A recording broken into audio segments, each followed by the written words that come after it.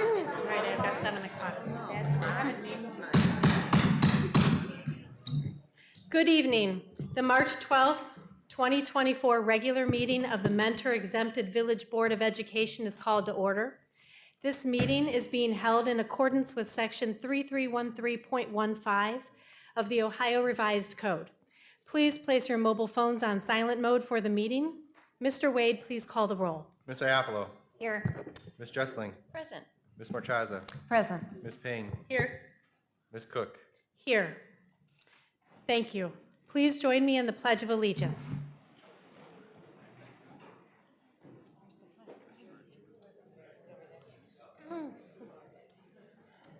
I pledge allegiance to the flag of the United States of America and to the republic for which it stands, one nation, under God, indivisible, with liberty and justice for all.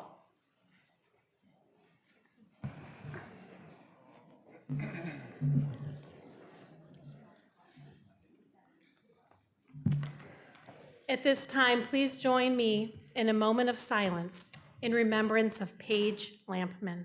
Thank you.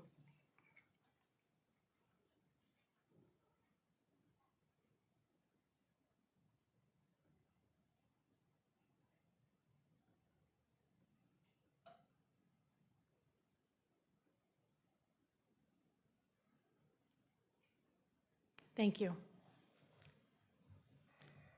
I would like to welcome everyone to the March 12th, 2024 regular meeting of the Mentor Exempted Village Board of Education.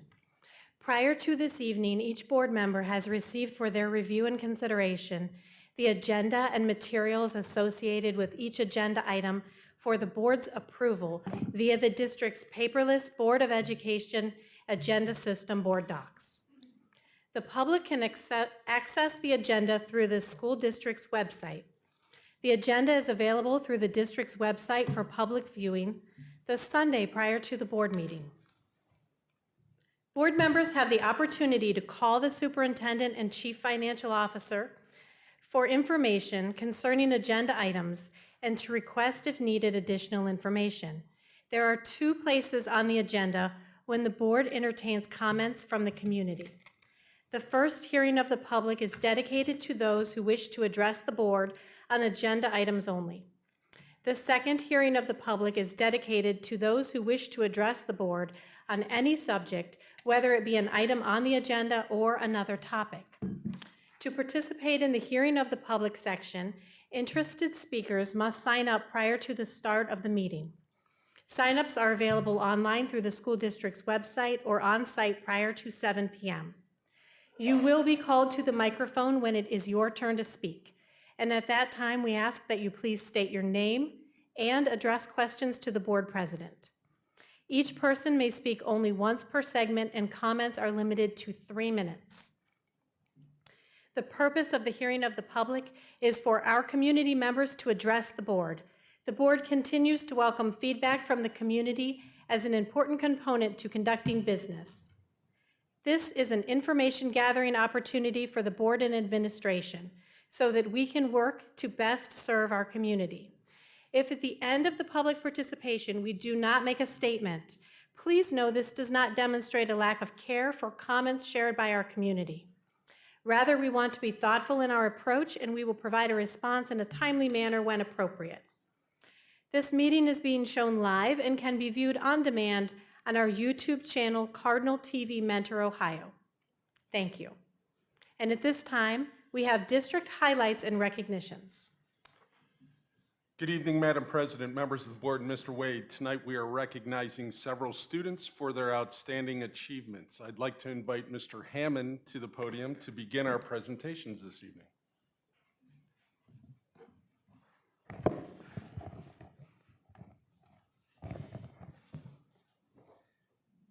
Good evening, Madam President, members of the board, Mr. Heath, and Mr. Wade. This evening, it gives me great pleasure to recognize our grade level spelling bee champions based on our district competition that culminated on January 22nd, 2024. These students excelled at the building level by winning their respective spell downs before moving on to the district competition. What I'm going to do is read what they earned and their name, what school they're from. Students, when I call your name off, if you would, come up to me. I'm going to shake your hand and hand you your certificate. You'll walk across the stage and shake the hands of the board members, and then you can return to your seat, okay? Fifth grade champion, Mackenzie Archner, Ridge Elementary.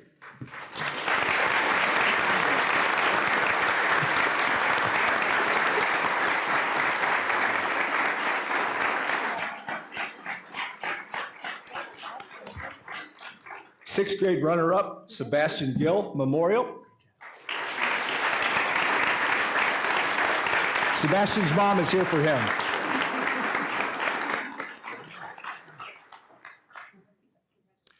Sixth grade champion, Logan Grassi, Shore.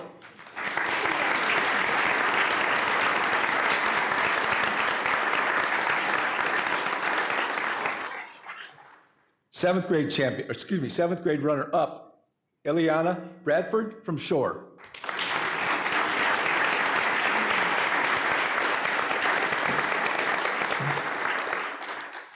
Seventh grade champion, Dylan Fedor, Memorial.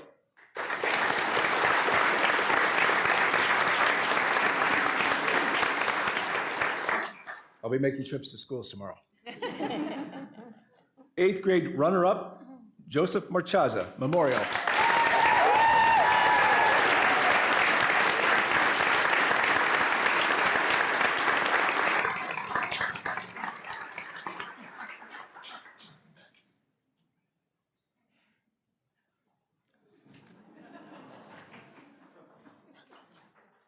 Fourth grade champion and district runner-up, Olivia Johns, Orchard Hollow Elementary.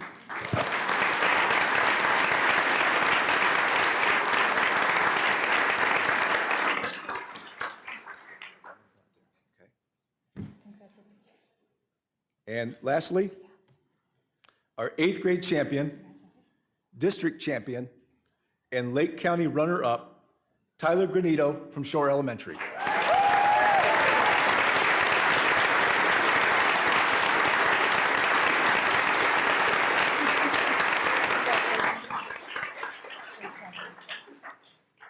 Thank you, Mr. Heath. Madam President, members of the board, and Mr. Wade, at this time, I would like to invite Mr. Crow to the podium for the high school recognitions this evening.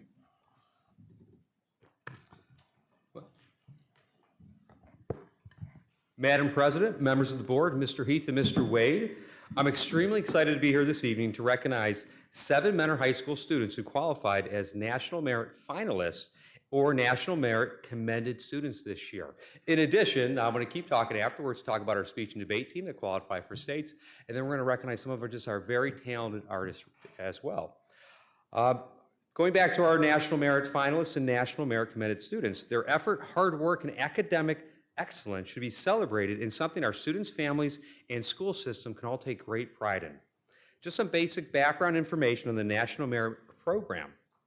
Of the 1.5 million nationwide 11th grade PSAT test takers from the 2022-2023 school year, about 50,000 with the highest scores qualify for recognition in the National Merit Scholarship Program. In September, students with these high scores were notified by their schools that they have qualified as either a commended student or a semifinalist. That means our students here tonight all had scores that were in the top 3% nationally. Of the 50,000 students, approximately 34,000 nationwide are recognized as commended students. Commended students are named on the basis of a nationally applied selection score index that may vary from year to year. Of that 50,000, approximately 16,000 students are notified they've qualified as semifinalists. That means our students here tonight are in the top 1% nationally who took the PSAT test last school year. To ensure that academically talented students from all parts of the United States are included in this group, semifinalists are designated on a state-by-state basis. Semifinalists are the highest scoring entrants in each state. Very proud to tell you that in February, all of our semifinalists were notified they had advanced to the finalist standings. With this recognition, they're also eligible for the National Merit Scholarship, Corporate Scholarship, and college-sponsored merit-based scholarship as well. At this time, I want to introduce our students. Students, please approach the podium and shake hands and stand to the right for a picture after everyone has been introduced. And normally we ask everyone to kind of hold their applause, but I love what Mr. Hammond did, so please keep applauding our students as I say their names. So first, our National Merit Commended students. And before I go, I can tell you that we have a band concert right now, and so like a lot of our high-achieving students, they're in so many different things. So if anyone's not here, that means they're probably at our band concert. And I can tell you that I'm sure some of our students, they're going to shake hands and they're going to dart over to the Fine Arts Center, because I know I am after I'm done presenting tonight as well. So our National Merit Commended students, Ben Goya.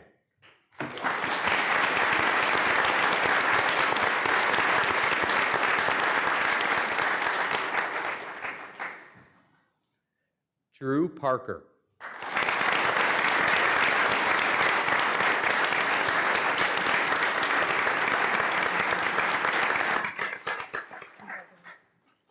And Olivia Sachs.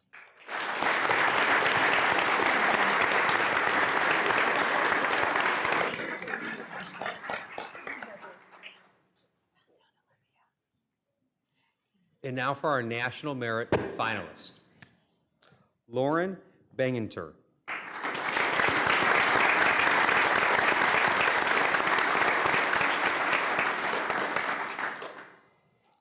Abby Horvath.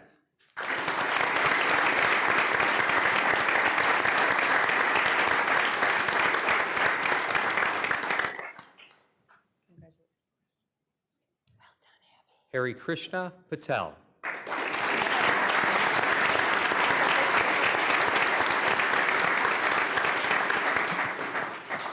And Michael Suhar.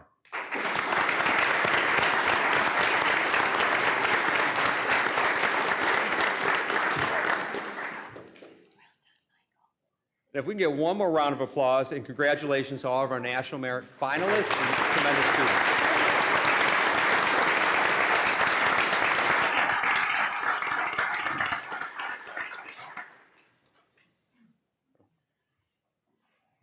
Also excited to be here to recognize our speech and debate students that qualified for the state competition. But I saw both their coaches are in attendance today. If the coaches are able to come to the podium. Congratulations. So our head coach is Amy Roediger, and our assistant coach is Tracy Coleman.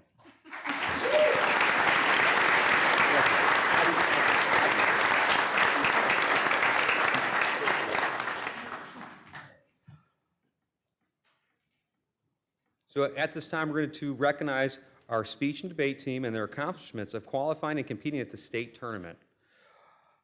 Would our state qualifiers, Ellie Coleman and Casey Gray, and obviously their coaches, please join me at the podium to say, we're going to say a few words about their accomplishments this season.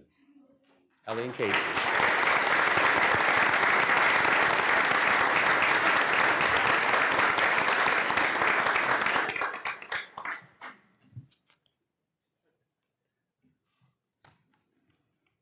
First, we're going to talk about Ellie. Ellie had just an incredible season as a freshman and an incredible tournament. Ellie advanced to the semifinal round of her event and finished in around 22nd place out of 94 students statewide. Congratulations to Ellie.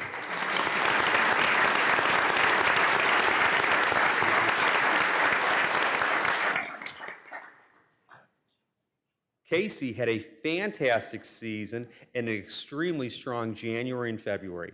Casey competed in 6 rounds at states, and in addition to competing at the state tournament, Casey also qualified for the national tournament, and this June, Casey will be competing in the NSDA National Tournament.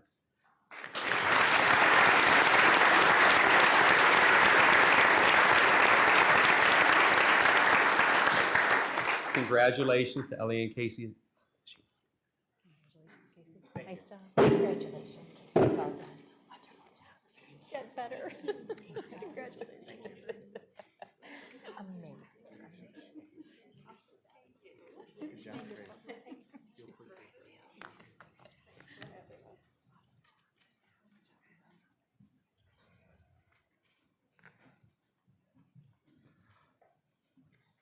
Next, I'd like to congratulate and recognize many of our talented artists at Mentor High School. Rather than me speaking about our artists and telling you how amazing they are, I'd like to invite two of our fine art teachers, Mrs. Kane and Mrs. Smith, to the podium to say a few words and some background information about the different awards, as well as a fantastic slideshow, because if we're going to talk about art, we should probably look at what the art pieces are. So at this time, Mrs. Kane and Mrs. Smith. Thank you, Mr. Crow. March is actually Youth Art Month, among other things, so we're proud to be here to celebrate our artists. We hope that you also enjoy the small pieces of artwork you can take to your office from the students that are here tonight. We're going to start with art awards. We have local, state, and national recognized students here tonight. Yes, a lot of them are actually in the music program, so they're at the concert right now, but we're going to recognize the ones who can be here. So I think what we'll do is we'll just go through the awards. I'll have Mrs. Smith help me, and then we can have the students come up. So the first art awards, we want to recognize students who are part of the Northeast Region Ohio Art Education Association Youth Art Month. We had two students, Sarah Smith and Sitchin Thomas, who were recognized at Case Western Reserve this month. And another student, Ray Bingham, actually won the Youth Art Month flag graphic contest for the entire state of Ohio. We can clap.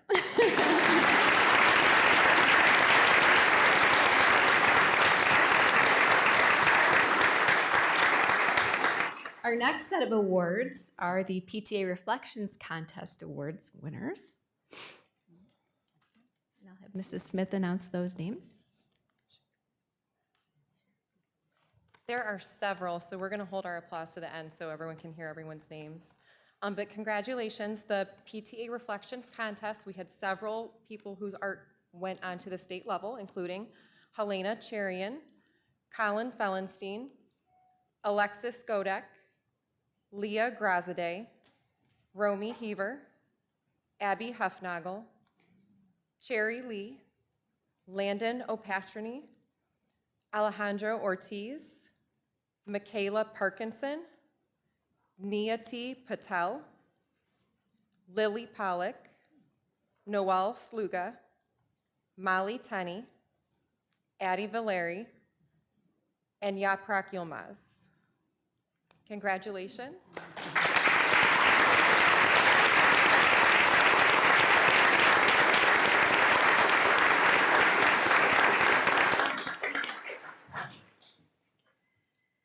I'd like to recognize the winners of the National Art Honor Society juried exhibition. Please understand that out of thousands and thousands of artists over the state of Ohio, they are very selective and only select about 180. Out of that 180, we have 4 students from Mentor High School representing. Hallie Cook, which incredibly, she's been in the show 2 years in a row, and that's kind of a big deal. Lauren Savetikin,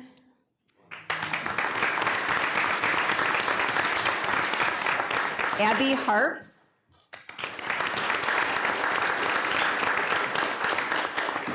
and Sarah Pritchard.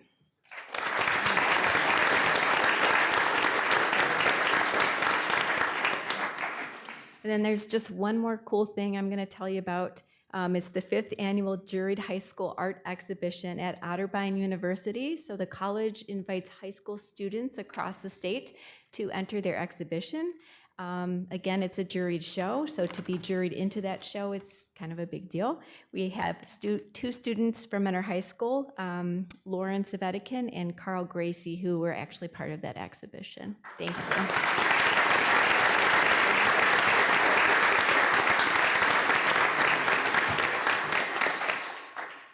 If we could have the students, the art students come on up.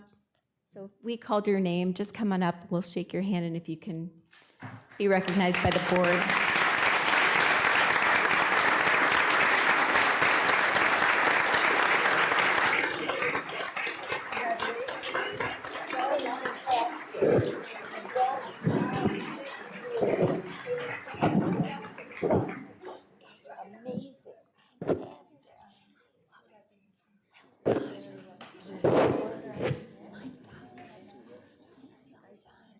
Very nice work. Good job, guys. Well done. Oh, fantastic. You guys have the goods.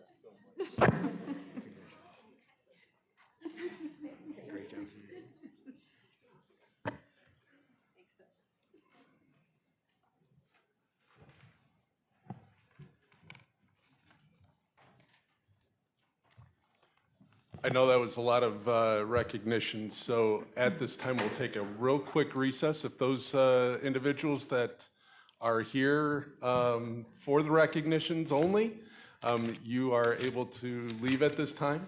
If you would like to stick around, you are more than welcome, but we'll give you a couple of minutes here to kind of disperse before we jump into the business part of our meeting.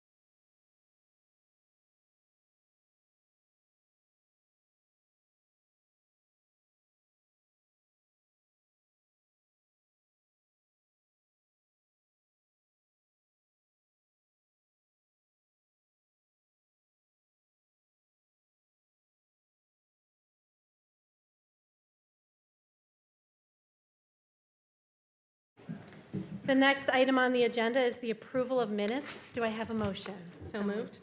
Second. Any discussion? Mr. Wade, please call the roll. Ms. Payne, Yes. Ms. Iapolo, Yes. Ms. Jessling, Yes. Ms. Marchaza, Yes. Ms. Cook. Yes. Motion carries 5-0. Next, we have hearing of the public on agenda items only. First speaker is Aaron Zindar from 7154 Erie Drive in Mentor.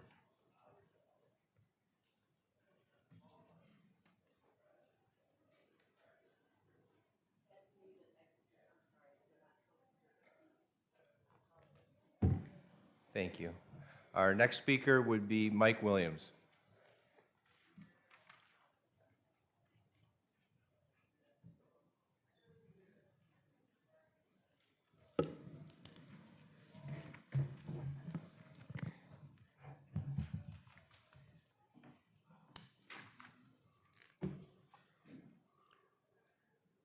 Dear Mr. Wade, Mr. Heath, Ms. Cook, and the rest of the school board members, I'm here tonight to ask you all to take a serious look at the book Right Now that is in our elementary school libraries for access to kindergarten through 5th grade.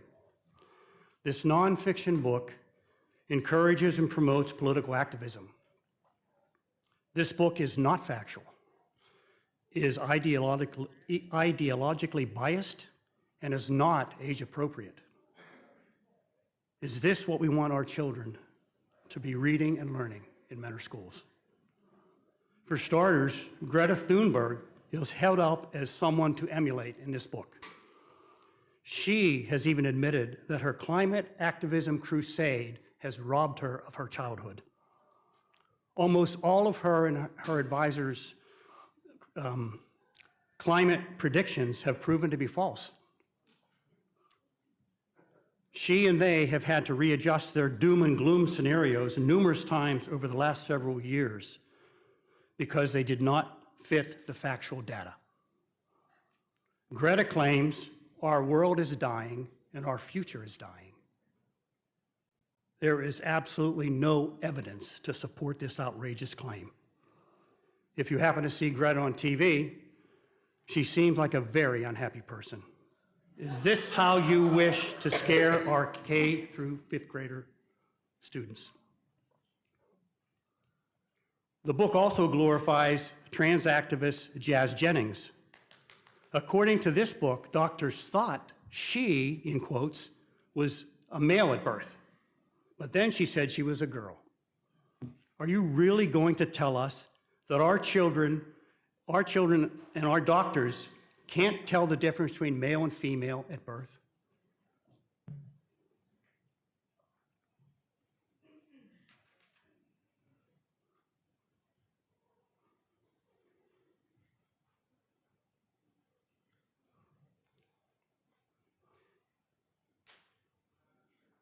Sorry.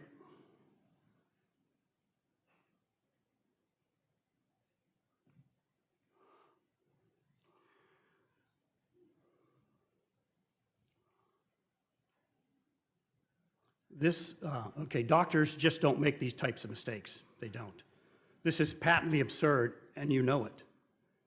Are you really going to promote lies to remain in our elementary school libraries? If you do, you're also promoting and agreeing with false statements that our children can transition between genders at will. This is a most despicable lie. How can we expect kindergartners and 5th graders to discern? Time, please. Thank you. Thank you.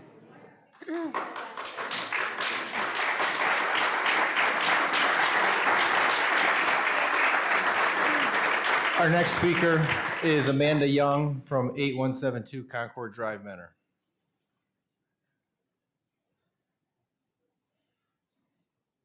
I don't see Miss Young. Our next speaker is Lindsay Wall from 8232 Midland Road.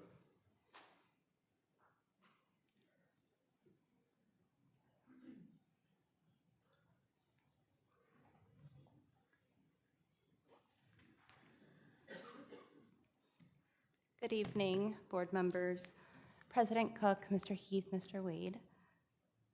Again, we have 2 books being challenged tonight, and I would like to actually ask a few questions, not just start making remarks about my own thoughts on these books, but perhaps I'll be able to understand a little bit more about why we're here again. We were here 2 years ago. Some of the things I say tonight, I may have said 2 years ago. But I would like to know why there's 2 board members and a church in Willoughby that found these books so horrible and awful and inappropriate that they felt the need to put out press releases and canvass our entire Mentor Schools district with flyers and alert the public that there were inappropriate books being handed out to minors. Did the challengers read these books in full? Do they understand the definition of context? Do they know what pandering obscenity to minors actually means? It seems we actually have 2 board members who may be guilty of just that, not our superintendent, not our teachers. Because we have two board members who picked out not just the title of these books, highlighted them on social media, noted the page numbers, highlighted the passages that they claim to be inappropriate, so inappropriate that they shouldn't be in the schools, and shared images of these, quote, inappropriate passages on their social media pages for anyone and everyone to see them. If you ask me, sure sounds like they're pandering obscenity to minors. My next question is this: if we have an 18-year-old student that wants to check out a book in the library, because we do, we have 18-year-olds, and I'm sure we even have some 19-year-olds in our school, they're adults. Yes, they can go to the public library, sure. But our library should be diverse and include material for all, including those 18 and 19-year-olds. What happens if we have a student that does go to the actual public library and checks out one of these books that you guys claim to be so far inappropriate it shouldn't be in their school library, but they bring it to school? Are they going to get in trouble for having inappropriate material in the school? How does that work? Our librarians, our teachers, and the board are in charge of making decisions for all students. And what we're doing is not for all. Worry about your own kids. Thank you.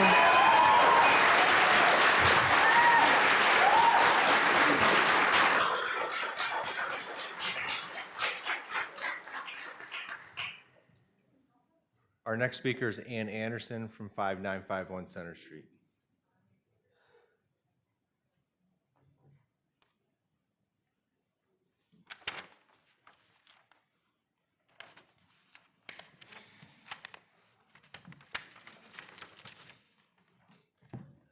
Okay, hello everyone. Been a little bit since I've been here. Was hoping this would kind of fade into oblivion, but that's not gonna happen, so here we go. Across the country, we're seeing books being banned. One thing I know that it's only a certain group of people that seem to have a problem with are LGBTQ people, people of color, immigrants coming from different countries. Banning books because they have a reference to a child being transgender is what is wrong with our society. Because, in fact, we do have transgender students in our school district. And the book that's controversial actually is a bunch of children that have not everyday typical experiences. And so what happens is they're trying to explain to everybody so we don't have to have meetings like this, and we don't have children that are in the LGBTQ community. We've had two recent, this does get to book banning, and let me explain why. I'll circle back around. We've had two students, one in Oklahoma, one in the UK, that were murdered by their peers in their school that they went to school with because of the negative rhetoric that's coming from the top down. It's coming from our state houses. This rhetoric is being repeated. It's being repeated by two school board members that is apparently okay to involve our churches in our schools, which they're not. We have bigger problems in this school that we are wasting our time on this fake outrage. We could actually be fixing school sizes, the classroom sizes. We could be fixing the bullying, bathroom issues, possibly busing problems that happen in the school. Maybe we should be looking out for that, focus on our own kids. Because I'll tell you what, if something happens to my daughter and this rhetoric is to blame, which it is. We had a student within this past week unalive themselves. And they're part of the LGBTQ community. And a week after, we had two school board members that seemed fit to blast the Mentor community with anti-trans things. This book is representative of trans people. So what's the problem? Trans people exist. There's not two sides to this. This is real, and then this is You guys believing it's not because you're ignorant. Read the book. You could benefit from the book. Everybody that doesn't understand, there's not two sides to this. And I've seen the speeches at the churches. It's sick. You're going to get one of our kids killed. You should be ashamed of yourselves, the two of you. That's it.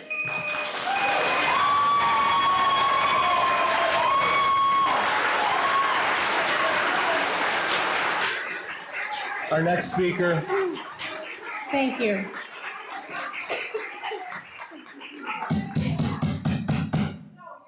Ma'am, you must sit down. Ma'am, you are interrupting our business meeting. You are interrupting the business meeting. Please have some decorum.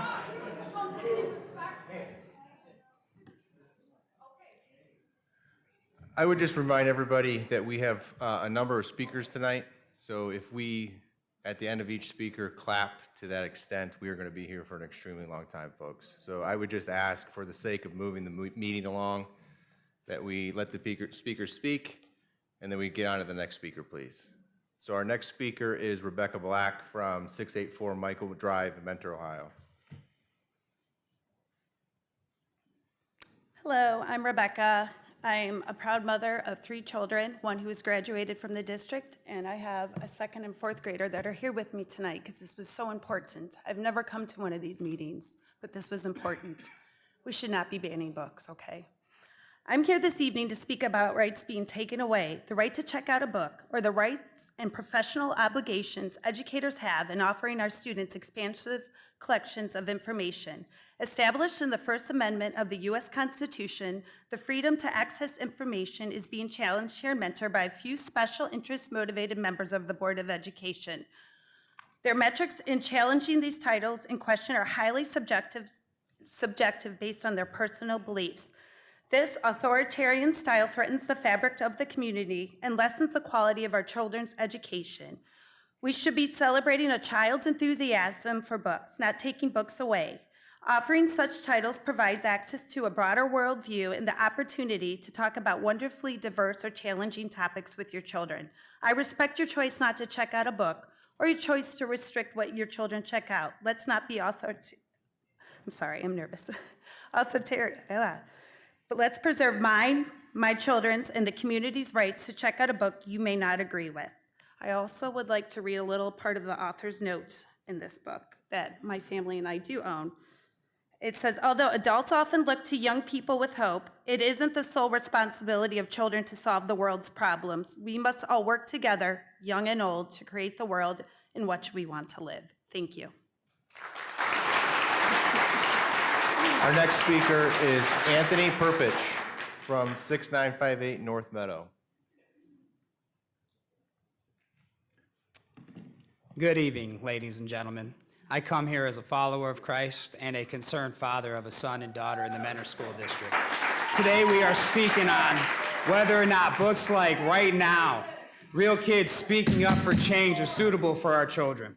One of the stories in the book mentions a Jazz Jennings, a transgender activist, who the author states when she was born, the doctors thought she was a boy. It happens sometimes. Jazz is a girl. Call her she. The issue with this statement is it's claimed to be a fact. Fact is truth-based. Here's one. 2 + 2 = 4, correct? 2 + 2 does not equal 6, nor does it equal 7, not even sometimes. Truth is the truth, and it is subjective, not objective.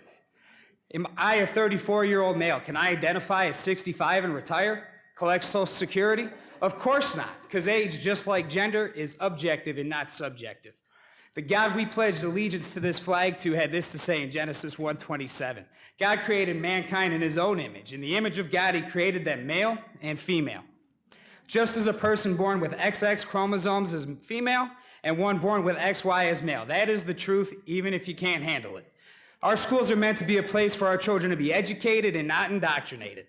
In Proverbs 22:6, it states, train up a child in the way he should go, and when he is old, he will not depart from it. Early stages of a child's mind forms their habits and perspectives. It is not loving to create these delusions in place of reality. You are setting our kids up for failure. It is more loving to train a child up in the truth so that when they go about this world, they can see themselves through. If a parent wants to raise their child up in these delusions, that is up to them. They will have to answer to God on why they perverted that child's mind. However, you do not have the right to pervert my child's mind, or any other children's for that matter. As adults and parents, it is our job to stand up and protect the next generation coming up and see them through, so that not to condemn them. These kids deserve to know that God loves them. And in closing, I say these things out of love and not hate for any party involved. In John 3:16, for God so loved the world that he gave his only begotten Son, that whosoever believed in him should not perish but have everlasting life.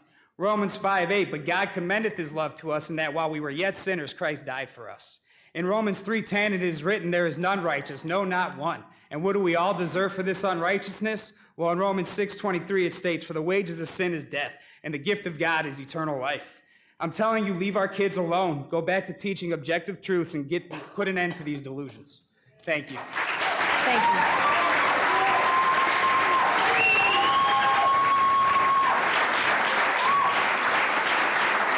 Our next speaker is Cindy Braley from 6260 Furwood Road.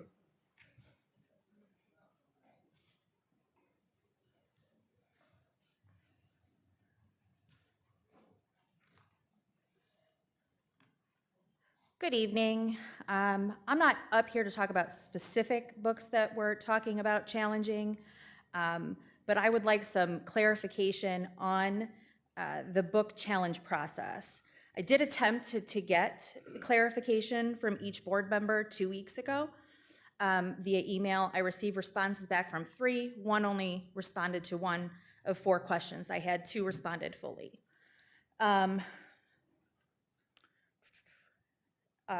Sorry.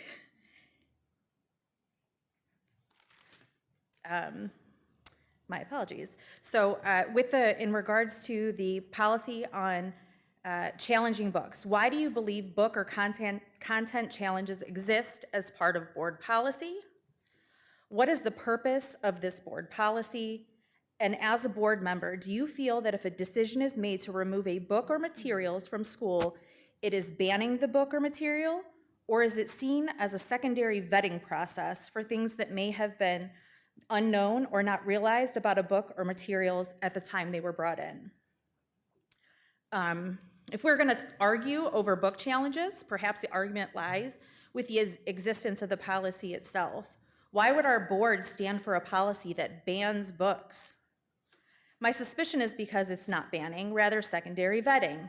Interestingly, the Mentor Public Library also offers book challenges, but calls it reconsideration. Is this another board allowing for the potential of book banning? I don't think so. I think if we had an additional notification process, like a content flag, maybe we would not see so many challenges. In regards to the book right now, I don't have anything specifically to say about that book, but if there had been a flagging of content in place, perhaps that parent may not have let that book come home. And second to that, I would like to say that as a child, or as a parent of a child in elementary school, I do not receive the notification of library books for 6 hours after my child takes a book out. It's consistent. I've looked back. It's never earlier. It's 6 hours. I want to understand what the hesitation or why it takes so long to receive that. And that's it. Thank you.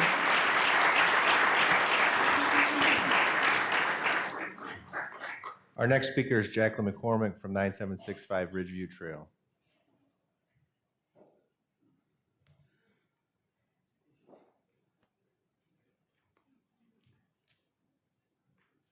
Here we are again debating appropriate books for minor students. After books like Heather Has Two Mommies, A Boy Named Queen, Colin Kaepernick, and Tango Makes Three have already been placed in our elementary schools. It's no surprise that another book-pushing political ideology is put in the hands of elementary students and recommended by the woke superintendent to stay. Every month, your board meetings are like an ad for homeschooling and private schooling as you all debate what is and is not appropriate for minor students. Local private schools must love what you're doing since they continue to take your students, and it's been said that private schooling and homeschooling is on the rise in our district while our enrollment is dropping. Doesn't take a genius to figure out why. How about you leave the political ideology to the parents and focus on what people are actually sending their kids to you for, education, not indoctrination. Mrs. Cook, as Chardon School speech pathologist, would you read this to all your elementary students and would you send them home with this book to work on for the week? I think Chardon parents may want to know your history with voting for political ideology in schools is not so good. So far, you have voted for transphobia, deal with it, and be a gender transcender to stay in our middle schools, which states if you believe there are two genders, you are transphobic. Colin Kaepernick, pro-BLM and indoctrination, and you voted in support of all K-5 books being put in the classrooms that push political ideology during silent reading time so parents don't even know what their kids are reading. You also supported retaining The Bluest Eye in October, which features a storyline about a pedophile where a father repeatedly molests his daughter in graphic detail depicting multiple sexual acts. Mrs. Jessling, you are a previous mentor teacher, and you also voted with Mrs. Cook. It is repulsive that people employed by public school systems who are trusted with minor children agree with this indoctrination and sexualization of our students. It is people like you that give teachers a bad look. The fact that district employees on the Support Public Education private page are targeting parents and staff members who disagree with this book is not only a violation of policy, but is ethically wrong. They are violating FERPA by trying to have speakers talk about students, which is really a new low. It's clear that some of you have an agenda, from hiring extreme leftist school board candidates with no experience to be in elementary classrooms to the Mentor Teachers Association endorsing leftist school board candidates and one self-proclaimed pagan witch to placing inappropriate books in front of minor students without their parents' permission. It's clear what you're doing. We will have a very big anti-levy campaign when you ask for double the money in the near future. That's if you get the 4 votes needed to place it on the ballot. At this point, I sure hope you don't. In reference to the conversation you are planning to have about class sizes at the end of the meeting, just keep going down the path you're going on, and the problem will work itself out as more will leave our district. Thank you. Thank you. Our next speaker is Eli Pacheco from 7582 Brainerd Court.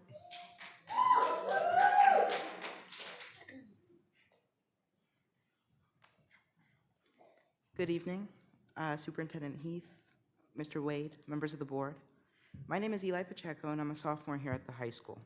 After listening to and attending these board meetings, I've heard a fair share of discussion around book banning. As a student, nothing makes me more upset than hearing that some parents and board members would like to strip us of educational material. I'm in vehement opposition to book bannings, as they do more harm to students than good. I've also found great irony in people reading passages of these books at board meetings because the audience they are reading these books to includes students like me, the very people they don't want reading these passages. Furthermore, I have found book banning to be extremely politically charged, especially in the case of one of the books being discussed today. That book, Right Now, Real Kids Speaking Up for Change, has been challenged for a plethora of reasons. These reasons include the false idea children will become political activists after reading this book, and discussion over issues such as immigration law, Middle Eastern conflict, the Taliban, climate change, and transgenderism. These issues are brought up through famous young activists who, not to mention, are all the ages of children that would be reading this book and are not explained in detail. Furthermore, no issue brought up in this book is false or giving kids false ideas. These are real-world problems and situations that have happened, and these are real, award-winning child activists who have advocated for these ideas. This book is not telling kids to become political activists. This book, in addition to simply being a composition of biographies, tells kids to advocate for what they believe in, and that they too can have a voice. Despite that, people still want this book banned because, quote, our district should focus on academics and promoting a healthy learning environment free from the stress, anxiety, and weight of the world. By banning this book, the board would be taking academic material away from the classroom.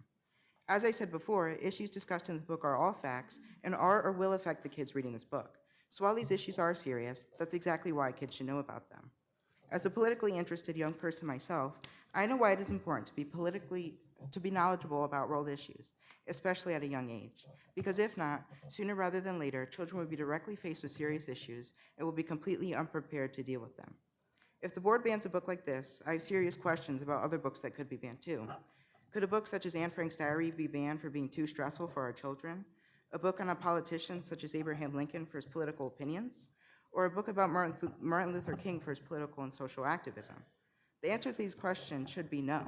So for those who believe this book should be banned, please ask yourselves, do you only want to ban because you personally disagree with the ideas being advocated for by award-winning child activists? Or is it because you think children in our district should not know about or advocate for real-world problems at all? Either way, the board has no excuse to ban this book. Thank you.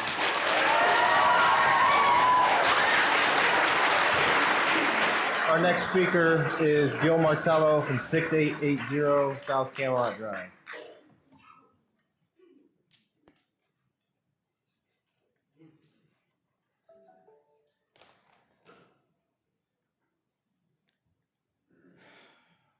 Ms. Cook, Mr. Heath, Mr. Wade, and members of the board, good evening.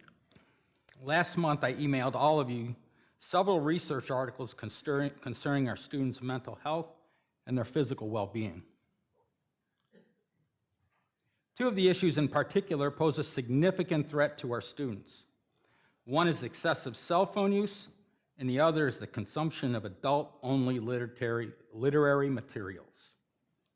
Thankfully, to a reasonable extent, the board has addressed the cell phone use by our students at and in school. However, I do not understand why the majority on this board is reluctant to protect our young people from what many would agree are adult-only books. We can debate what is proper until the cows come home, but I would bet none of you would be entirely comfortable reading some of the experts heard at these board meetings to your parents. Psychology Today has posted many articles on the web that are data-driven and make it clear our young people's minds are permanently harmed by the consumption of these types of adult materials. This is fact, this is science. The damage done by these types of materials is a matter of science and research, if you care to look. Personally, I don't believe these materials belong in the Mentor schools. That said, if these materials are kept at the very minimum, this board must implement an opt-in program, meaning before a student has the opportunity of accessing these controversial materials, their parent or guardian must be given prior written consent. We all have a God-given right to respectfully voice our opinion in discourse. I'm not condemning anybody for their politically or personal held beliefs or ideology. However, I believe a lot of people in the city are frustrated at what looks like our school board taking its marching orders from the left-leaning political groups, Defense of Democracy, and Support for Mentor Public Education. It is their mission to displace right-leaning school board members with the election of those from the ideological political left. Both left-leaning organizations have individuals that either work for the Mentor schools or sit on this school board. Their influence on matters such as this is disproportional and opposite to what most people in Mentor want and expect from our city schools. Thank you for your time and have a good evening. Thank you. Our next speaker is John Sanford from 7537 Parker Drive.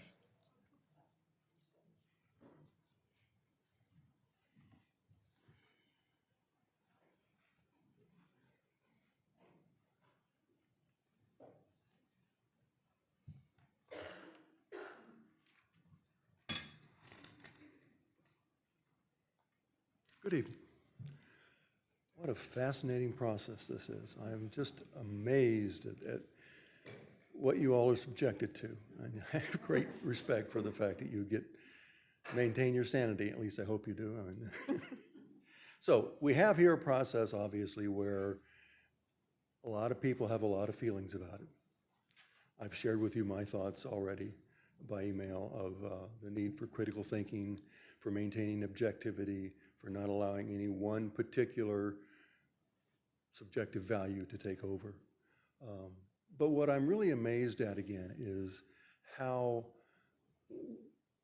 we as an audience are allowing our emotions when our own personal subjective values are challenged and then lambasting others. So I really invite folks to take a really good deep breath. Listen to the young man that was here speaking from, he's the consumer that we're trying to protect or empower or whatever it is we think we want to do. But really pay attention to yourself and realize that what we're arguing about here is our personal feelings that are being challenged. And that has no place in the critical thinking in determining what is good for the schools at large, where we have to appeal to every child. We can't say to this child, we don't believe your issue is real. We can't say to this child, we don't believe your race values is a value. We must all, regardless of our own religious beliefs, whether you are, as somebody said, a pagan or a Christian, it doesn't really matter. What is important is that we as a group stop taking our personal values cudgel and beating the heck out of our board members. What is important is that we as a group take the time to value each other and say, you know what? I am one person. I am not a representative of God's will or Allah's will or any other Abrahamic or other belief system.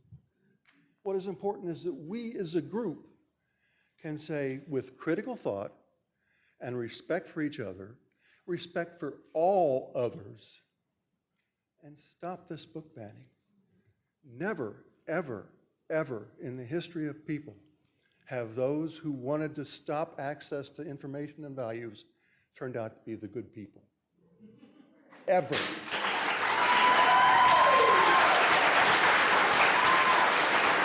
Our next speaker is Susancednik from 7539 Little Mountain.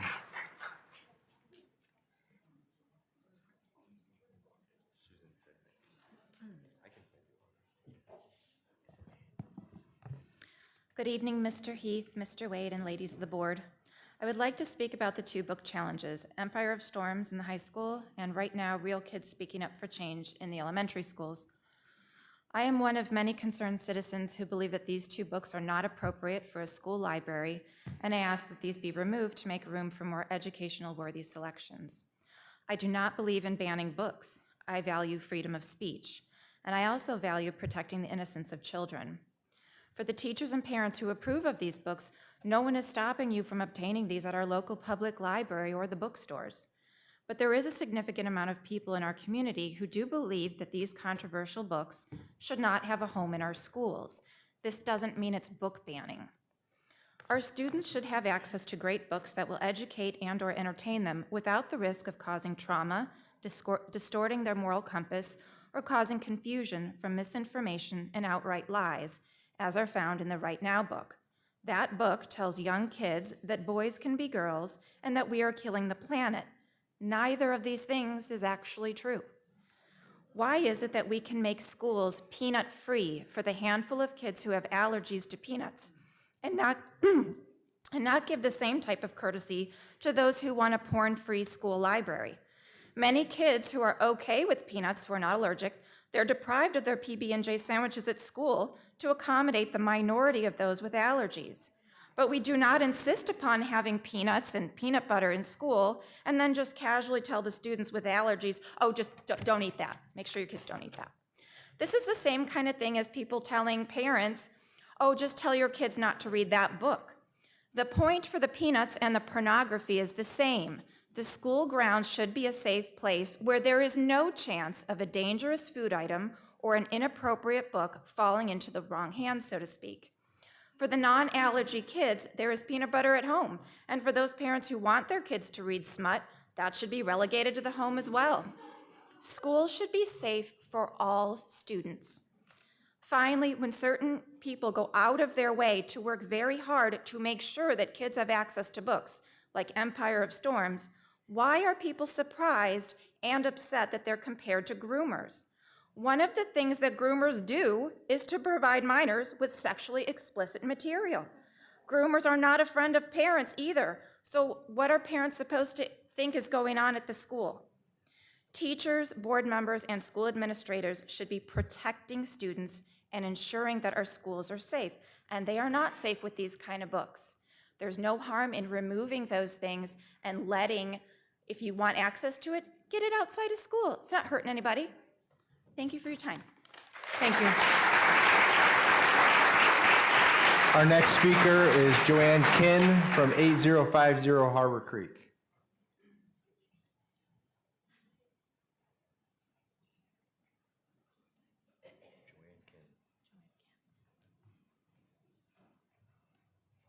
Hi, good evening. I'm a citizen, and I love books. I mean, you read books, you don't ban books. I find it hard to believe that in 2024, we're discussing banning books. These are public schools. These are not religious schools. Religious schools, you can have all the religion you like, okay? But not everybody thinks like you. And this, we do not live in a society where, like, in your religious, it's your way or the highway. Well, that's not the way it is in public. Public is accepting of all. And books provide information. And when you have, the more information you have, the less fear you have. And I believe that most of our problems come from fear of the unknown. And so our obligation is to progress and to give more information. Believe it or not, there are people that have been throughout history that identify as a sex other than the way they were born. It's just recently they were allowed to speak of it. And why is that? Because we have more information. We have been allowed to talk about it. We have not squelched it. And the only thing I can think of is the last person I remember banning books are dictators and autocrats because they're afraid of information. They want to control the dialogue. Stalin banned books. We are the United States of America. We welcome others. We welcome information. We embrace others. Thank you. Thank you.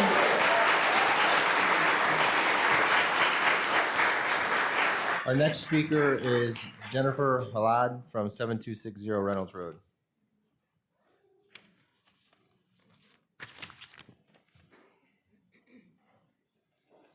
You guys can fill out a form to speak like everybody else did.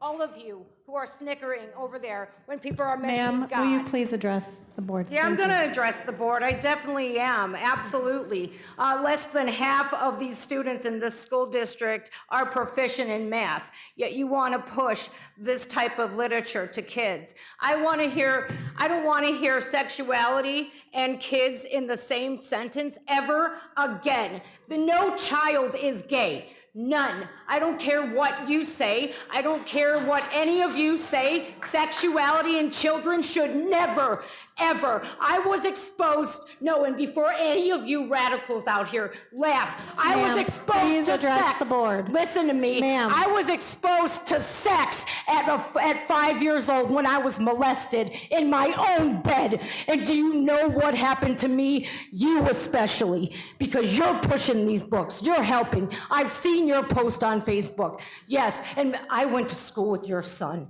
You want to know what happened to me being excused? No, stop. I'm talking. Do you know what happened to me being exposed to sex at 5 years old? I was addicted to drugs. I went to prison. Oh, yeah?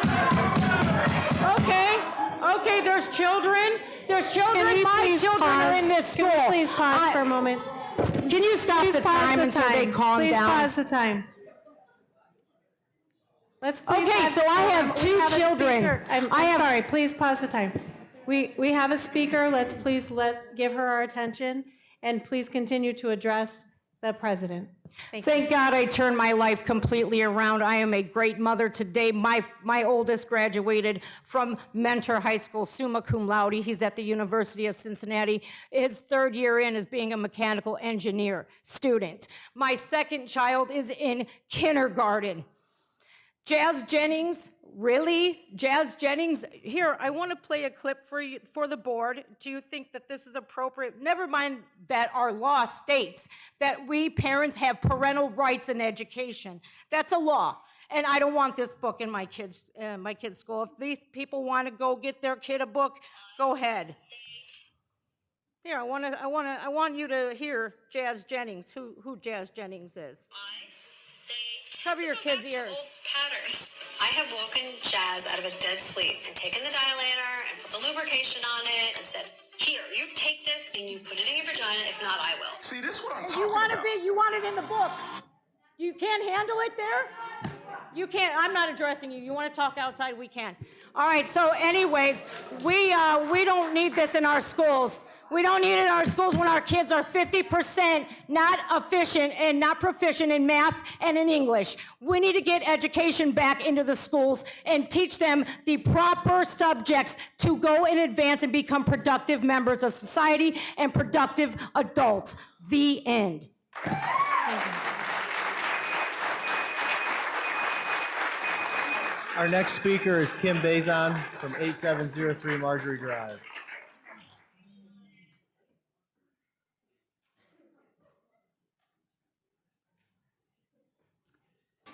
Good evening. As a homeschool mom and a taxpayer, I have every right to know what goes on within the school district. Although my children may not physically attend a school, they are allowed to attend school functions and play sports within the district. Therefore, I have the right to speak up what goes on in the schools, should they ever have to attend the schools in their future. I have a say as to where almost 65% of our tax dollars go. It shouldn't go to the garbage we constantly have to go up against, such as sexual explicit books, some sadly featuring multiple molestations of minor children, indoctrination, and political ideology. It's not banning. Contrary to what some district employees and board members want to call it in hopes of the silencing of others and the pushback, it's vetting. So something that should be done to ensure age-appropriate material for minor students. When I attended school many years ago, we never had teachers speak about political ideologies as part of our curriculum. Nowadays, it seems like anything goes, and the Mentor School District has done away with morals and ethics and brought into classroom activism, political activists as employees, indoctrination, and rated R materials. Since people like to bring up the Bible may include sexual content, but it does not compare to the sexually explicit books you are putting in front of children, like some that depict fathers graphically raping children over and over again. Also, you can check out the Hindu and Islam Bible, but you can't check out the Holy Bible. It is flagged to only be available in the library. How does that make sense? And that seems like an agenda to me. To the 3 board members and superintendent who are okay with this stuff being in our schools, your ignorance and agenda will cause future library to fail again. You will have no one else to blame but yourselves. You are harming children by causing parents to pull their students from the district. I assure you, this view is the majority. The same majority who voted, rose into the board in November.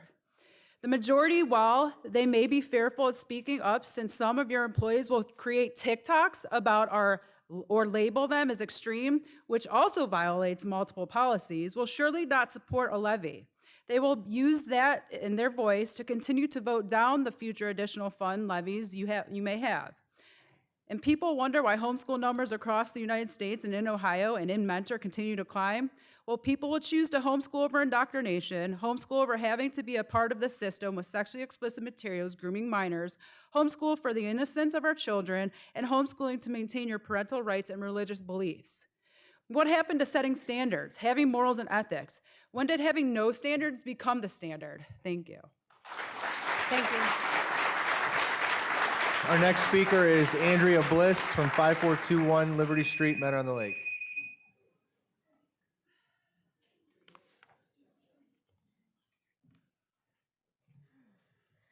Good evening. My name is Andrea Bliss, and I am the parent of 2 students in the district at the elementary and middle school levels. I'd like to start by saying that when I saw the agenda for tonight's meeting, I was incredibly pleased to see that Mr. Heath is going to be discussing class sizes. I know this issue has been brought up by other parents in the past, and that it continues to be a concern amongst those of us who have students attending Mentor schools. My youngest child is currently in 5th grade at Bellflower and is in a class of 28 students. From what I've been hearing, this is not outside of the norm for the upper elementary grades across the district right now. I can tell you that not just the students, but also the teachers have a hard time flourishing in that environment.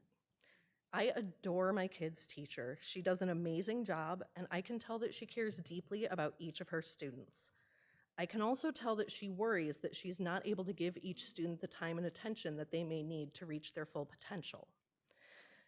I can tell that she feels guilty that she can't help the students who still have learning gaps from having to attend school remotely during some of their most formative school years. And those students seem to be the rule, not the exception. In a class with 28 students, everyone is impacted, not just the kids who are struggling, not just the staff who are responsible for those students, everyone. I understand that this is not an easily solved issue, and one that would likely take some serious budget shuffling to improve. I also understand that this may be something that this may not be something that can be quickly fixed. I want to let you know that I am one of many parents who greatly appreciate you taking the time to focus on something that will actually have a major impact on our students. Finally, I would be remiss if I didn't mention the book challenges. As you know, I do love literature, despite my feeling that these challenges are a distraction from the bigger issues within our district. So please let me just say, there is nothing age inappropriate about teaching our children about activism, teaching them that they have a voice, that they can stand up for what they believe and help make their world a better, safer, kinder, and more loving place.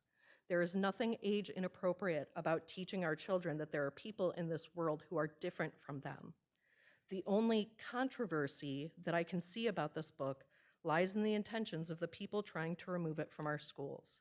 Using fear and intolerance as a means to limit or control other people, that is what I find to be age inappropriate. That is the lesson that I do not want my children to learn. Thank you. Our next speaker is Adam Anderson from 5951 Center Street.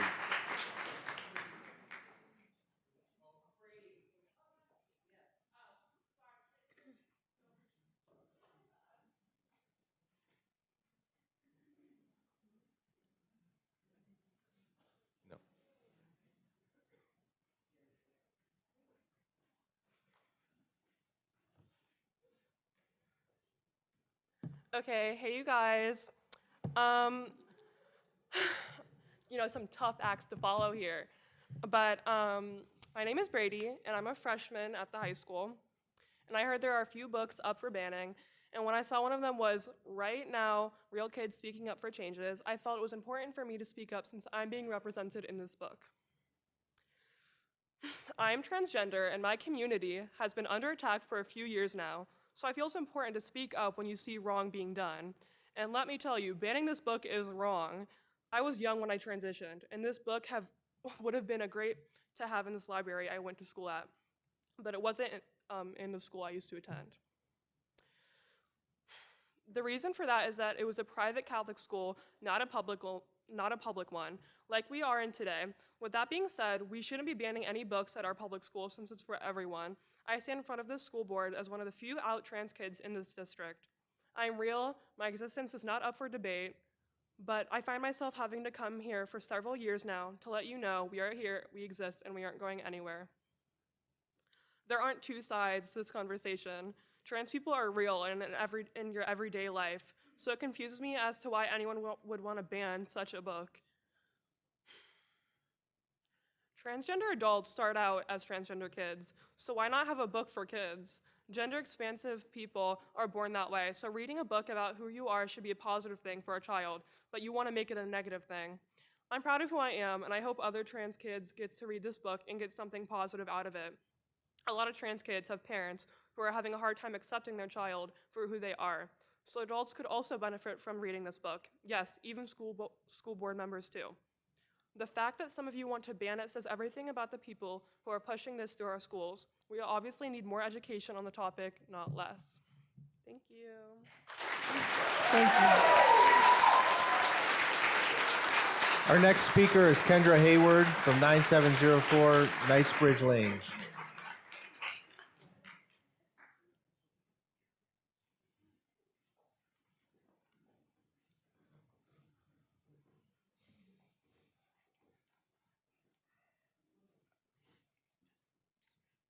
Good evening. I've been attending or watching school board meetings for a little over a year now, and I'm very pleased to say that I consistently feel proud of this board for maintaining their focus on making the best decisions on behalf of the district and the students who attend our schools. Genuinely, thank you all for all the wonderful work you do. This has not always been easy considering the coordinated and concerted efforts of some community members and, disappointingly, now some board members to waste valuable board time and resources on culture war-driven topics like we have tonight in the form of book bans. To be clear, those speaking up to remove books from Mentor school libraries do not speak for the majority of the community. Many of us trust in the educated experts who diligently review the contents of our libraries and allow their training and the best interest of all students to drive their decision-making. There are already policies in place to allow parents to monitor what their children check out to read, which gives parents the chance to decide what their children read without interfering with other parents' rights to decide what is best for their children. But then I think both the people pushing for book bans and the board members who are driving their attendance at this meeting know that this policy exists. If a parent has concerns about what their child is reading, by all means, they can and should take steps to monitor the materials their children check out. That being said, those same parents do not have the authority to decide what is best for the full community.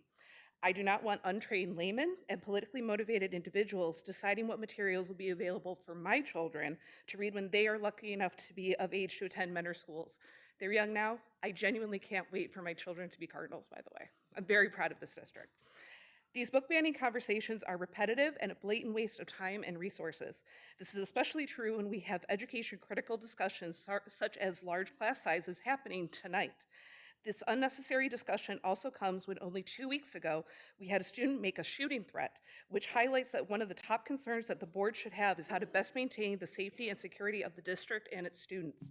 When we have parents concerning themselves more with book bans and other culture war nonsense, instead of ensuring that their children are not threatening the safety of students and district employees, the board's responsibility becomes to ensure that the district has well thought out responses in place to address such threats. I know the board wants to focus on pressing issues such as class sizes, safety, and meeting the educational and fiscal goals of the district instead of divisive topics. Hopefully, logical heads will prevail to keep the board focused on what really matters. Thank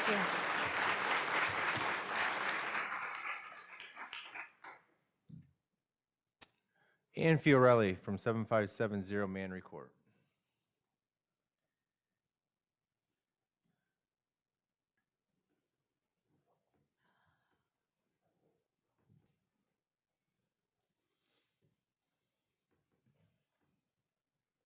Thank you.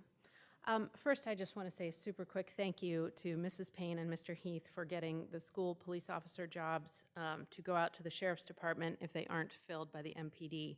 I'm glad to see that we're moving in the right direction to protect all of the schools. On the agenda item of challenging books, the Mentor Public Schools offer many ways to tailor a child's education to their specific needs. IEPs, 504 plans, gifted plans, iReady diagnostics, etc. These are all beneficial and a sign of the fantastic resources that kids and teachers enjoy through the Mentor Public Schools.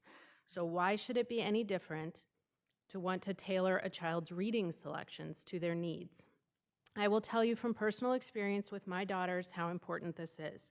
I received a phone call just today from the amazing gifted teacher at Bellflower, Mrs. McLaughlin, to ask for guidance with a book situation with my 5th grader.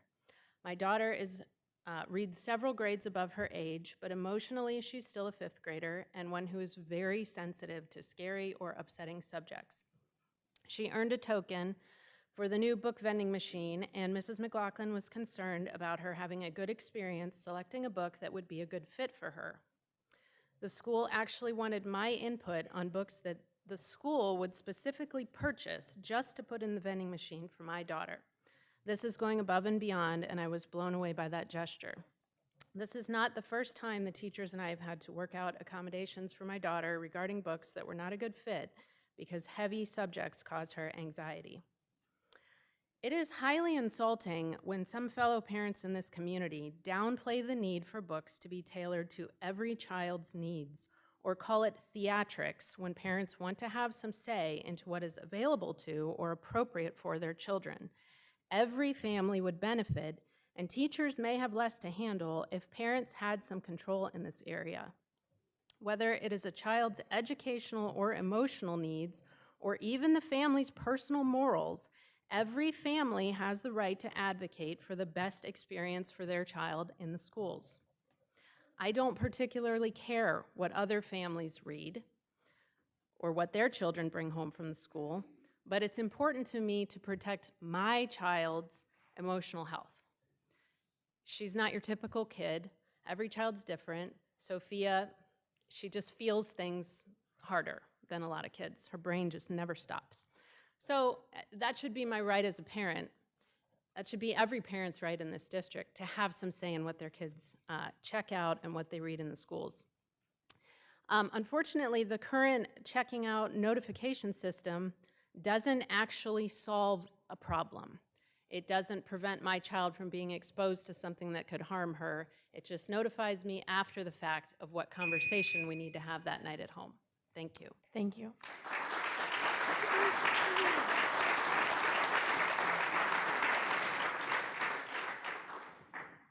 Amanda Young, 8172 Concord Drive. I was just making sure she didn't show up. Jessica Hardesty, 7194 Hodgson Road.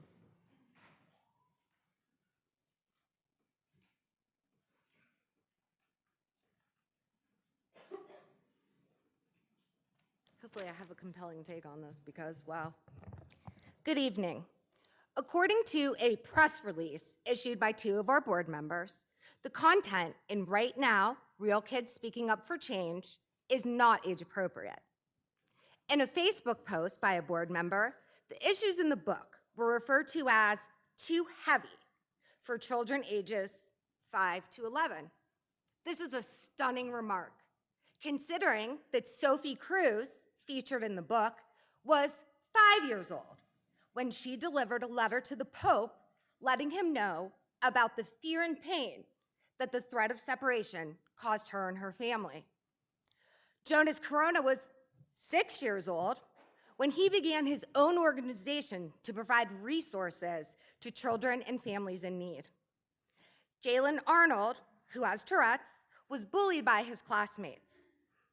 In response, at age 8, he began advocating anti-bullying and advocating for children with disabilities.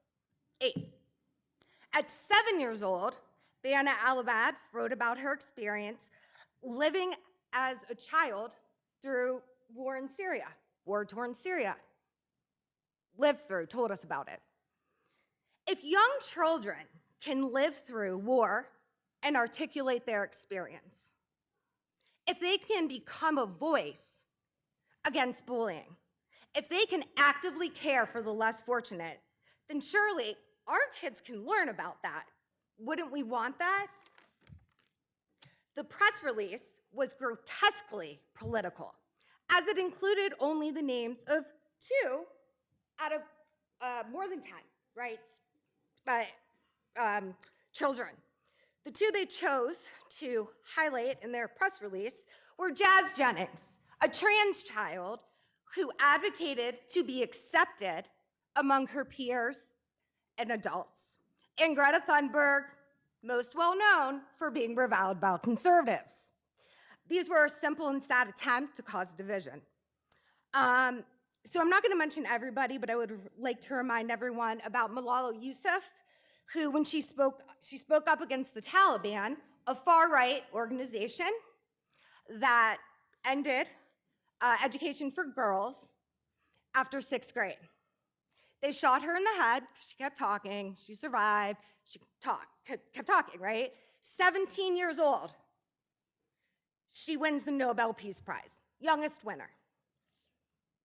The story of a child being denied their education deserves special attention in times like these. If you don't like what's coming home in the book, sit down with your kid, be a parent, talk about it. Thank you.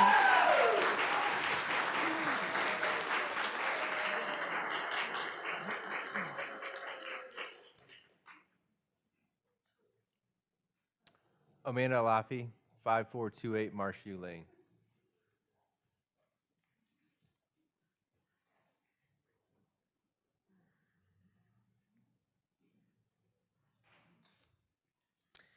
Good evening. Thank you for your time tonight. My comments pertain to the library and media materials on the agenda for discussion this evening.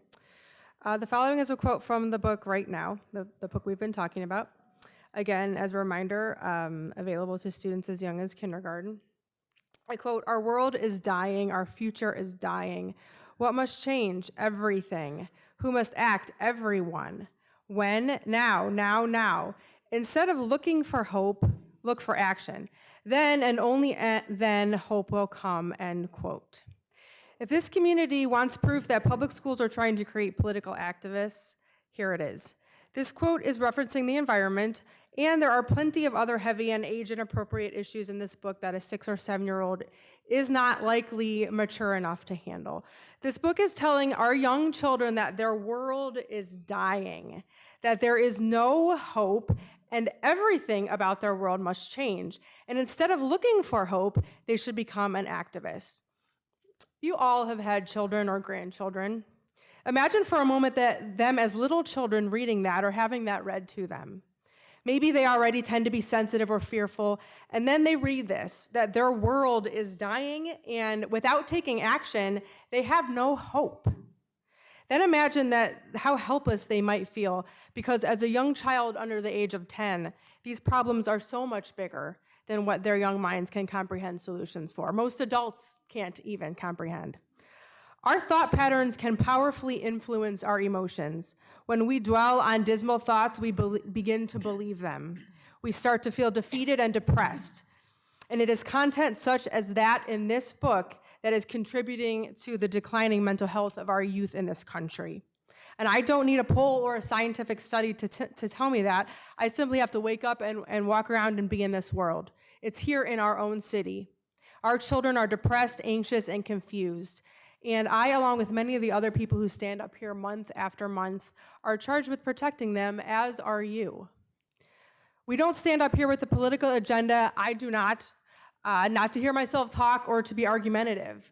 We stand up here as God's people who want to protect those who cannot protect themselves. And it's been said many times tonight, I'll say it again, this is not about book banning, but what has not been said is that this is about using your policy that you have in place to protect children from content that is not age appropriate. And it's just not about these two books, really. It's also about what we allow our children to see, hear, and experience on a regular basis that affects their outlook on the world. I don't just speak for my children, I speak for all of the children that are gonna grow up in this community, and that affects me as well as all of you. Thank you for your time. Thank you.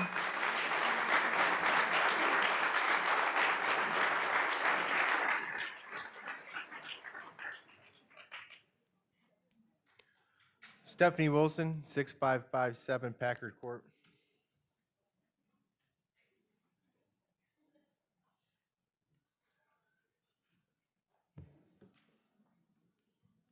Hello. My name is Stephanie Wilson. I have two children who go to Fairfax Elementary School. My daughter's in 5th grade and my son is in 4th grade. We were in the Air Force. We just got back. We just separated from the Air Force. So that's a little bit about me. But I didn't prepare anything. But and this is the first time I've came to a meeting like this, but I just think it's really important that our children are not subjected to these types of books. I know you guys are all irritated I said that, but unfortunately, it's just not right, especially minors with sexual explicit books being exposed to that. You know, whatever they want to read outside of school, that's fine. We're not trying to ban any book.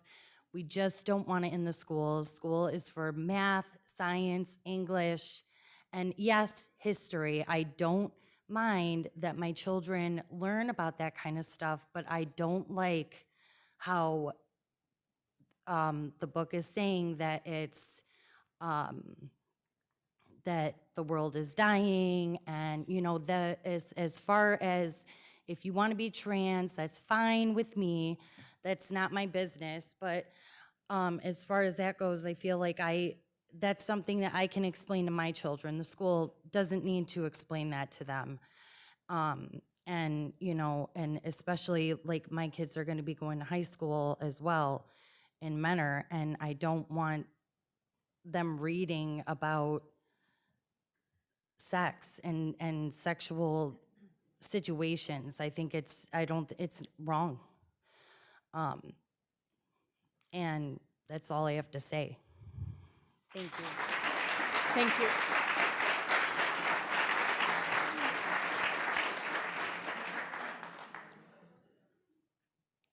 Terry Conti, 7565 Lakeshore Boulevard.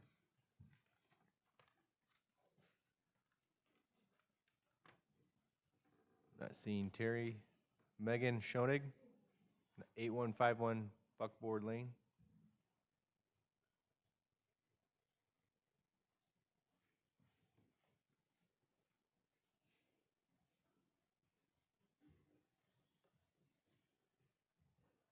I feel like I walked into the wrong party here tonight, but good evening, President Cook, Mr. Heath, Mr. Wade, members of the board. My name is Megan Schoenig. I have 2 children at Hopkins and 1 at Memorial, which are 2 of the 12 non-peanut-free schools in Mentor. While I don't get up at board meetings and speak very often, which I'm reminded as of why tonight, many of you have seen my face before, as I give a lot of my time volunteering in this district. My comments have been the same words I've spoken many times, and I'm getting frustrated that they're falling on deaf ears. There are things actually occurring in our Mentor schools, yet most seem more concerned about books and bathrooms. We currently have 29 prepubescent tweens in each of our 5th grade classes at Hopkins, with many grades having high numbers not far behind our 5th graders. If you've never been around a gaggle of 5th grade boys, let me tell you, there is far more psychological damage being done to these children being shoved in these classrooms with kids who haven't learned the art of hygiene than a book that no one even knew about until it went viral on Facebook. Our kids deserve better. Our teachers definitely deserve better. Research proves we should be doing better. It's time to start putting some focus on things that will actually benefit our children and not our egos. I started speaking up about this topic 7 years ago when my first child was in kindergarten at Hopkins. The same words. Not much has changed. A lot of broken promises told with redistricting, and I keep being told, quote, we're watching the numbers. Enough talk, it's time for action. You're worried about math scores? What affects that more? A class of almost 30 or a book none of them have ever read? I don't want to leave our children alone. I don't have a 5th grader this year, but I care about my school. I care about my district, and most of all, I care about all children. Thank you for your time. Thank you.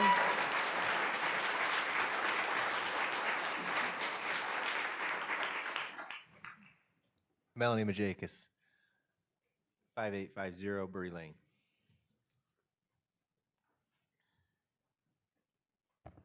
Good evening. I thought you forgot about me, Mr. Wade. I'm speaking tonight on the book challenges. The rationale that's being used for these attempts to ban books is that we need to protect children from trauma and from heavy topics. It's interesting to me then that the violence that we see in some books is not a concern if people are truly worried about protecting kids. In fact, one supporter of these challenges commented that violence just wasn't the same thing, and it was too hard to identify compared to sexual content. So if we're concerned about trauma and the trauma that kids face in school, I want to share a story about that. When my daughter was 6, she was absolutely terrified by her first intruder drill at Orchard Hollow, to the point of having nightmares for weeks afterwards. This was 20 years ago. Hopefully they're being done differently now, but it was very, very bad at the time, and it left a permanent effect on her. Fast forward 12 years, she's a student at Ohio State, when one morning I start to get texts from the OSU Emergency Alert Service that say, run, hide, fight, active shooter reported on campus, over and over. The location of the intruder was the building where I knew my daughter had class at that time. I tried frantically to call her and to text her for what seemed like an eternity. She did not respond. I have never felt so frightened in my life. as I did during those endless minutes of silence. Finally, after what seemed like forever, I heard back from her, and she was okay. Well, the intruder died that day. It was not a mass casualty event, for which I'm thankful, but also furious that anyone ever has to experience this. And I cannot begin to fathom the terror of parents and students in the dozens of school massacres our country has experienced. Like my daughter 12 years earlier, that incident left a permanent effect on me. That's trauma. It's continued trauma being inflicted upon an entire generation of children and their families. Studies show that intruder drills and school shooting threats significantly increase feelings of anxiety and fear in children. And yet I'm not hearing people coming to these meetings to talk about these events. I'm not hearing people coming to talk about the trauma that is caused by threats of school shootings, even as a joke. Joking is a form of desensitization, and desensitization is a trauma response. But we've normalized violence in our society to the point where that barely even raises an eyebrow. If people were truly concerned about how trauma affects kids and how heavy issues affect kids, and truly worried about their safety and well-being in school, we'd be spending this time discussing safety upgrades to protect our kids. We'd be talking about how the same people who are pushing these book bans didn't support the permanent improvement levy that would have provided funding to help make our schools safer. But it's not actually about our kids' well-being, and it never was. Thank you.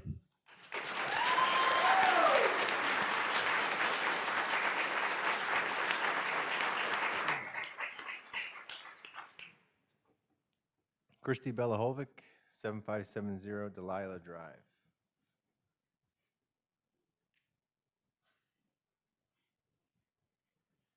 Good evening.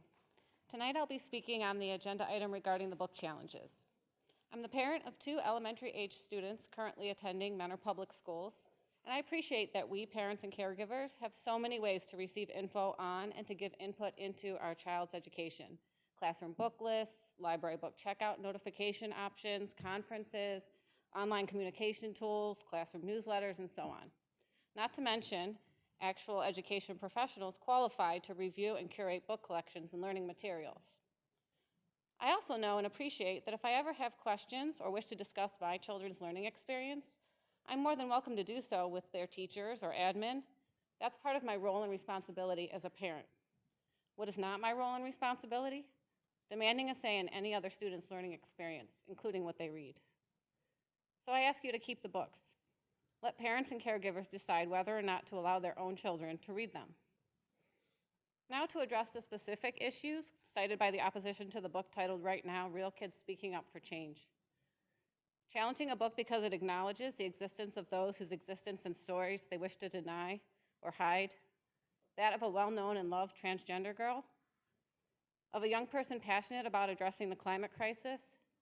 Of a child surviving an attack from the Taliban and going on to win a Nobel Peace Prize. Of a small child who wanted the Pope to know what it feels like to be an immigrant in a new country. Are their existences and their stories inappropriate? No. What's inappropriate is expecting a public institution of learning to say that they are. Calling their stories too heavy for elementary-age students to process doesn't exactly hold up, given that those very same students have to process and participate in active shooter drills at their schools. Now that is heavy.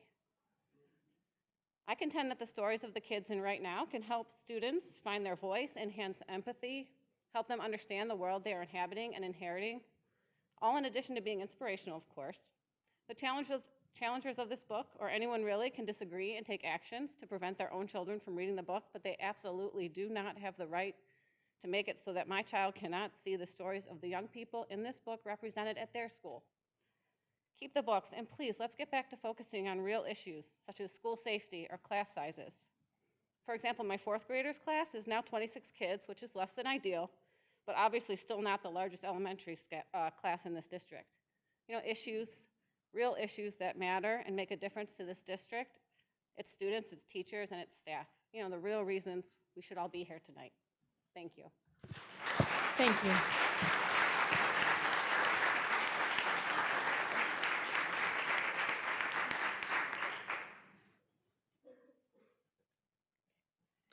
Next, we have the superintendent's report and recommendations.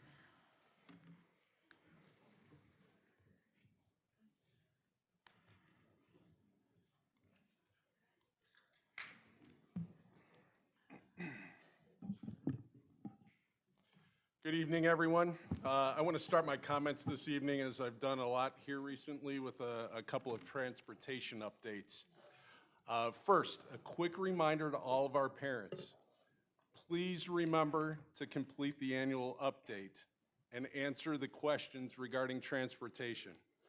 As a reminder, we are requiring all students in grades 9 through 12 to opt into transportation for the 24-25 school year.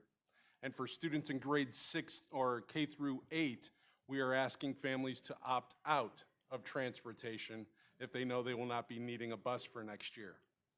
Our transportation department now has the maps built in the brand new routing system that will be implemented at the beginning of next school year, and we need accurate information on who needs transportation to and from school in order to make our routes more timely and efficient.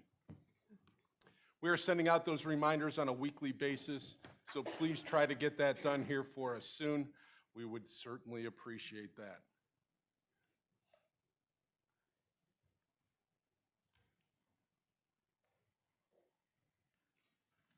Have to make the font bigger, my eyes are going already.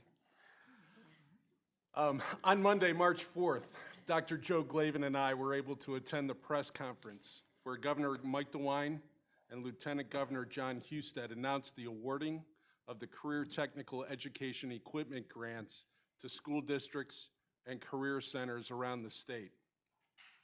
We are excited to share with our community that we have secured a little more than $2.2 million to update our equipment and renovate some spaces in our high school for the Career Academy initiatives that I announced in the State of the Schools address a few weeks ago. We are working with our operations department now to outline the scope of the work and put an implementation plan together for these CTE programs. Our grant focused on 6 different programs: culinary, digital media, construction, information technology, cybersecurity, and aviation. We will be updating our equipment in our family and consumer science labs and our construction labs, as well as outfitting our IT and aviation academies to provide our students with the items they need to learn the skills necessary for those in-demand career fields. We look forward to sharing more details with you as these plans are finalized.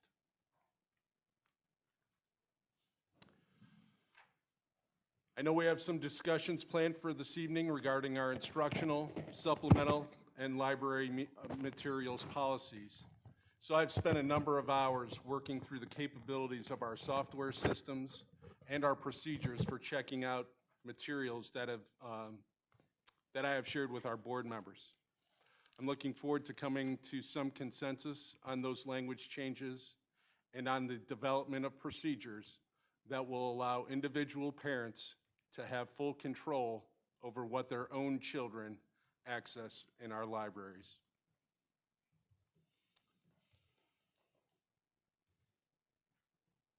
Last month, we had a lot of conversation around our cell phone policies.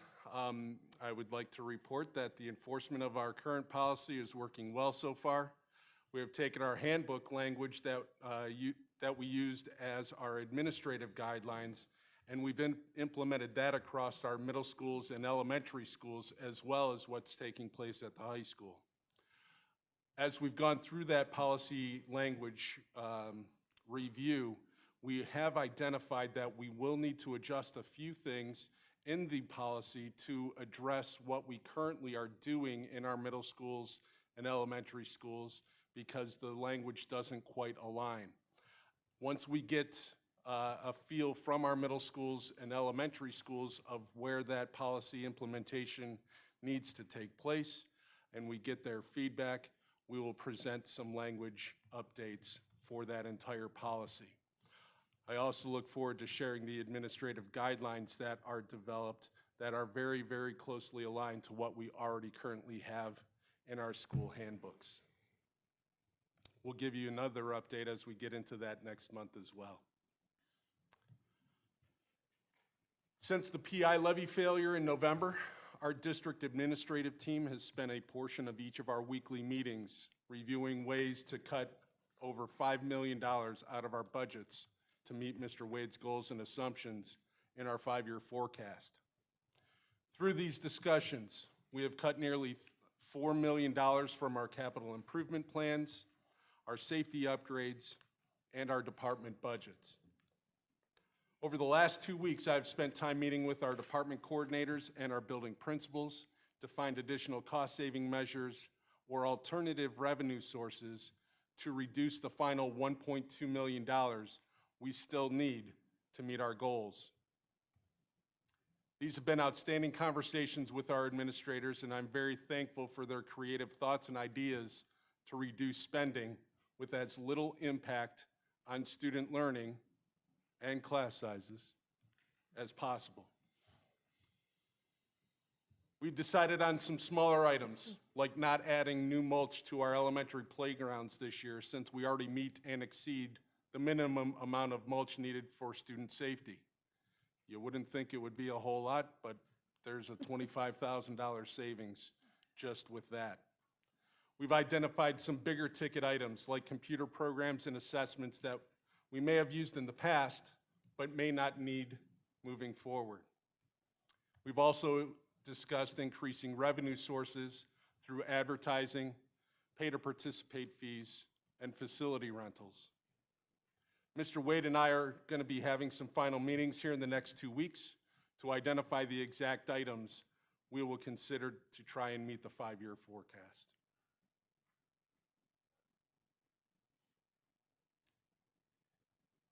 And finally, we are making significant progress on our strategic planning process that we will be completing here this spring. We are working on the final draft of the community survey right now after receiving feedback from each of our board members. We are hoping that survey will be deployed within the next couple of weeks, so please be on the lookout for that. We also have had our first couple of meetings with our facilitators from the Learner-Centered Collaborative. We're going to be finalizing our guiding coalition group that will serve as the steering committee for our strategic plan here sometime before spring break. That group will work closely with the facilitators on the 4 in-person meeting dates that they will be here in the district conducting interviews with literally hundreds of teachers, administrators, support staff, community members, business and industry partners, and most importantly, with our students. Each of our board members have submitted lists of names of community members and business leaders that they feel would be great representatives to help drive this strategic plan. So we're looking forward to reaching out to those individuals here soon to tap into their areas of expertise and to share their thoughts and ideas with us.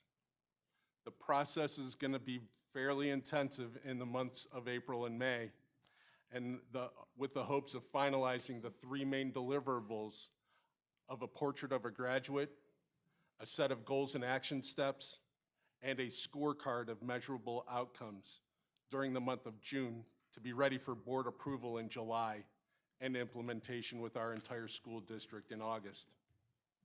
I want to thank our board members for all of their insights and help with this process already, and look forward to this meaningful work ahead of us.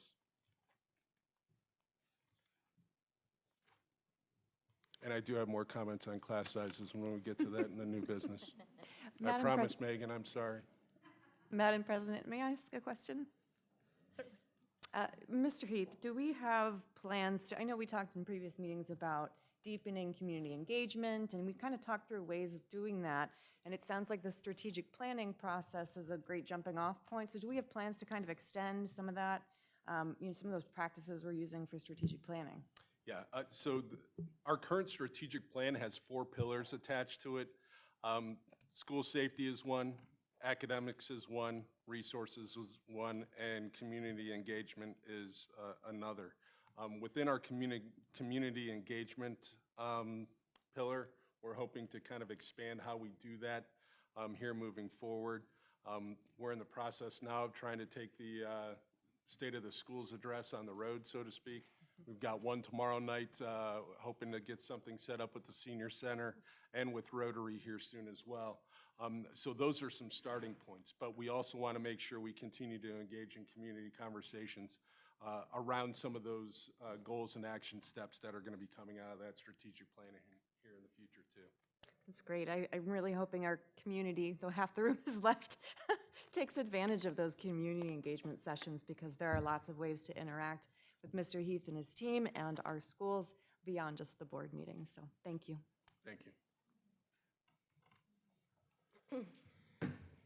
Madam President, members of the board, and Mr. Wade, I have the following recommendations listed under the consent agenda and recommend approval of items 7A1 through 7A3.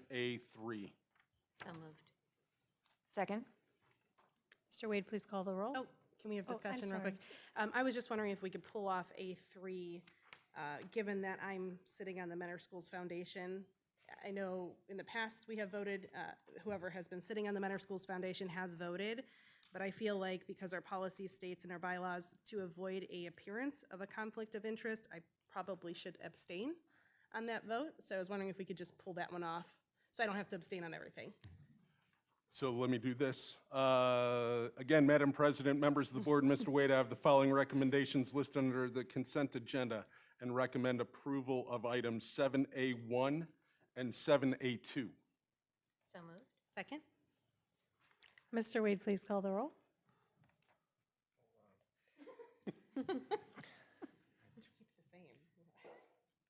So are we getting rid of the initial motion in second? Yes, I think we have like a secondary motion on the table. Is that how you, do we need to? Or we could do the same. Whoever's motioned in second, they could do it again. Well, it doesn't matter, I just want to make sure.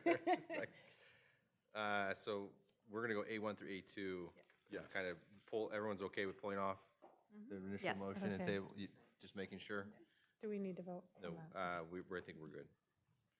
So I have, Ms. Jessling has moved and Ms. Payne is second, A1 through A2. Yes. So any further discussion? Sorry.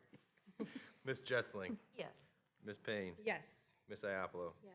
Ms. Marchaza, Yes. Ms. Cook. Yes. Motion carries 5-0. Madam President, members of the board, and Mr. Wade, I have the following recommendations listed under the consent agenda and recommend approval of item 7A3. So moved. Second. Any discussion? Please call the roll. Ms. Jessling, Yes. Ms. Iapolo, Yes. Ms. Marchaza, Yes. Ms. Payne, Abstain? Ms. Cook. Yes. Motion carries 4-0. Madam President, members of the board, and Mr. Wade, I am recommending approval of the frontline renewal agreement. So moved? Second. Any discussion? Please call the roll. Ms. Payne, Yes. Ms. Jessling, Yes. Ms. Iapolo, Yes. Ms. Marchaza, Yes. Ms. Cook. Yes. Motion carries 5-0. Madam President, members of the board, and Mr. Wade, I'm recommending approval of the Securely Classroom subscription renewal. So moved. Second. Any discussion? Is securely spelled correctly? Does it have an eccentric spelling, or are we missing an E? No, that's, It's eccentric. Thank you. Just wanted to make sure. Yeah, I want to leave it in there if it's a group. Any other discussion? Please call the roll. I'm going to not put that in the minutes, by the way. Ms. Jessling, Yes. Ms. Iapolo, Yes. Ms. Marchaza, Yes. Ms. Payne, Yes. Ms. Cook. Yes. Motion carries 5-0. We'll make sure to have that conversation with Securely in the future. It's very annoying to those of us who like the spelling bee kids. Luckily, they've left. Yes, that's right. I know. Madam President, members of the board, and Mr. Wade, I'm recommending approval of the resolution ranking the top 3 firms that responded to the district's request for qualifications for professional design services and authorizing the treasurer to enter into contract negotiations with the firm ranked most qualified. So moved. Second. Any discussion? Please call the roll. Ms. Iapolo, Yes. Ms. Cook, Yes. Ms. Jessling, Yes. Ms. Marchaza? Yes. Ms. Payne? Yes. Motion carries 5-0. Madam President, members of the board, and Mr. Wade, I'm recommending approval of agenda item C1 related to certified personnel and C2 through C4, all related to human resource matters. So moved. Second. Any discussion? Please call the roll. Ms. Payne? Yes. Ms. Jessling? Yes. Ms. Iapolo? Yes. Ms. Marchaza? Yes. Ms. Cook? Yes. Motion carries 5-0. This concludes my portion of tonight's agenda. Thank you.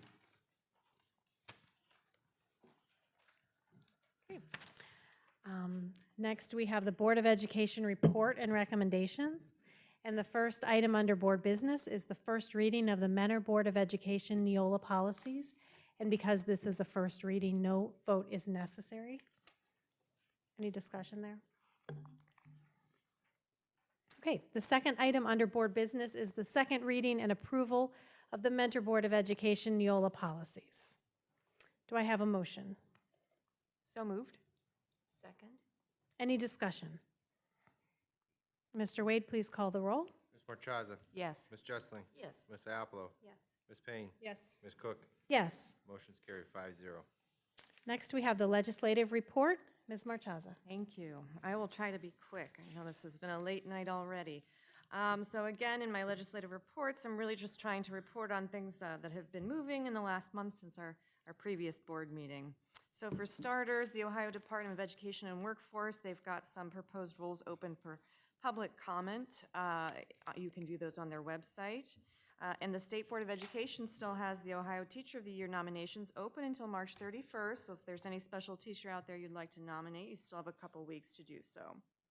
As far as State House updates, we've got a House session coming up on April 10, and the last Senate session was held at the end of, February, on the 28th, where the Senate Education Committee met. So there was some movement on some of the bills that will impact us, so I'll try to go over those quickly. The first up is Senate Bill 17. This is one that I mentioned last time. We saw more, this one kind of moved more quickly, which was to incorporate free market capitalism content into the high school financial literacy curriculum, which is the course where they teach you how to manage your checkbook and open a bank account, et cetera. And they want to incorporate 10 different concepts about capitalism into that course. The Senate approved the House version of this bill in February, and it was sent to Governor DeWine for his signature back on March 6th. He's got 10 days to sign off on that, and if he doesn't, it becomes law. Senate Bill 104, that one saw some movement as well. This one's to amend the sections of the Ohio Revised Code regarding the College Credit Plus program, so this one most definitely will affect us.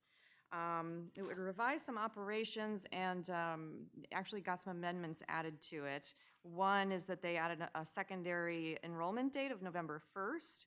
And I assume this is to increase accessibility and enrollment to the program because an audit was done on the program previously, which found that the students who would most benefit from that program weren't actually enrolling. So they're trying to increase enrollment and accessibility there. Other amendments including eliminating the bill's provisions regarding open source materials and removing language that would have required school districts and institutions of higher education to split the student textbook costs 50-50, so that was taken out. This passed the Senate and it was introduced into the House on March 4th, so we'll keep an eye on that one. There were lots more, but I'm going to cover the highlights. Senate Bill 168 is to amend the Ohio Revised Code with regard to education regulation reform. This one lowers existing requirements for advanced educator licenses and removes mandatory state-prescribed evaluation systems for teacher performance and expands schools' ability to employ unlicensed people as teachers. This has passed the Senate and it's in the House currently, where it's had its first committee hearing in February at the end of the month. All right, let's keep moving forward. I'm going to skip this one because I did report on it last time. House Bill 27. This is to require state institutions of higher education to provide financial cost and aid disclosure forms, and it's got an appropriations bit in there that basically there are capital appropriations and reappropriations for the biennium ending June 30th. This will impact some funding with regard to the Ohio School Building Assistance Fund to the tune of $600 million. So it's pretty significant. This one was amended and passed by the Senate. The bill now goes back to the House for concurrence, so we'll see where that one goes. Also important to note, the General Assembly has a joint committee on property tax review that I reported on last meeting. They had their third meeting, and this time around, they went ahead and they heard some just some testimony from invited folks only, and they compared Ohio's property tax structure with some other states. And this is really the place, where they're trying to study the impact of bills like House Bill 344, the one that eliminates replacement levies that I reported on last month, and House Bill 187, which would change how property tax is determined and increase homestead exemption. So this is really where that work needs to be done. They're still working, and they're looking to wrap up their work in March, sometime between now and June, but they won't have a final report until December. So it's going to be some time before we see the fruits of their labor. A few new bills were introduced, including House Bill 436, which would require the State Board of Education to permit educational aides and intervention specialists to provide remote services, which I assume is meant to really make an impact with rural folks. And it would, this is House Bill 440. This one would make changes regarding the provisions of remote services for special needs scholarship recipients and the credentialed professionals who may provide services under a particular scholarship program. Last one, House Bill 432. This one would make changes to teaching and licensure of career technology education teachers. So that was introduced to the House on February 27th, and that is it. Thank you very much. Next, we have the Student Achievement Report. Mrs. Jessling. Oh, yes, thank you. It was a very exciting month, and Mr. Lynch has all my illustrations. So, a well-rounded education means offering multiple ways for students to explore, experience, problem solve, and meet challenges. Most of these happen in the classroom, but Mentor also offers a bounty of activities to support the development of well-prepared, successful students ready for their futures. Many thanks to the dedicated staff, coaches, and volunteers who support our students' success. And here is a sampling. On March 2nd, the Science Olympiad teams from Mentor High, Memorial, and Shore had a great day at Northern and Northeast Ohio Regionals at Baldwin-Wallace. All three groups competed in a wide selection of challenging events. Mentor High finished 6th overall and is hoping to maintain their spot as the reigning state champs in flight for a third year. They and the Memorial team will advance to the Science Olympiad state competition in April. Their coaching advisors have been with them every step of the way. It's Power of the Pen season. The February 24th district tournament was held at Lake Erie College. Alexis Brent, an 8th grade rider from Shore, earned a 4th place medal from a total of 81 participants from 20 schools. The team continued on the regional tournament, or at the regional tournament at Shaker Heights last Saturday. Shore 7th grader Oz Bliss earned a 4th place medal. Our students demonstrated joy and perseverance during these competitive events. Speaking of writing, for 99 years, Mentor High School has had a student newspaper. Beginning with the Commenter in 1925, it has evolved across generations of young journalists working hard to refine their reporting. Today's newspaper, Cardinal Nation, is an excellent digital product filled with thoughtful articles, interviews, editorials, and photos. Its role is to be the premier chronicler and voice of Mentor High students and their ideas, activities, and accomplishments. An exciting boost for student opportunities available at Mentor High is coming, as Mr. Heath mentioned.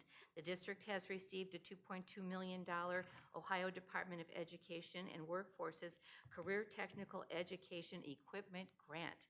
That is quite a title.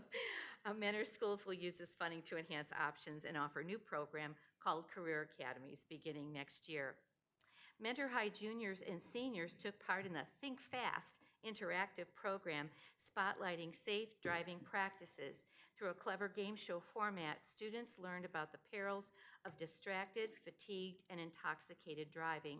This was made possible by the Lake County Health Department and our own Mentor Police Department. Our elementary schools have a consistent focus on literacy with interactive programs and fun activities. Orchard Hollow and Bellflower had great events this month to engage kids and families. Orchard's special literacy night was a hit with visitors galore and even had tasty snow cones to celebrate Mr. Popper's penguins, and I have it on good authority that there was strawberry available. In February, Sterling Morton's kids took their pocket pigs all over town as they enjoyed the beloved classic Charlotte's Web. A special March showcase of Mentor School student work from grades K through 12 was presented at an evening reflecting on Black History Month right here in this space. An enthusiastic gathering of community members and guests reviewed a compilation of artwork, literary pieces, and historical projects featuring an array of notable African American scientists, authors, artists, inventors, and more. The Mentor High speech and debate team has had a strong season. Last weekend, Ellie Coleman and Casey Gray competed at the Ohio Speech and Debate Association State Tournament, and we enjoyed seeing them this evening. She finished 22nd out of 94 competitors, and next up for the group, Ellie, Casey, and teammates Aisha Faruqi and Sydney Vitalik will participate in the Mentor Rotary Club's four-way test speech contest on March 21st. One of them will advance to the district competition in April. The Mentor High Model UN traveled to the Big Apple last week and just came home. They had great success at the National High School Model United Nations Conference, one of the largest in the country. West Matthews and Charles Partlow earned awards of merit. Lauren Wandersleben had the special honor of serving as a judge on the International Court of Justice. At the closing ceremonies, Isabel Quinones addressed the conference from the dais, and the entire team won an award of merit. It was an amazing learning experience. What's the key to unlocking whodunits? Just ask fourth graders at Bellflower and Hopkins. In their latest unit on mysteries, these young sleuths dove deep into concepts like assumptions, generalizations, evidence, and even fingerprints.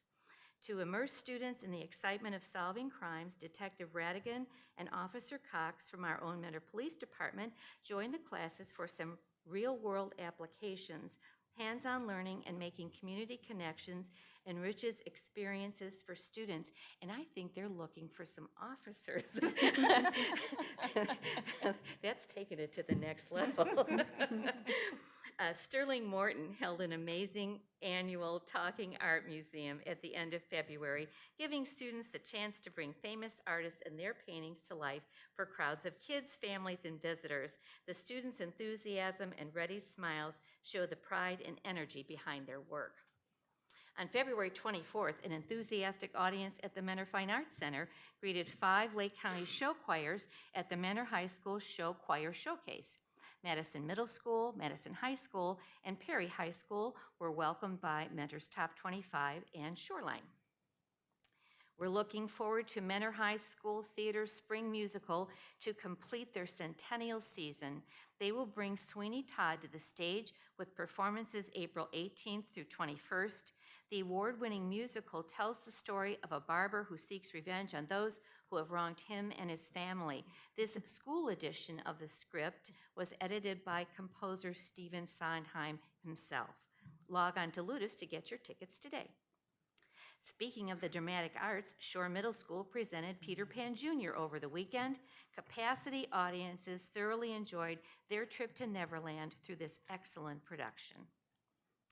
Mentor is hosting the Ohio Music Educators Association large group adjudication this Friday and Saturday for District 7 serving Lake Geauga and eastern Cuyahoga counties. This is an important event for both middle schools and high schools. Mentor High, Memorial, and Shore will have instrumental and vocal musicians from grades 7 through 12 on stage to be rated based upon their performance quality. We appreciate that the music teachers step forward to give area students the chance to receive this valuable feedback from a panel of professional educators. Once a year, Lake Elementary raises money for the Leukemia and Lymphoma Society through their Spirit Days. This year, they will support a former Lake classmate currently fighting a 3rd round of cancer. Sterling Morton Student Council made its annual visit to spread a little Valentine cheer at Parker Place. They delivered hundreds of Valentine's Day cards to seniors from the Morton students. The residents were certainly appreciative, and everyone had a wonderful time. During the February district leadership team meeting, there was a comprehensive discussion about student progress in math, literacy, and school climate. The team of over 50 teachers, instructional coaches, and district administrators reviewed data from various assessments to analyze academic performance trends and identify areas for improvement. Strategies for enhancing math and literacy instruction were explored, including targeted interventions and professional development opportunities for teachers. There was also a focus on collaborative school climate initiatives that promote student well-being, improved attendance, and better discipline. In June, the team will meet again to review performance on the state assessments and the advanced placement tests, along with data-measured progress overall. Registration for the Career Tech Early Childhood Education Program at Mentor High is now open for next fall's class of Little Folks. And last Thursday, our district's integrated preschool program at Garfield received an unannounced visit from the state of Ohio to complete their Step Up to Quality evaluation. We're happy to report that the tremendous dedication of the Garfield preschool staff resulted in another 5-star rating. Finally, the kindergarten registration for 24-25 school year began on March 1st for children who will be 5 years old on or before September 30th of this year. Students who are registered for kindergarten by May 1st will be able to participate in a May Kindergarten Day meet and greet at their upcoming elementary school. These same students will also receive a free Class of 2037 t-shirt once they are registered. Please sign up early so that we can be ready to welcome our newest nest of little cardinals. Thank you. Actually, if you don't mind, can I add something to some of those wonderful accolades? I wanted to just mention some of our student athletes. Congratulations to our 7 wrestlers who made it to states this past weekend. Antonio Shelley finished 8th, Nick Blackburn finished 3rd. Senior wrestlers Lorelei Measury and Maddie Menchaca were awarded the National Wrestling Coaches Association and the U.S. Marine Corps Scholar All-American Award. Varsity boys basketball won the GCC title and the district runner-up, and 4 players were named Northeast Lakes All-District. Girls varsity basketball team also had a great season and finished as district runner-up.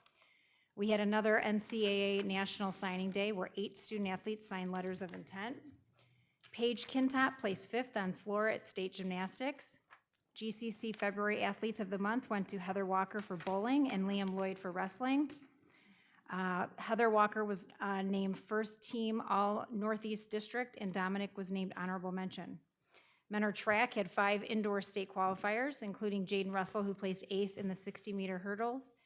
Junior Billy Dennison set a Mentor High School indoor running record for the 5K at Nationals in Boston, finishing in 25th. Congrats to 8th grader Sean Castiglione, I hope I said that right, for podium finishes in the 800 and 1600. And finally, March is National Athletic Training Month, and I wanted to thank Kat Reese and Tyler Wright for all they do for our athletes. Thank you. And Mrs. Jessling, thank you for yours. Thank you. Okay, next we have the Chief Financial Officer's report and recommendations. Thank you, Mr. Lynch. Looking at our overall picture from a large view, we are about $1.3 million better than we thought we were going to be with the November forecast currently at this time, and we'll go through those details here shortly. So from a revenue Hold on, does that mean I don't have to cut 1.2? It may mean that, actually. I heard that too. But you did such good work, I'm going to say let's still do it. So when we look at our revenue, the thing that I want to point out here is we are down $11.2 million comparison to last year. We got our tax advance from the Lake County Auditor. Last year we got $25 million. He only released $14 million of it this year to us. We are expecting that when we get the rest of the tax collections for the first half of the tax year, our second half collection, remember that's always weird for us because our fiscal year is different than the calendar year, we expect to recoup all of that money and still be on track. So when we look at where we're at year to date, we're $15,000 on $110 million. I should probably play the lotto or something that we're that close. I mean, the fact that I think we'll finish pretty close to that. It's kind of going to depend how our investments continue, and again, making sure that what we're projecting from local property taxes, which I'm going to speak on here in a second, would continue for the rest of this fiscal year. When we look at our expenses, again, we're trending pretty much in conjunction with what we did last year. We're down a little bit, $181,000 to the same time last year, same month. And we're down almost $12 million, most of that being because of not transferring out as we had in the past.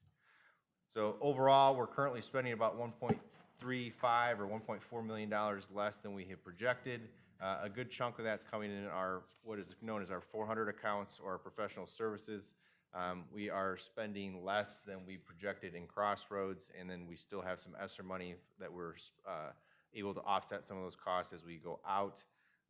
So we're now only have left, March, April, May, and June for our fiscal year, so we're pretty close to the end of it, and spending stops for our buildings in most of our departments here at the end of this month. So we are kind of getting close and wrapping up a lot of our spending that we do outside of salaries and benefits as we kind of close out March here. So we expect that to kind of be where we're at. Gave this presentation again in October. I think it's very timely now. We met, and tonight you will have hopefully approved the tax budget that we have in front of the board. In March, we approved the tax budget. We had to go to a tax budget hearing with the Lake County Auditor, Lake County Treasurer, and the County Prosecutor.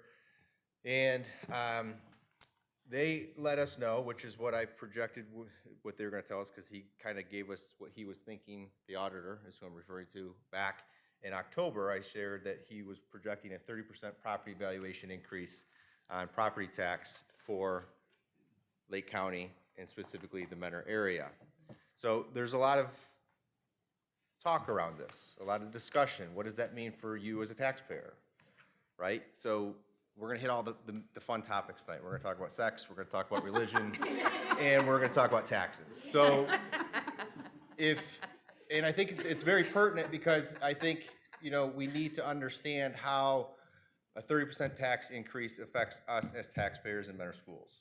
So I think it's worthwhile, again, to go through and talk about how your property taxes are calculated, and you can go on the auditor, and you can put in your address, and you can pull up your valuations and get your property tax bill, because I'm sure many of you, myself included, don't actually send a check into the treasurer. You probably pay it out of your escrow that you pay through your mortgage that you're having on your house.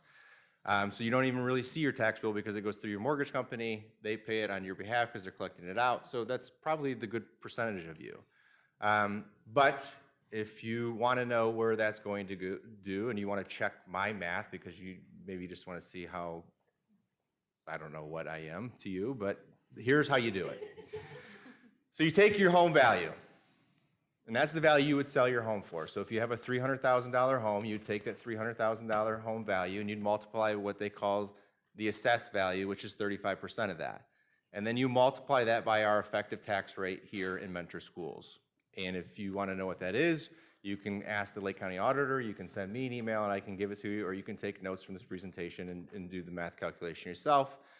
What happens is, though, is the state has about 12.5% of rollbacks that they take off the top of that tax bill, because they pay it on behalf of all taxpayers on any levy that was gone before us, before 2013, because that was the law at that time. After 2013, the law changed and the rollback was taken off, so we don't get that tax break on any future levies that go on after 2013. So that then gives you your current tax bill. Your tax bill, the effective millage rate,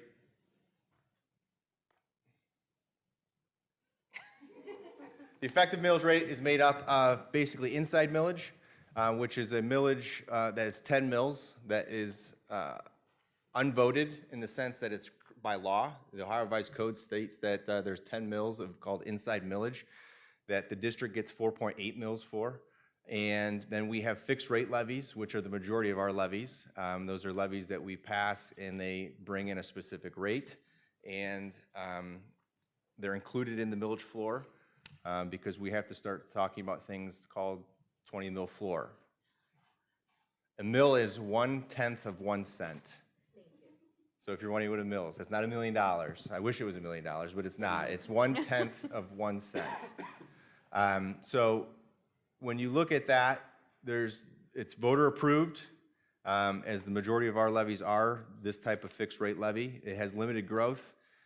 Its effective rate is by the class. All of us as homeowners are class 1 taxpayers because we are paying based on our residence. If you're a property owner of a business in Mentor, you're a class 2 property owner. It's a different set of rates. The rate can decrease, but it cannot increase past the voted amount that was initially approved. And then there are fixed sum levies. Fixed sum levies are things like emergency levies, permanent improvement levies, because they're approved for a specific amount. They're never going to change. So the emergency levy that we just renewed back in November was for $15 million. It always collects $15 million. It has no growth. It can't collect more than $15 million. Its rate is adjusted annually to generate voter-approved amount. So what has happened over time is as the property values have gone up, the actual millage rate for that has gone down because it's still only going to collect $15 million. It'll never collect more. So below that, you see that we have 4.8 mills in inside millage.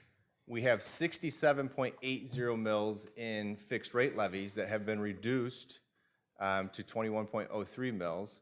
And then we have a 7.69 mil emergency levy, which is now calculated at about 7.07 mils. So we have a total millage of 80.29 that has an effective millage rate, so it's been reduced to 32.898. So what happens is, and the basic concept is, as property values go up, your effective millage rate goes down, and our revenue remains relatively flat. Districts do not see growth on their property revenue that we gain from property tax, only on inside millage. So only on that 4.8 mills, the rest of it just gets decreased, and that's why you saw that that number went from 80 down to 32. So the 4.8 will always stay the same. We'll see an increase slightly based on that. So if you look at this graph, and that happens every 3 years. So every 6 years, we do a full reappraisal of the county, and that's what we're doing right now in 2024. If you go the next 3 years, in 2027, we'll do what's called a triennial update, and then in 2030, we'll do another reappraisal. So if you go back, the same rule applies. We had an update in 21, we had a reappraisal in 18, and then we had a triennial update in 15. And you can see on those graphs on the left, you can see what happened to the property values in our school district at that time. In 15, they went up by about 4%. In 18, they went up by 11.5%. And in 21, they went up by almost 20%. What happened, though, in the corresponding years, if Mr. Lynch, you'd click down, you can see that in 21, when we had the triennial update, our property tax rates went down by 13.23%. So that's what brought that millage rate down. The effective millage drops. So as property value goes up, effective millage rate drops. If you look at the red line in 16, that was the last time the district had a levy on, the general operating levy on for new money. So we saw an increase in 16 of 13.37% because we had a new operating levy that came on in 2016, and that's the last time we had general operating money that was added to the district. So that's why you see on the right, you see the property tax rate went up because the voters approved that levy and it became on, and we started collecting half of it in 17 and didn't get full collection until fiscal year 18. We'll put this presentation online. This kind of just shows you the historical residential and class 2 or business commercial property tax increases over the time. Just to kind of highlight them for you, in 2018, our properties percent went up by 10.4. In 21, it went almost by 19. And when you factor in what happened with class 2, you get the numbers that we saw previously. So this slide shows that I projected in our November forecast a 30% increase in property tax valuation. So we didn't assume that we weren't going to get 30%. We assumed that in the calculations that we had going into the levy. We've assumed that that's the percentage increase that we were going to see from the auditor. He confirmed again at the tax budget hearing, he thinks that that's going to be, 30%. What that's going to do then to our effective tax rate, then it's going to drop it down by 19.24% in '24. I'm projecting that we'll go back to more historical averages. Thank you, Mr. Lynch. At 27 to closer to 11%, which then will drop our tax rate by another 5.38%. What that's going to do is, again, just to remind everybody, that green line is our voted millage rate. It never changes. That's the 80 mills of a millage rate that we have approved in this district. The gray line is what the effective rate is. And that yellow dash line is the 20 mil floor, which by law, you can't fall below the 20 mil floor. So what would happen is if we fall below the 20 mil floor, we would actually be, our millage would be increased back to 20 mils, so we would see some additional revenue. We are not at the 20 mil floor. We are protected by what's known as House Bill 920 in our district. So when we see the increase of 30%, there's like a buffer. Again, we won't see a 30% tax increase on your tax bills. You only see the 4.8 mils increase by that 30% rate, which equates to about $50 per $100,000 for a tax owner. If we were in a district that has on the floor, Perry Local Schools, Willoughby Eastlake is going to get to the floor, Kirtland is going to get to the floor during this next update. They're going to see larger increases because, again, once they fall below, they'll get bumped back up. And that's creating some concern for taxpayers because they're seeing that their tax bills are going to go up at larger rates than they're accustomed used to. You've seen discussions in Geauga County where the auditor had asked districts to give money back. Our auditor has suggested to districts, particularly those at the 20 mil floor, that they consider giving some of their money back. Because he uses the word windfall in his discussion with us, as did the treasurer from Lake County use the word windfall. And you all know me. I didn't keep my mouth shut and I asked the question, I asked for a definition of the word windfall because I don't think a 2.3% increase for Mentor is a windfall. We're going to see about $2.5 million more in revenue. And I'll explain why. I have charts to show you other community organizations and why I don't think $2.3 million is a windfall. And I don't think 2.3% is a windfall. I understand it's going to impact me and it's going to impact you because of increase in property taxes on the inside millage. I'm not saying that.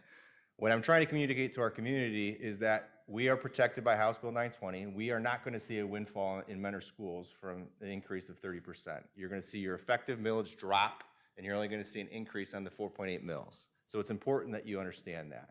And then that blue line underneath, or that light blue-gray line, is our emergency levy, which will continue to decrease because it will always collect $15 million, as I shared with you. That's a fixed sum levy. So when we look at our total revenue and our local real estate revenue, you can see since 2012, it's remained relatively flat. That curve does not have slope. So if we were having a math lesson, you know, the slope of that line is pretty much, you know, a little bit higher than zero. So when we look at these discussions, I get very passionate about this topic because I think it's a political topic right now. It is a topic that, because the way that we fund schools is very convoluted and complicated with property tax, and it's the only tax that you can really vote on, and you'll see that again here shortly in some later slides. It's something that we as taxpayers are considerate of, and we want to be knowledgeable about because we see what's going on. But what we have to realize is that our annual growth over the previous 10 years, and this is what the left side of that graph shows behind me, yeah, my right, your left, is that we only saw an average annual growth in local property tax revenue of 1.35% in the previous 10 years. Inflation over that same time period was 6.12%. So this is where I always say to you guys, if teachers never got another raise, because that's the only thing that, and we never spent more than we did today on teacher salaries, we would deficit spend always. Because inflation would rise the price of gas. It would rise the price of our electric. It would rise the price of the materials that we buy for our students. Insurance, healthcare, goes up at anywhere from 8 to 10% a year nationally that we would see an increase in. So this is not an expense issue alone. It's really a revenue issue. Because we don't have any way or any means with the way that we fund schools to see an increase in revenue that keeps up with inflation. So when we look at kind of going out the next 5 years, we're projecting about a 1% increase in growth, even with that 30% valuation increase coming next year, because again, I projected that in my calculations, and that was the right shows. And we're seeing an annual inflation rate over the next 5 years probably closer to 3.7%. And that's kind of taken out of a CPI calculation based on pre-COVID and kind of what we're seeing after COVID now. So that trend's going to continue. So I like numbers. Shocking as that may seem. So what has happened for us, and I chose 2017 through 2022 because our local entities, the county, Mentor on the Lake City, and Mentor City has to do the same thing that we do, and they have to present an annual report. Well, theirs is different than ours because they base theirs on calendar years, not fiscal years. So since 23 just ended, I can't get their 23 data until they release their AFCRs. So that will be coming out, and I'll share that data when I get it. So I really am comparing 17 through 22, and I think it will present to you kind of the facts that I'm trying to show. Our property tax change each year is on this chart above you. You probably can't read it because it's not really that big. But what I'll show is the cumulative from 17 to 22 was an 8% increase. That's that first box in green. That includes a 7.15% increase that happened in 2018 because that was the first year we collected the full increase from the voted millage in 2016. So most of that's because we approved it as voters. That wasn't because property values increased by that much. That's because you as voters in 2016 approved a new levy which increased our revenue by 13%, if you remember from a couple of slides ago. So we only collected half in fiscal year 17, didn't collect the full amount until 2018. We saw a 4% decrease in 19, we saw a 3.7% increase in 20, we saw a 0.1% decrease in 21, and in 22 we only saw a 1.4% increase. So cumulative change, percent difference between 17 and 22 is 8%. That same time period, our state revenue went down by 3.47%. Because as you've seen all my graphs, most of our revenue comes from the state and from the local taxpayer, with the majority of it coming from the local taxpayer. So our total revenue only changed in that same time period of 3.12%. We live in Lake County. Our kids majority come from Mentor on the Lake and Mentor City. So I just use those three taxing entities as a comparison. FYI, the county does not is not impacted by House Bill 920. So when property values go up, their property taxes increase. Only school districts are affected by House Bill 920. Cities are not affected by House Bill 920, so its property taxes will increase as property values go up. And they also, at the county, get sales tax. What has happened to the price of things in the last 5 years? Gone up, right? What do you think the sales tax has gone up in Lake County from a revenue standpoint? How about 29% in 5 years? They've seen a 29% increase in revenue from sales tax. They've seen a 21.2% increase in property tax. Their total general revenues have increased by 13%. Remember, if we go back, ours went up by 3%. And our state aid went down by 3.5%. Mentor on the Lake saw a property tax increase of 22.5%. Their income tax has changed by 51.53% in that same time period. The city of Mentor gets $58.1 million a year in income tax. It's gone up 34.13% from 17 to 22. They only get $7 million in property tax. That's went up by almost 40% since 17.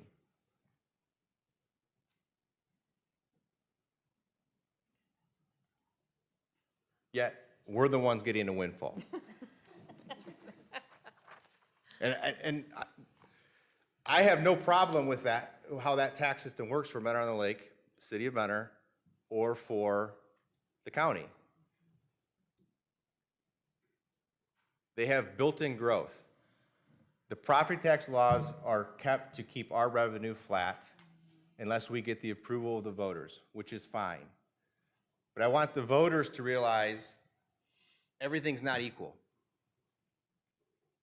And we actually don't see a windfall when property valuations go up by 30%. We're only going to see an increase of 2.3%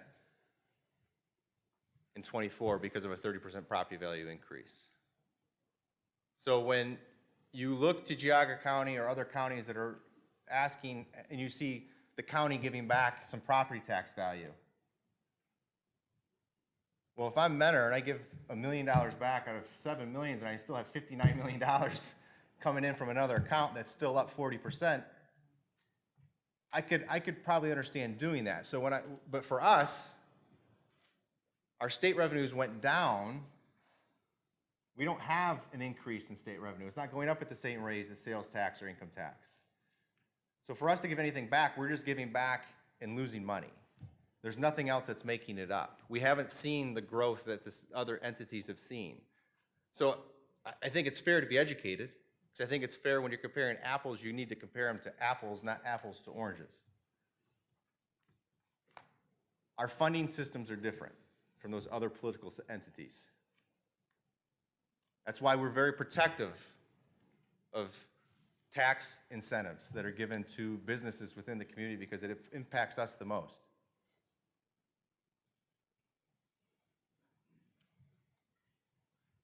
So this just summarizes that you can kind of see where our growth is and where their growth is in comparison. This is kind of the summary of those charts with the green that I had previously.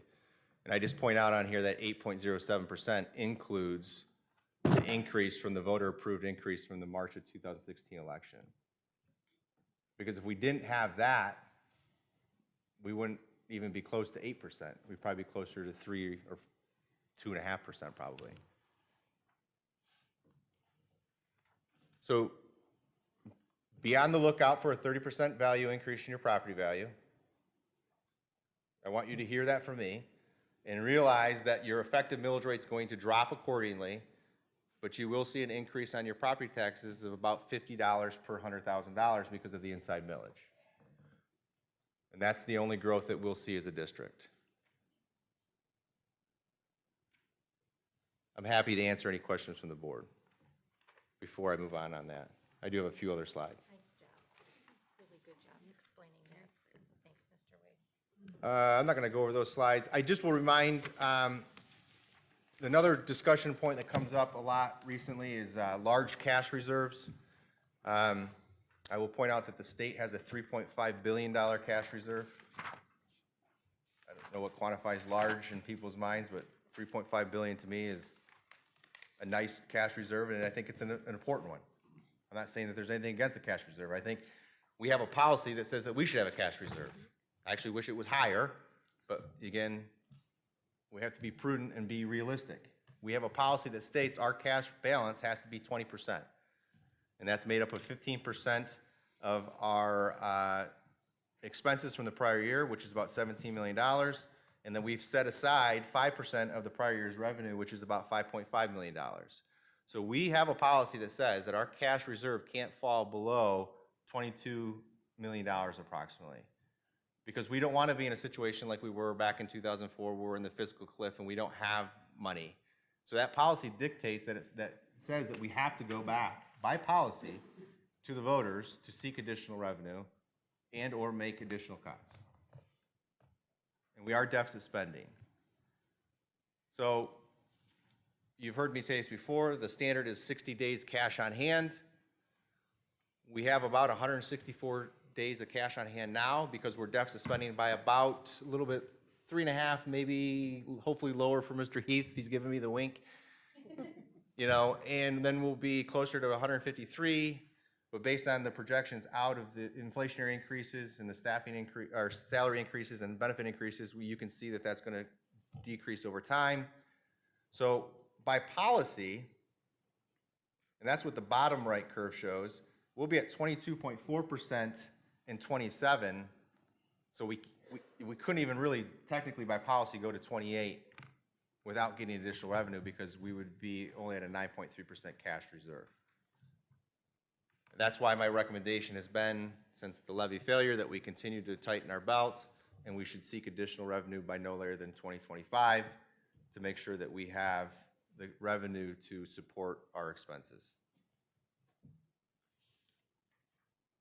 And it costs $92 a day to educate a student in Mentor schools. So, in my favorite slide, you guys all know. We're in the bottom third of effective tax rates in the county.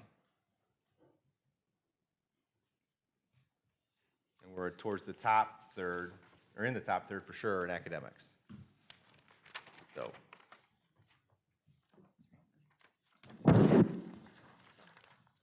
With that, I'll entertain any more questions.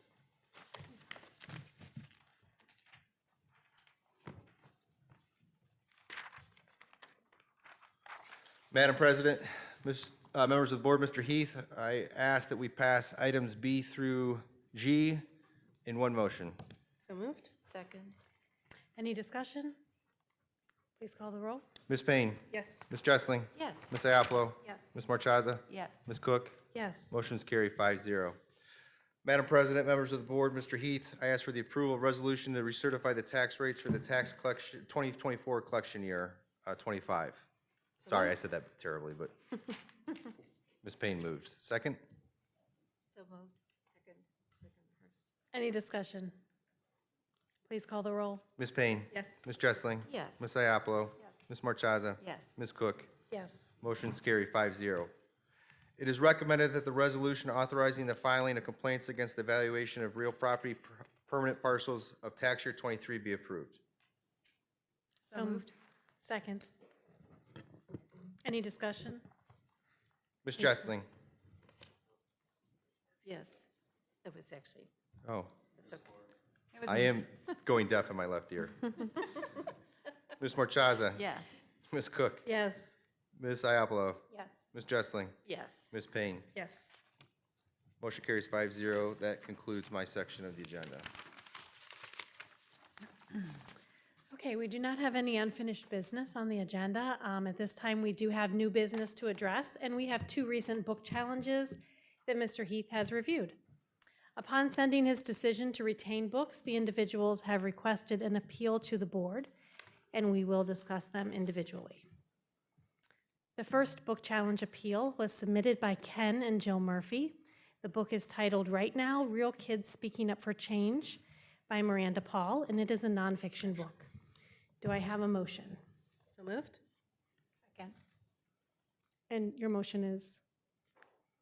Are we discussing it first? I think that was the, what was sent to us.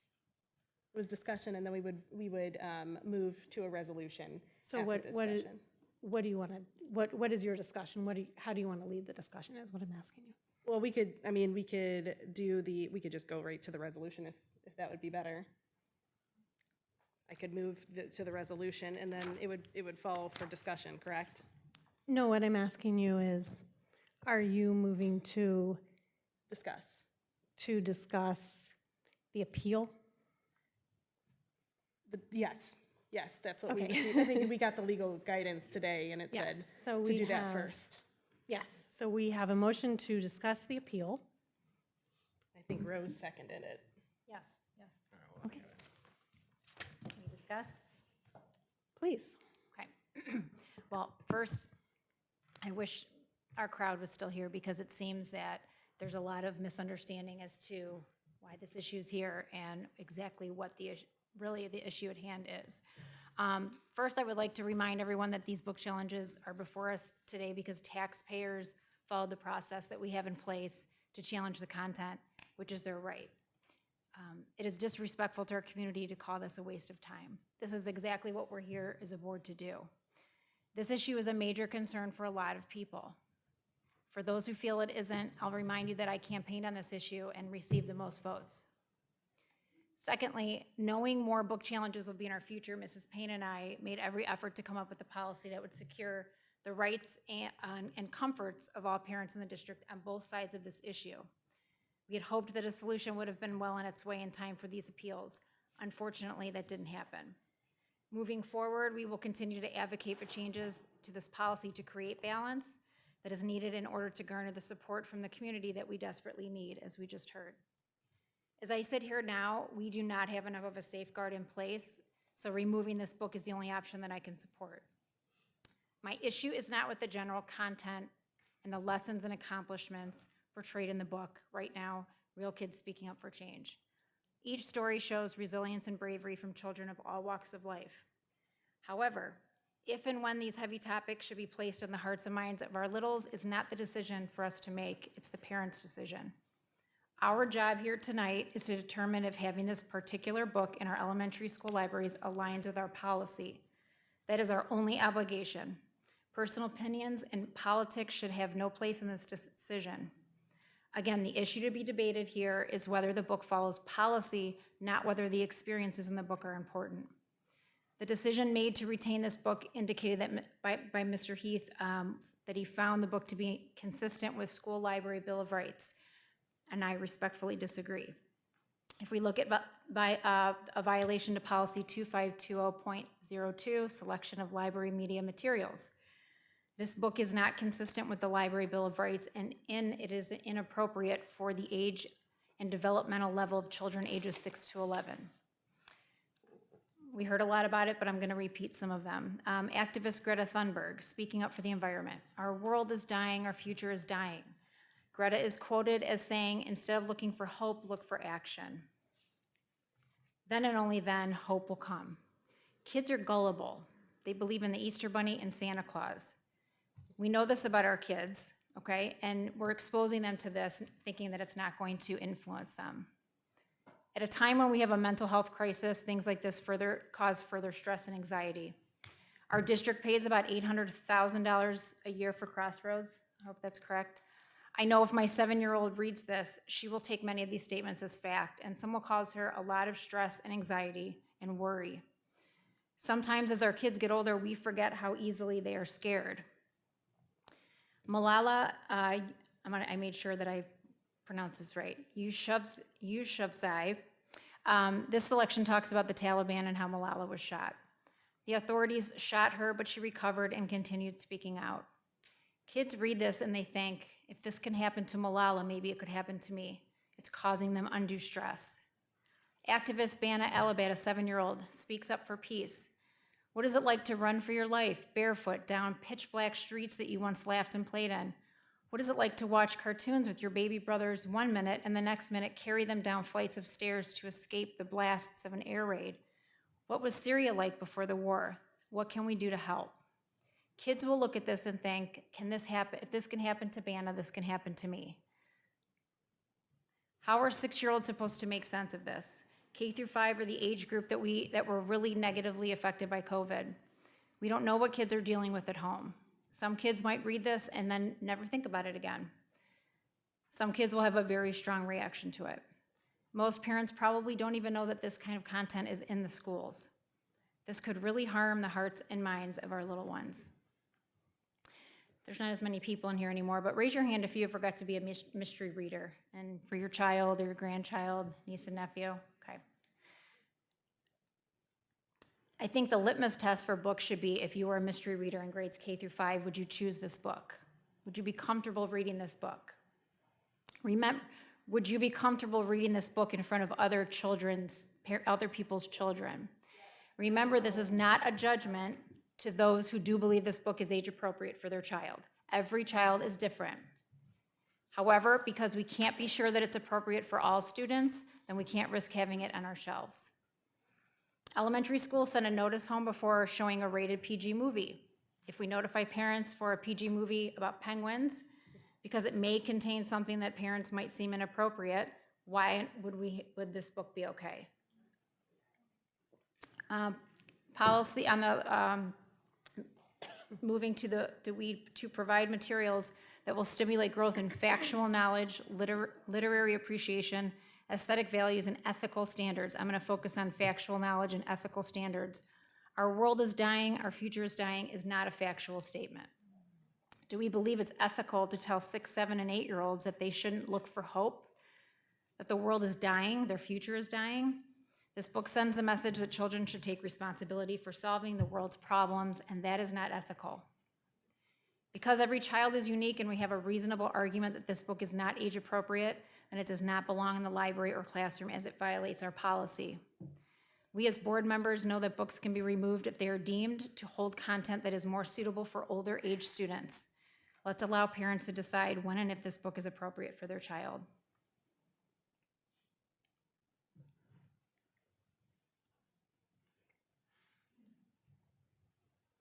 Any more discussion? Yes.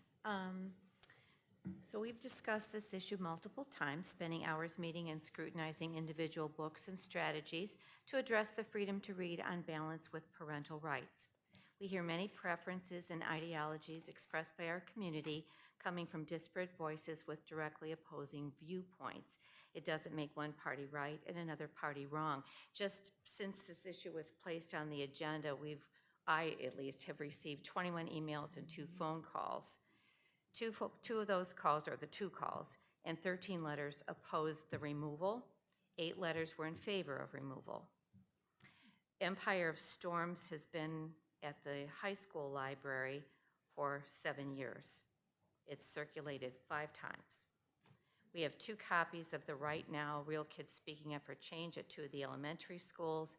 It was checked out twice at Ridge, not at all at Hopkins, and I assume one of the 2 times it was checked out at Ridge in that 18 months would have been what prompted the challenge. It's evidence that there's a continuum of opinions without consensus. Mrs. Payne has advocated for parental rights and transparency in these matters, and I agree with her. Parents do have the absolute right to monitor, control, and encourage their own child's reading selections. I believe that our policy approved in September, giving parents notification of anything their child checks out of the media center, is adequate. We could take it a step further so that if parents prefer to specifically review any selections prior to the student taking them home, they can be set aside pending that approval.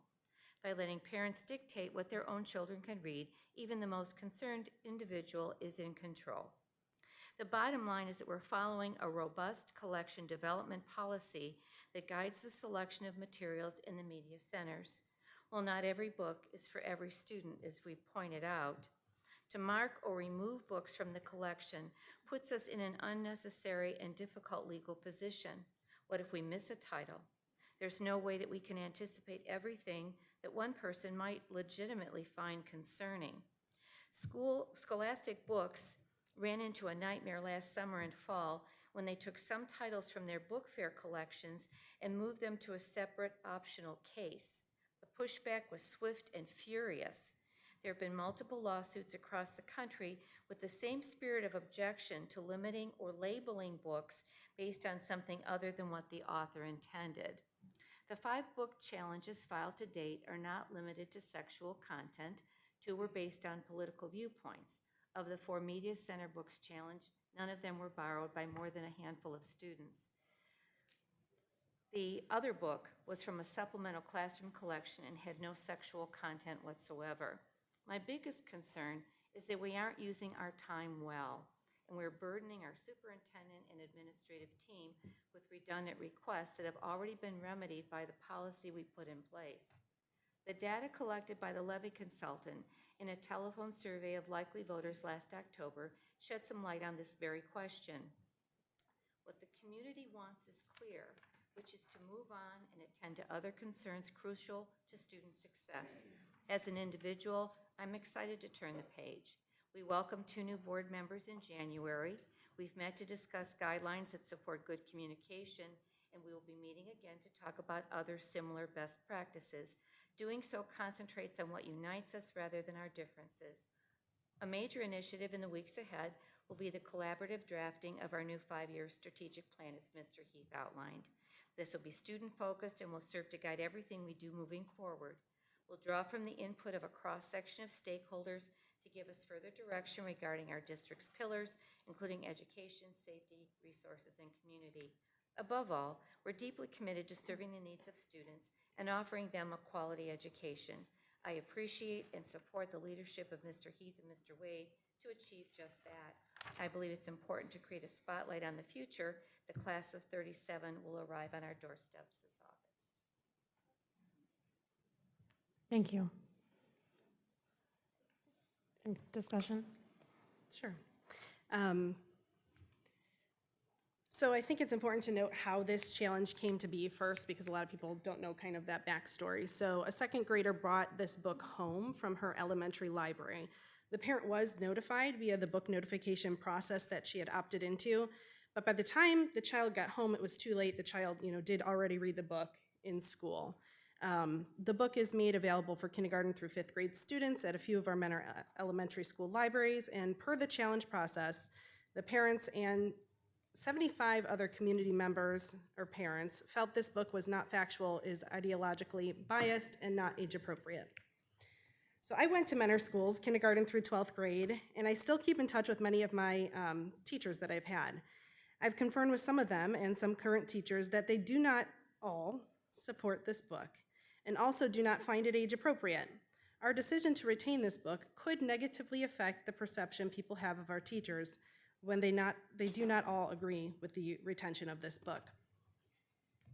I'd also like to note that not agreeing with this book or sexually explicit books doesn't make anyone extreme or a book banner. These words are meant to diminish the real concerns that many parents, teachers, community members, and board members have about the age appropriateness of this book. Words like that are meant to label others who have a different opinion than that of someone else, with the hope that their words will silence them. That's a dangerous ideology. We will not be silenced, and I am dismayed to see a handful of employees of our district use these words in connection to having a difference of opinion. Please know this is not the opinion of all of our teachers and staff, and we do value your opinion. So, as Rose had pointed out, I think that the main concern here with this book challenge is that it does violate policy.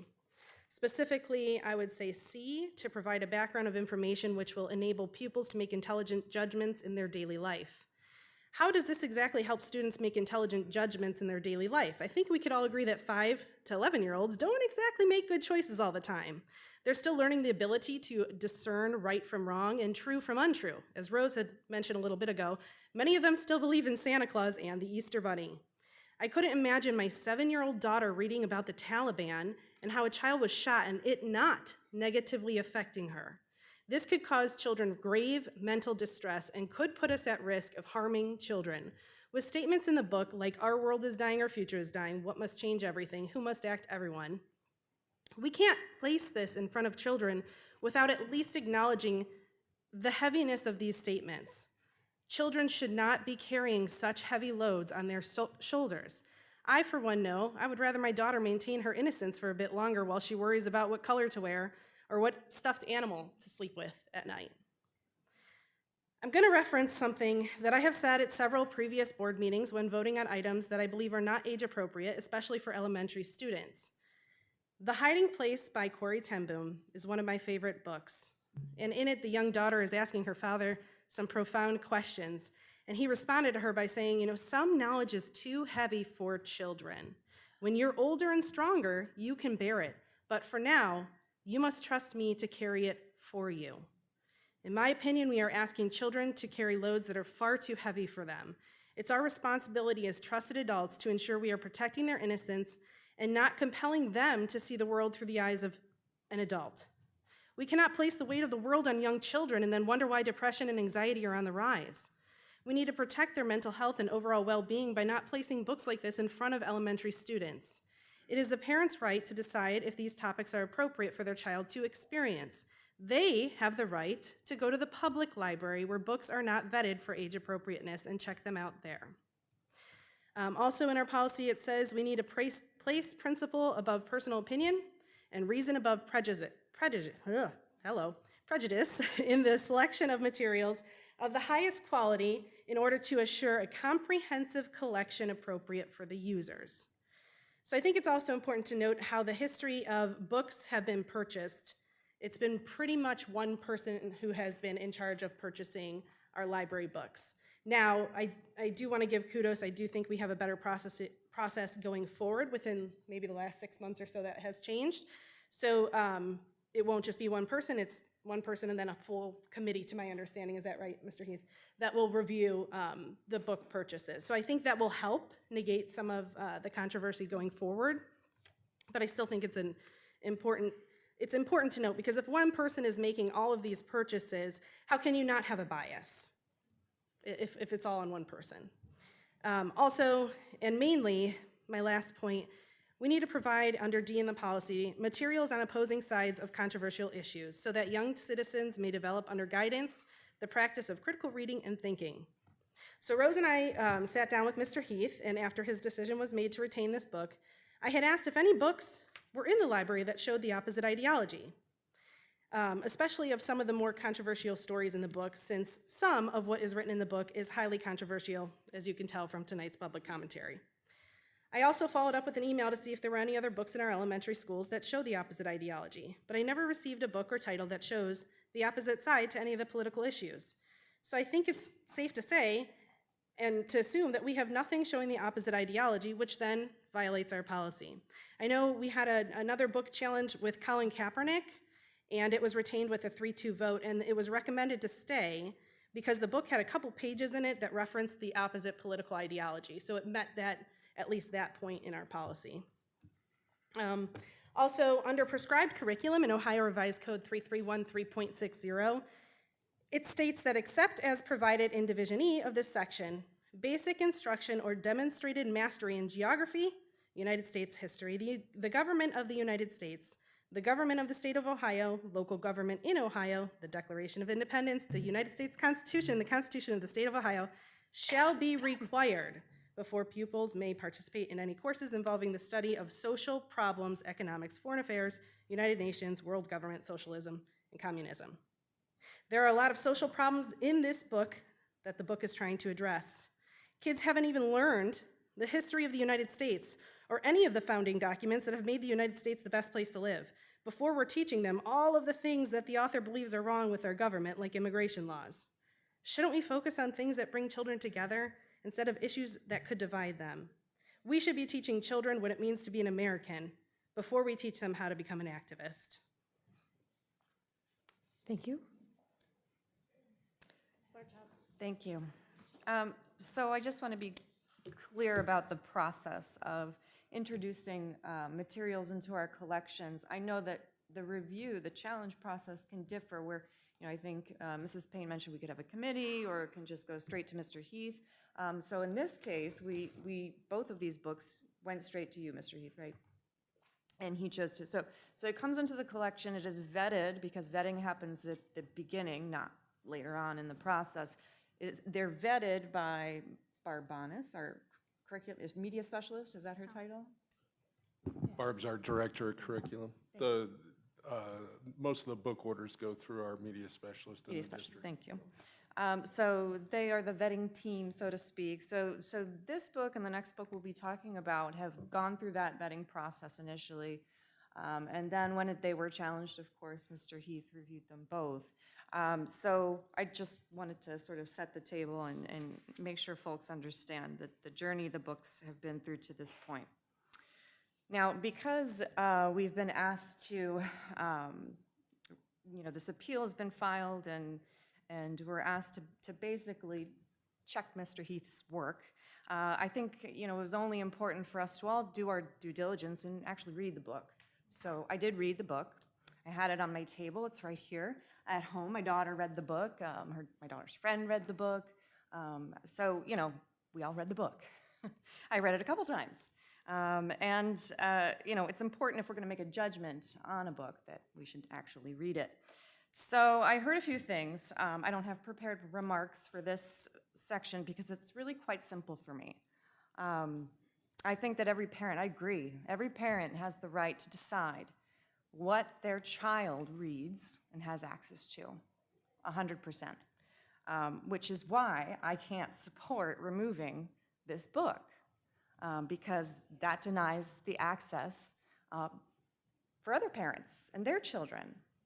So for me, that doesn't quite work. But so I heard a lot about placing principle above personal opinion and that politics should be a part of it. And then I heard a lot of personal opinions in politics. So this doesn't quite track for me. And again, it's very simple.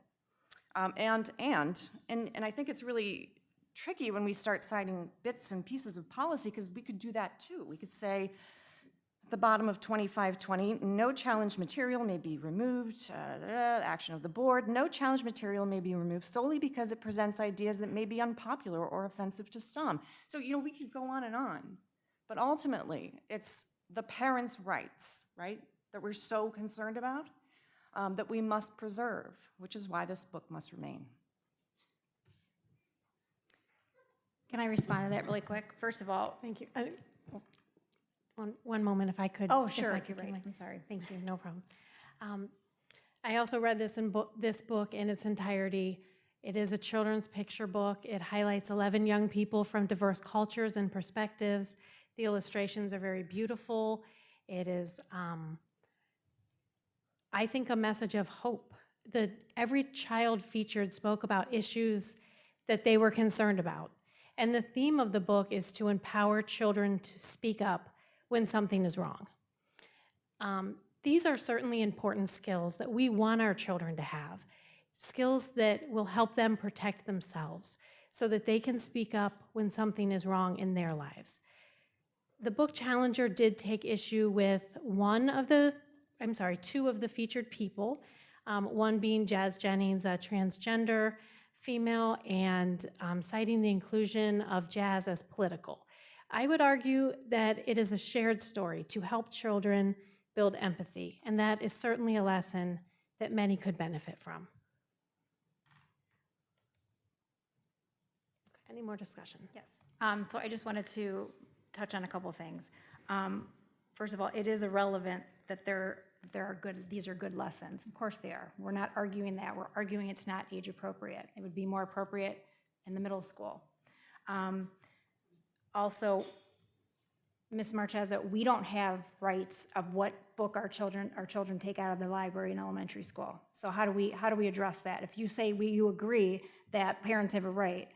Would you like me to answer? Sure, yeah. So we do have the ability to inspect the classroom libraries on Meet the Teacher Night. We have the ability to go in there at any time, really. You think it's realistic for a parent to check I every do. book in the library? Well, This wasn't the classroom library, it was the. no, this isn't the classroom library. We're talking about the main library. Well, listen, Both I are also actually think hard. age appropriateness is subjective, and that's why I didn't insert my political personal opinions don't matter to you.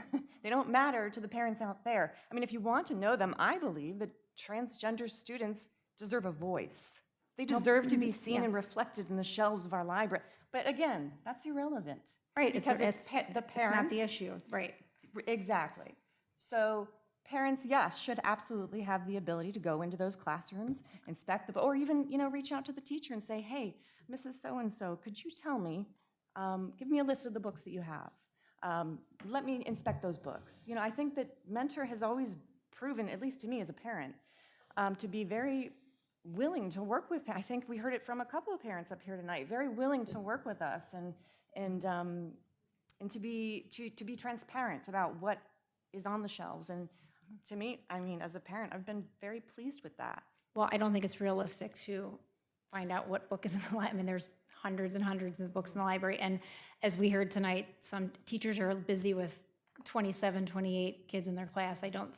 That's not a good use of their time to just, the easiest thing, because we don't have a way to, a system like we're trying to work on in the high school right now, the best thing to do is to take it out, maybe leave it available with the principal if a parent really wants to have access to it, but it violates our policy. And you can't, we have to agree that there are a large number of parents who believe this is not age appropriate. That's black and white. Sorry, but we don't have to all agree on that. We don't have the data to support So- that. In fact, the small amount of data that we do have. Point of order, I don't think Rose has released the floor yet. I didn't realize we had to release the floor. Yeah. So I don't think we can Let- just interject. Okay, Mrs. Apple. So I don't think you need hard data when you have 75 people signing a book challenge. When you have, now, Mrs. Jessling mentioned how many specific emails she got. I just wanted to state first, we did have some problems with email, and so a lot of our emails were going to junk.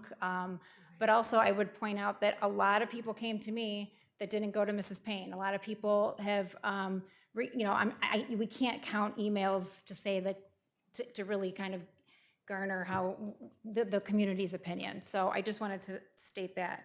The bottom line is there's things in this book that violate the policy: factual knowledge, ethical, and age appropriateness.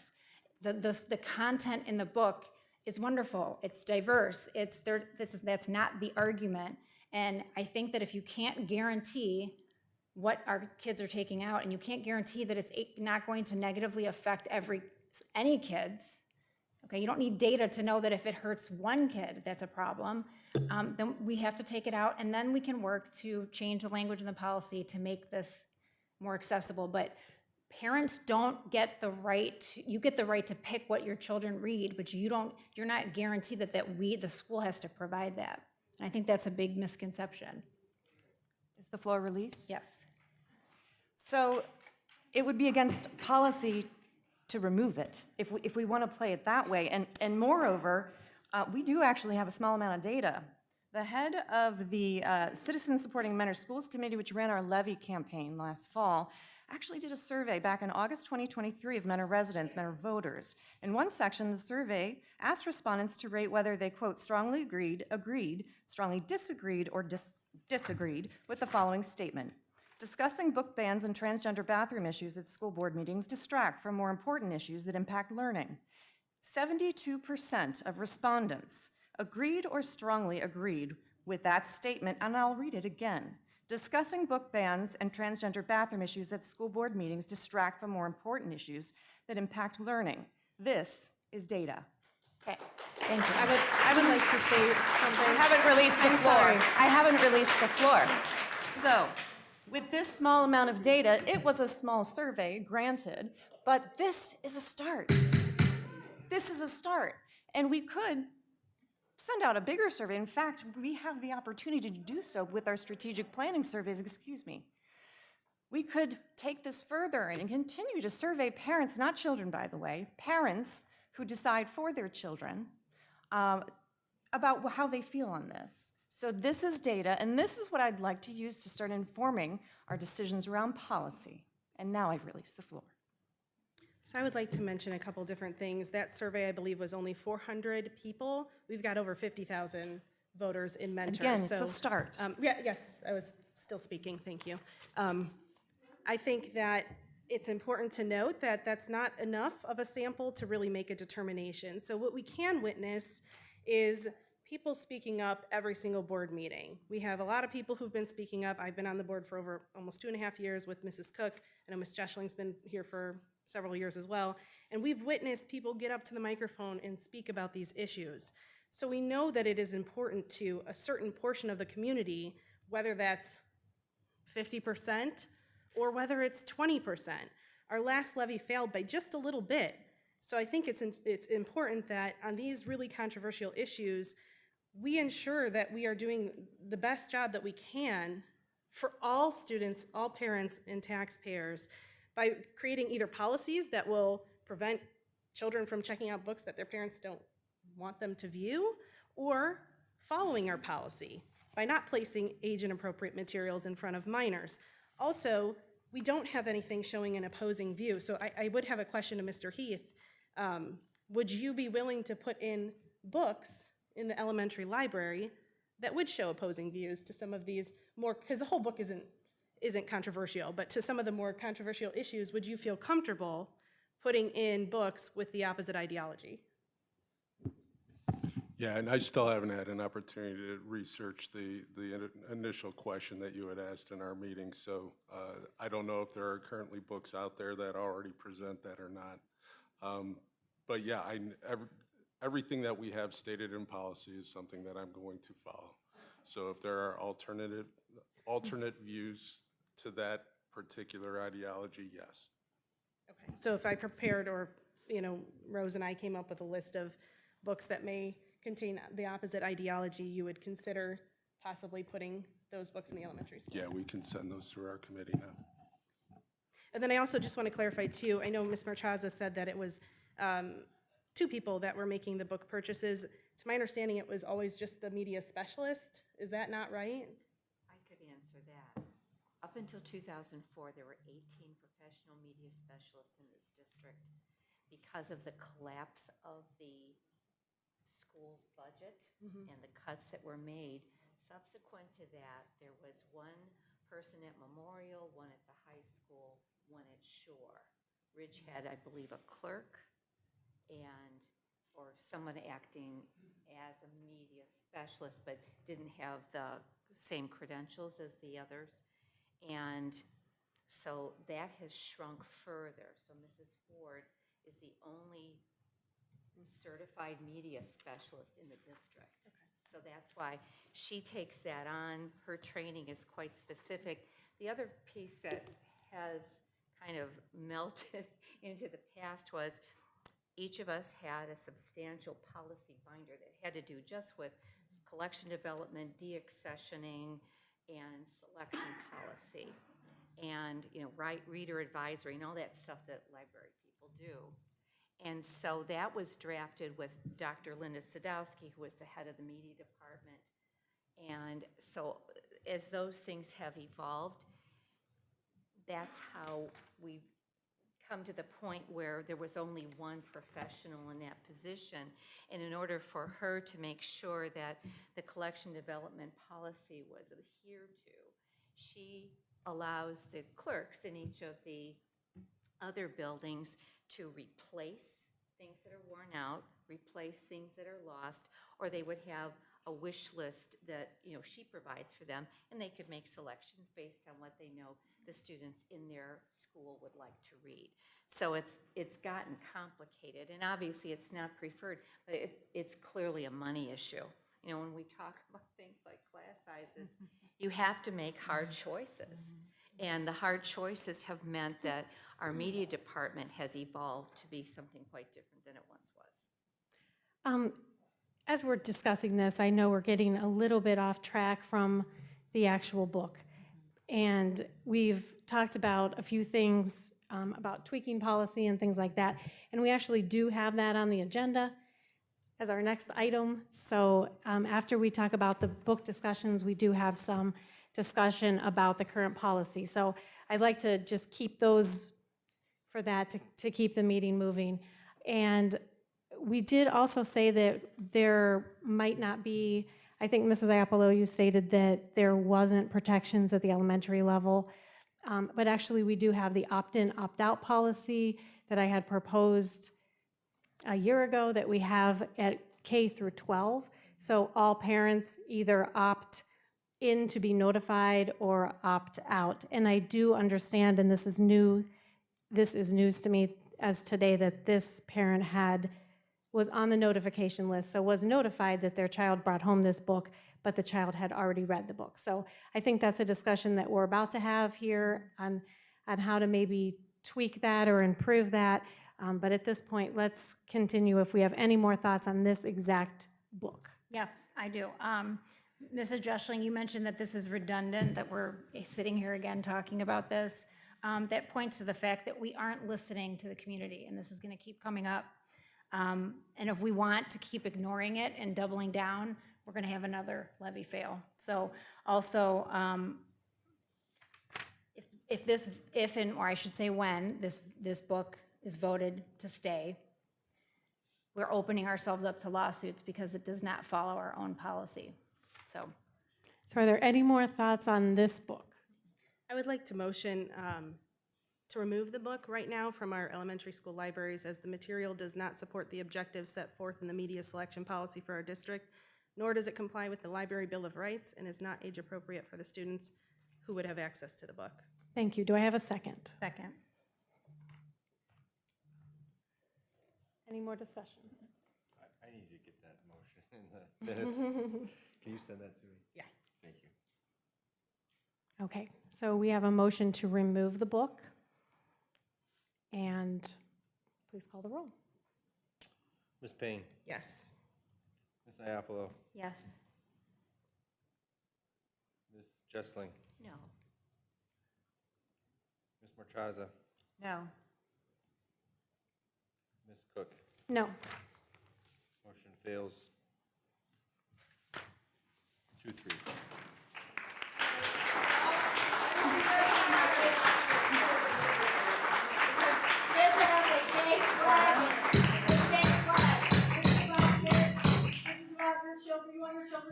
Ma'am, this is a business meeting. You perverts, DEI perverts. Please have some decorum. I'm getting a lawyer.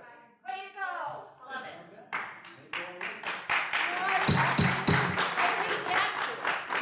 pay taxes here. I pay your salary. You should move somewhere else. Thank you. Me move somewhere else? Why don't you move somewhere else? Why don't you go to the porn shop? The second book challenge appeal was submitted by Ms. Peg McCracken of Concerned Men Are Taxpayers. The book, I'm sorry. This is a business meeting. Well, you guys are perverts.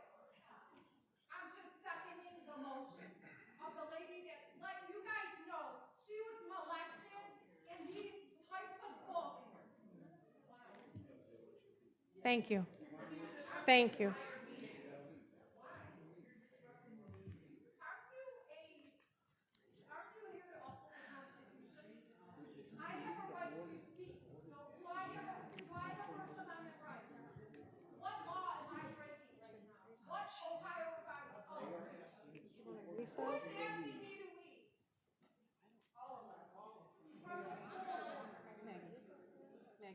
Please tell me. No one is asking me to leave, officer. Yes. Yes, I'm sorry. This is too disruptive. Okay, well, I'd like to motion that. Does that have to be a vote, like? No, or is that just? I don't believe so. I think it does, no? That's one person asking me to leave out of the Could- December committee here. I don't know if we need to vote for that. Could we? I motion for a recess. You want to do? Second. A 5-minute recess? Yeah. Use the restroom anyways. I have to use the restroom, so that works for me. We gotta. We need to vote on that. That's right. I'm like, drink There's a too much motion on the floor for a recess. It's been seconded. We'll have a 5-minute recess. I get Ms. Cook, Yes. Ms. Marchaza, Yes. Ms. Iapolo, Yes. Ms. Jessling, Yes. Ms. who did I not call yet? Ms. Payne. Yes, I need to use the restroom. Thank you so much.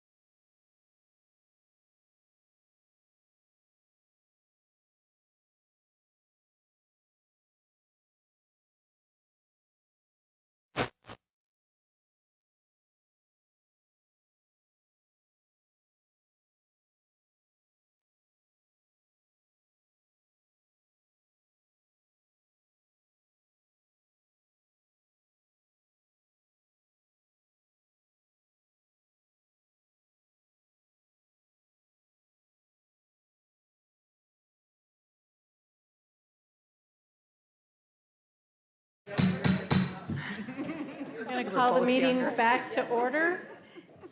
Paul as well? We had our second book challenge appeal submitted by Ms. Peg McCracken of Concerned Men Are Taxpayers. The book is Empire of Storms by S. Moss. This is a fictional fantasy book. And we'll have discussion. Does anyone want to open any discussion on this, or do I have a motion? I'll discuss. Okay. Okay, so I just want to, and I don't know if anybody's listening that it's a minor, so if they are, whether it's online or in the room, just warning, because we're going to be talking about sexually explicit material, sexual content, so I just want that as a warning out there. So this challenge is for a book that resides within Mentor High School Library, which is available for 9th to 12th grade students within the district. It was filed by a previous Mentor, retired Mentor Schools elementary teacher and former school media specialist. The book is called Empire of Storms, and it depicts multiple sex acts in graphic detail. The previous Mentor teacher has also completed several book challenges within the last 2 years. One challenge included over 300 signatures of parents, but that book, The Bluest Eye, was retained. I'm bringing that up because my stance has not changed on sexually explicit material for minors. Also, if these books were turned into movies, they most likely would be rated R based on the graphic sexual depictions in the book. Yet they're available without parental consent to 14-year-olds. And I'll just pause there. I know we're going to talk about the sexual content policy later, so I'm hoping for some advancements with that to prevent students from checking out books like this without their parental consent, affirmed parental consent. My opinion on retaining sexually explicit items has not changed. We must protect children and prevent them from accessing age-inappropriate sexually explicit materials that could harm them. This is under challenges to library media materials under C, profanity or obscenity. Mr. Heath, I sat in your office with the mother of a child who poured her heart out to you and cried her eyes out to you for almost 3 solid hours in regards to her child's terrible trauma that was incurred and the detrimental effects PTSD has had on her child. She told you that books depicting sex acts could trigger her child's PTSD. PTSD is very real for children affected by trauma. Even one sentence could literally cause a breakdown and send that child into a massive, anxious, depressive, and possible suicidal state. We need to protect children like hers. I know we have sadly several students who have fallen victim to sexual abuse. Is it not worth their mental health to prevent these books from being accessible in our schools? Are we not to protect them? Do we not place more value on somebody's life than a book, especially one which has been said to have no educational value? On the flip side, there is no harm done if we remove this sexually explicit book. If parents want their child to read it, they can go and check it out at the local library. There is possible irreparable harm that this book and books like them can cause to children, especially who have already had terrible trauma in their life. Books like this can set them back years in their counseling efforts, and the risk of possible litigation could also be a factor for our district. We cannot fall back on the policy I proposed months ago that flags books as having sexual content and notifies parents. While it's a step forward, the sexual content policy should not, as I explained when the policy was proposed, prevent us from removing age-inappropriate sexually explicit books, which is why I originally had both a sexual explicit and sexual content section where books labeled as sexual content could stay, while we would not keep books that were sexually explicit. Unfortunately, I was outnumbered by the other board members, and they had removed the sexually explicit standard of book removal from the policy. Now, books that are sexually explicit will stay, and parents will simply be notified of the book having sexual content. The sexual content the policy is a safeguard to notify parents of any sexual content. But after talking with many parents, staff, even retired teachers that Rose and I had met with, there seems to be a massive difference between sexual content, like mentioning a rape, and sexually explicit, like describing a rape. And we should not ever, as trusted adults, knowingly make accessible or provide graphic, sexually explicit books with multiple sex acts depicted in detail to minors. I don't believe that's what trusted adults and professionals do. Our standards need to be higher than this. We know our district enrollment continues to decline while homeschooling and private schooling is on the rise. We've lost students to both of these alternatives. And now, as has been mentioned in previous board meetings, with Ed Choice vouchers in place, where people are getting free money to send their children to private schools, we could likely lose more. We are competing with options that seem to have higher standards than ours. We need to raise the bar on the standards and stay within the scope of our responsibilities. Providing sexually explicit books to minors is well outside that scope. I believe the majority of voters do not uphold sexually explicit books being accessible in our schools. This is not just anecdotal evidence, as confirmed by a recent study in 2022 by the Rasmussen Institute and the Capital Resource Institute that found that 69% of voters believe books containing sexually explicit depictions of sex acts should not be present in public high school libraries. That's 7 out of 10 people. We can't continue to ignore the overwhelming majority of parents and community members' concerns and then hope that they all support us when we go to ask them for more money in the near future for a levy. I do not, and I will never, support sexually explicit books for minors.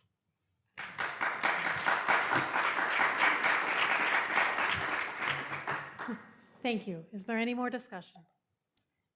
I do, but does anybody else want to go? Please. Okay. If we had language in our policy that requires parental approval prior to checking out these explicit books like Mentor Public Library does, then this could have all been avoided, but we do not. It shouldn't be easier to check out this book at school than it is in a public library. I think it's safe to assume that the original framers of this policy never expected this type of material would be available to minors. I would really feel better if she went in the hallway while I read something. Thank you. And I think this is important to make people uncomfortable because, and believe me, no one's more uncomfortable than me, because it proves a point. A line from the book, and this is not even close to the worst. She slid her hand between them, and when she closed her fingers around him, marveling at the velvet-wrapped steel, Rowan groaned again, pushing into her hand. She pulled her mouth from his, staring into those pine-green eyes as she slid her hand along him. He lowered his head, not to kiss her, but to watch where she stroked him. Again, this is one of the more vanilla parts. This book does not support the objectives of Policy 2520 or the Library Bill of Rights as set forth in board policy. Specifically, I believe the content of this book is inappropriate for the age and developmental level of minor students. Our policy states the Board of Education shall provide instructional materials and equipment to implement the district's educational goals and objectives and to meet students' needs. The primary objective to enrich, support, and implement the educational program of the school. I should note that this fantasy book, this is a fantasy book and it does not provide any educational value. Our strategic plan states as a safety goal, collaborate with stakeholders to incorporate best practices to prevent, identify, support, and respond to behavior health challenges, creating optimal learning environments. It also highlights that our students' social, emotional, and physical safety is our #1 priority. This book doesn't seem to align with that. Did anyone reach out to Crossroads counselors to hear about how exposure to graphic sexual material can negatively affect minors? We spend a lot of money on Crossroads to support our students' mental health. Were they consulted in the decision to keep this book? Parents have a right to allow their child to read this book, but they don't have the right to access it in schools. They have every right to take their child to the Mentor Public Library to check it out, but know this, their child will need to have a special library card to take this book out. Minors need a parent or guardian to show their ID in person in order to get this special library card.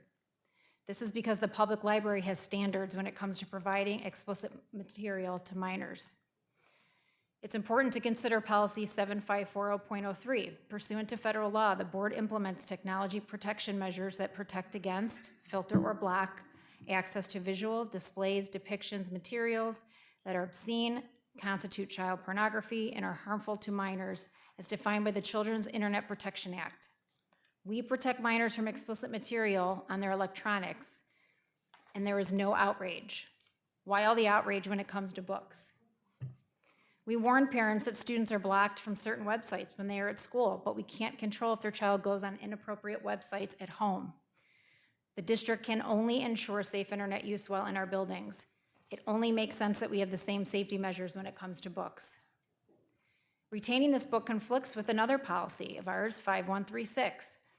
The hub offers students ebooks, which they can view from their laptop, iPad, or phone.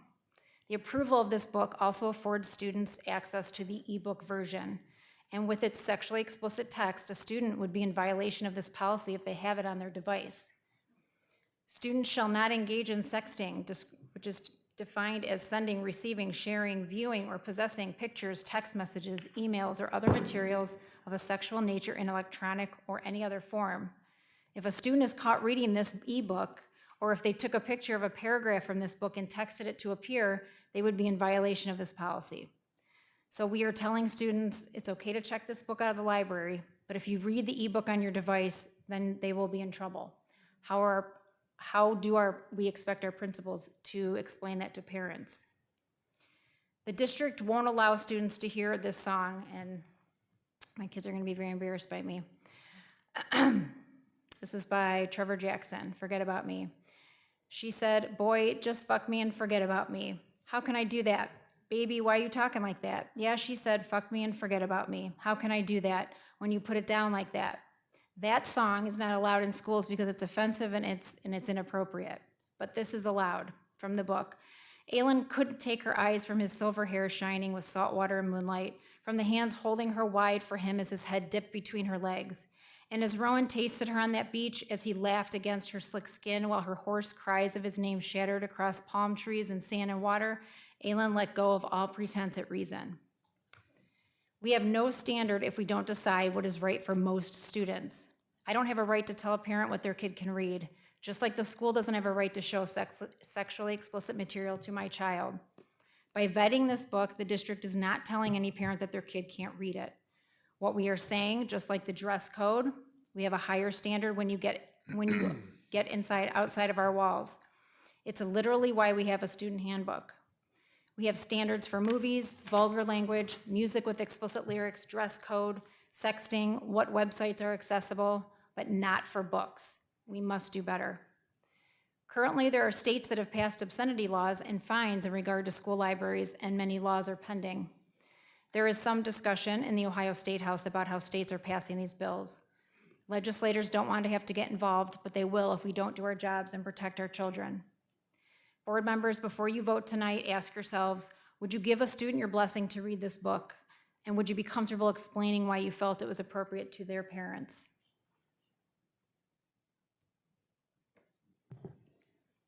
Thank you. Any more discussion? Yes. So, again, we find ourselves needing to pass judgment on a book. And again, I will say that in order to do so, we must read it. It's 689 pages for the record. I know Superintendent Heath has already read it. It took him quite some time. I will not render a vote on this book without reading it, so that is why I am motioning to postpone indefinitely. Part of our bylaws are that we have to come to these meetings prepared, and this challenge was we were made aware of this challenge a long time ago. So respectfully, you know, it is also in our policy that you do not need to read the entire book to make the judgment, as long as you have been able to access reputable descriptions of it. So I don't think that that's appropriate. We have taxpayers that followed procedure. We do have a motion on the floor, though. Thank you. Right, so don't we have to, before we can discuss, Is the motion debatable? well, it can die on the vine, so to speak, if no one seconds it. So there's. Okay, so we have a motion on the floor to postpone indefinitely, and I will second that. So we can have discussion about postponement.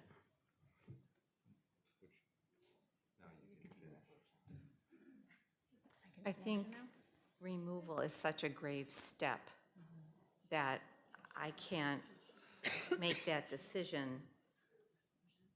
I would generally favor just following our policy, which gives parents complete say-so in whatever their student borrows.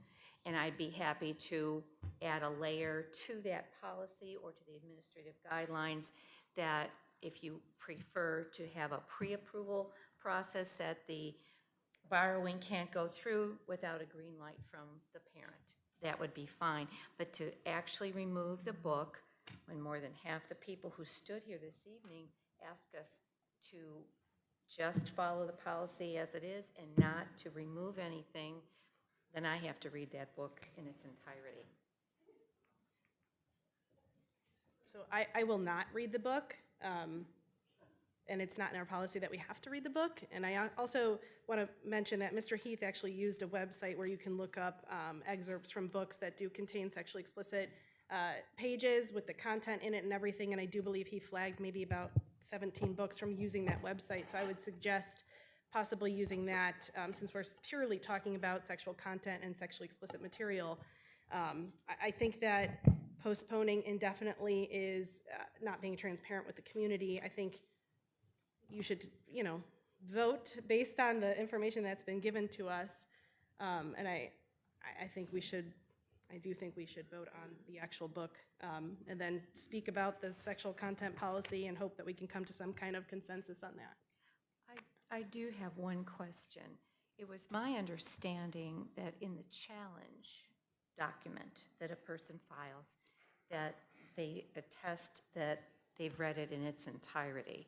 And if the book goes to a review committee, same thing, that the committee reads the book in its entirety, whatever 15 hours, 20 hours, whatever it would take to read that. And I feel like I can't take a lesser standard. And context is everything. I'll add to, I'm sorry. Just a point of clarification there. When a person, an individual challenges a book, they do not need to read it in their entirety. It is on the form that states, did you read this book in the entirety? In this case, it was answered no, and they cited the passages. However, it is our policy that our committee or our superintendent, whoever is reviewing the book, would need to review it in their entirety. And then when it goes to us, it does not say that we need to read it in the entirety. It is just our decision, and I think that's our discussion right now. Are we holding ourselves to the standards that we would read it in the entirety, or are we comfortable with, in this case, it did not go to committee, it went to our superintendent. Are we comfortable with going with our superintendent's ruling to move forward? Thank you, Madam President. Thank you for clarifying that. And I wanted to add that, yes, I do expect to hold myself, and I feel most comfortable with holding myself to the same standards that we hold our review committee to, which does require them to read the entire book, but moreover, item C requires them to weigh value and faults and form opinions based on the material as a whole, rather than on passages and sections taken out of context, which is pretty opposite from what Mrs. Payne's just described by going to a website and reading passages and making judgments based on those passages. So I just don't feel comfortable unless I actually read it in its entirety. So I believe that portion of the policy is stating in reference to committee, but a committee wasn't formed. So I understand. I said I would like to hold ourselves to the same standard as that committee. That's what I'm saying. You can hold that opinion. I do not hold that same opinion. I don't need to read 700 pages of a book and fill my mind with sexual acts and things that I disagree with. I like to read things that are going to inspire me and not things that are not wholesome. So I do not find it necessary for that. I think it's important to know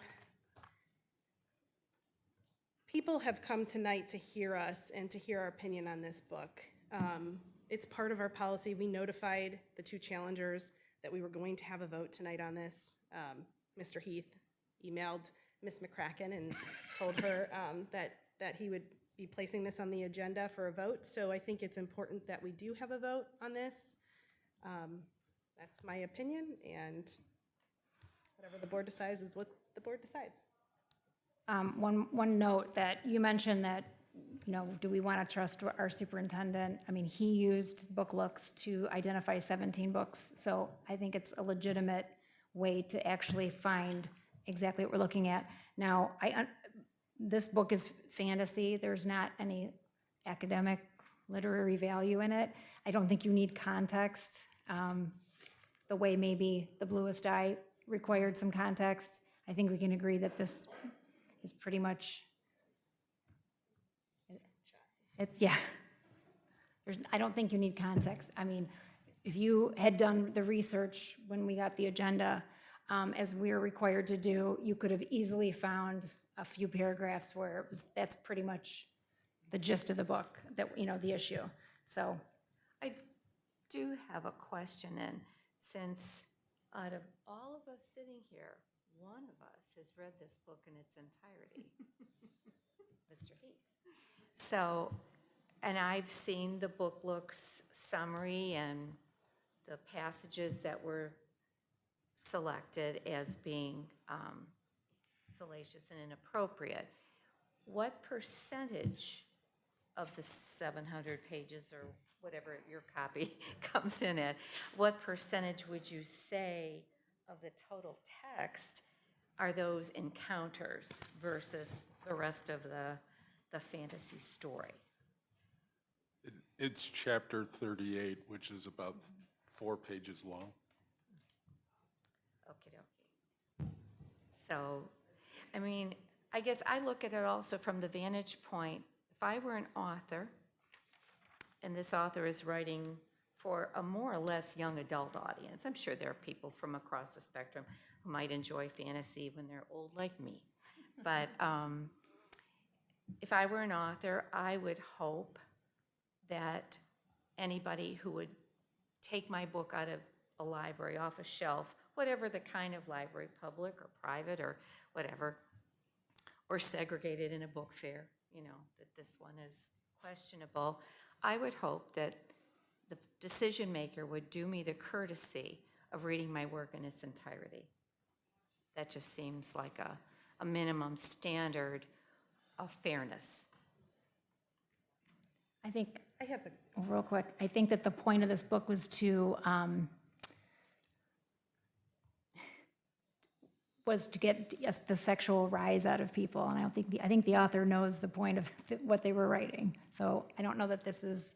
I'm sure the author themselves would admit that it's, you know. I I'm have a good. couple questions too. Sorry, Rose, did I cut you off? Nope, I'm good. I'm going to read 2 quotes just to make a comparison. And once again, warning for minors or anybody who has had trauma to shut their ears, close their ears. One says, "He warns and suddenly flips me onto my stomach and continues to leisurely journey with his mouth up the back of my legs, to my thighs, my behind, and then he stops and I groan." The other one says, "His teeth gazed over her nipple and her eyes drifted closed, a moan slipping out of her. He growled his approval, her breast still in his mouth on his tongue. His smile was nothing short of wicked as he pulled away to run a broad hand from her throat down to the juncture of her thighs. She shuddered at the sheer possession in the touch, her breath coming in tight pants as he gripped either thigh and spread her legs, bearing her fully for him."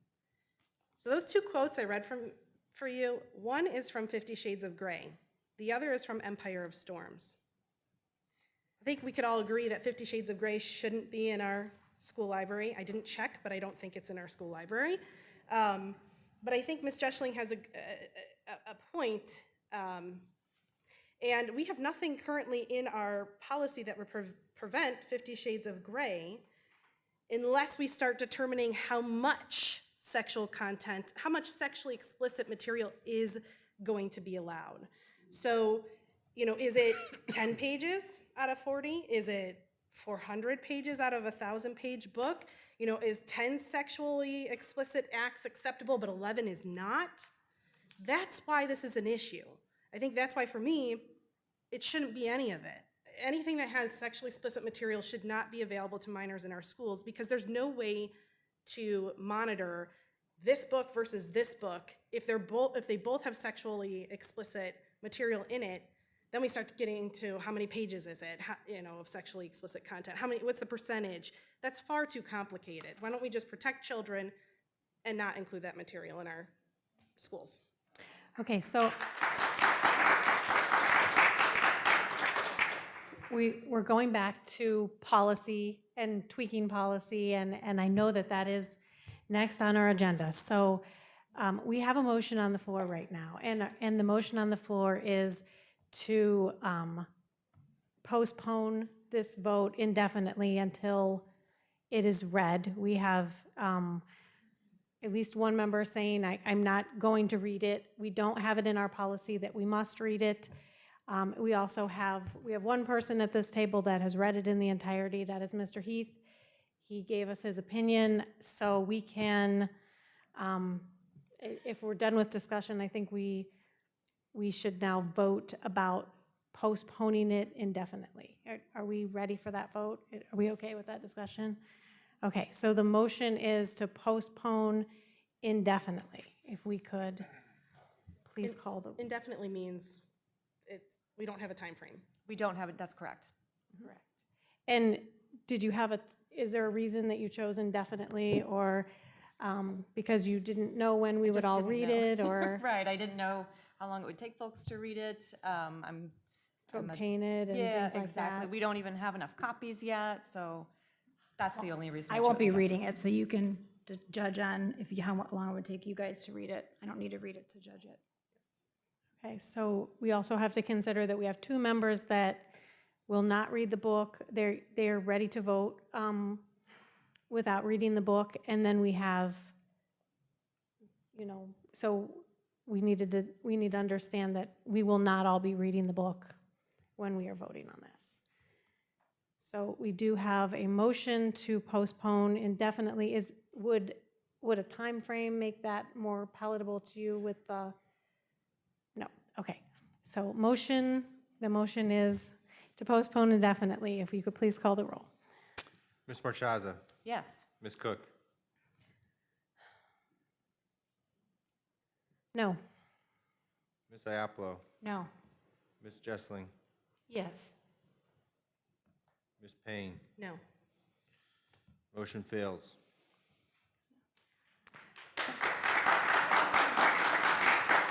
So we will I have a vote on motion. this tonight. Yep, I have a motion to remove Empire of Storms in the electronic and hard copies, as it is, the content of the book is inappropriate for age and developmental level of minor students and does not support objectives of policy 2520. And yes, I will email that to you, Mr. Wade. Second. Any more discussion? I guess for myself, given the gravity of the decision we're left to make in this moment, I will defer then to Mr. Heath's viewpoint, since he's the one who read the entire book and, seeing it in context, felt that our existing policy that allows parents to determine what is suitable for their own students should stand. I would then argue, Mrs. Jessling, if you feel that you have to read the book in order to make this judgment, then all 17 books that were flagged by Mr. Heath need to be read. Yes, I would, if we're. But those weren't for removal, those are for flagging.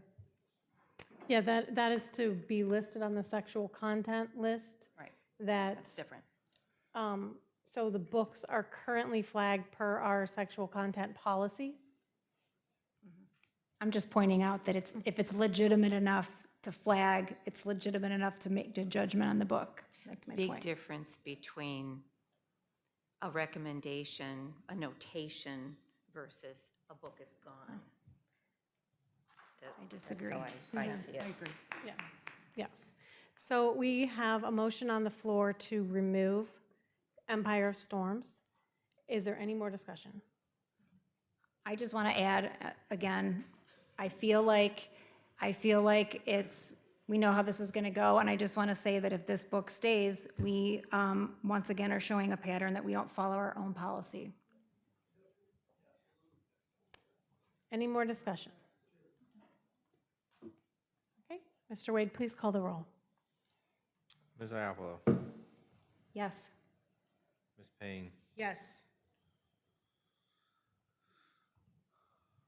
Ms. Jessling, No. Ms. Marchaza, No. Ms. Cook. No. Motion fails. 2 to 3.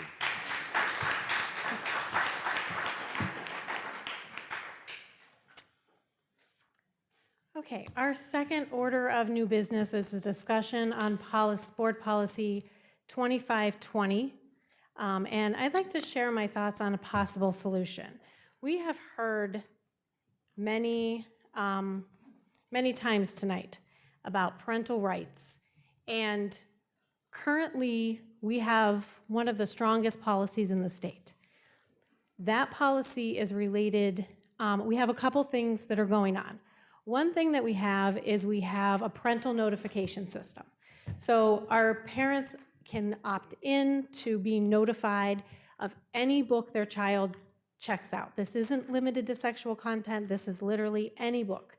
And a lot of parents have really enjoyed this just as a point of conversation with their children. We have, I think the last time we asked, around 2,000 people that opted into this program.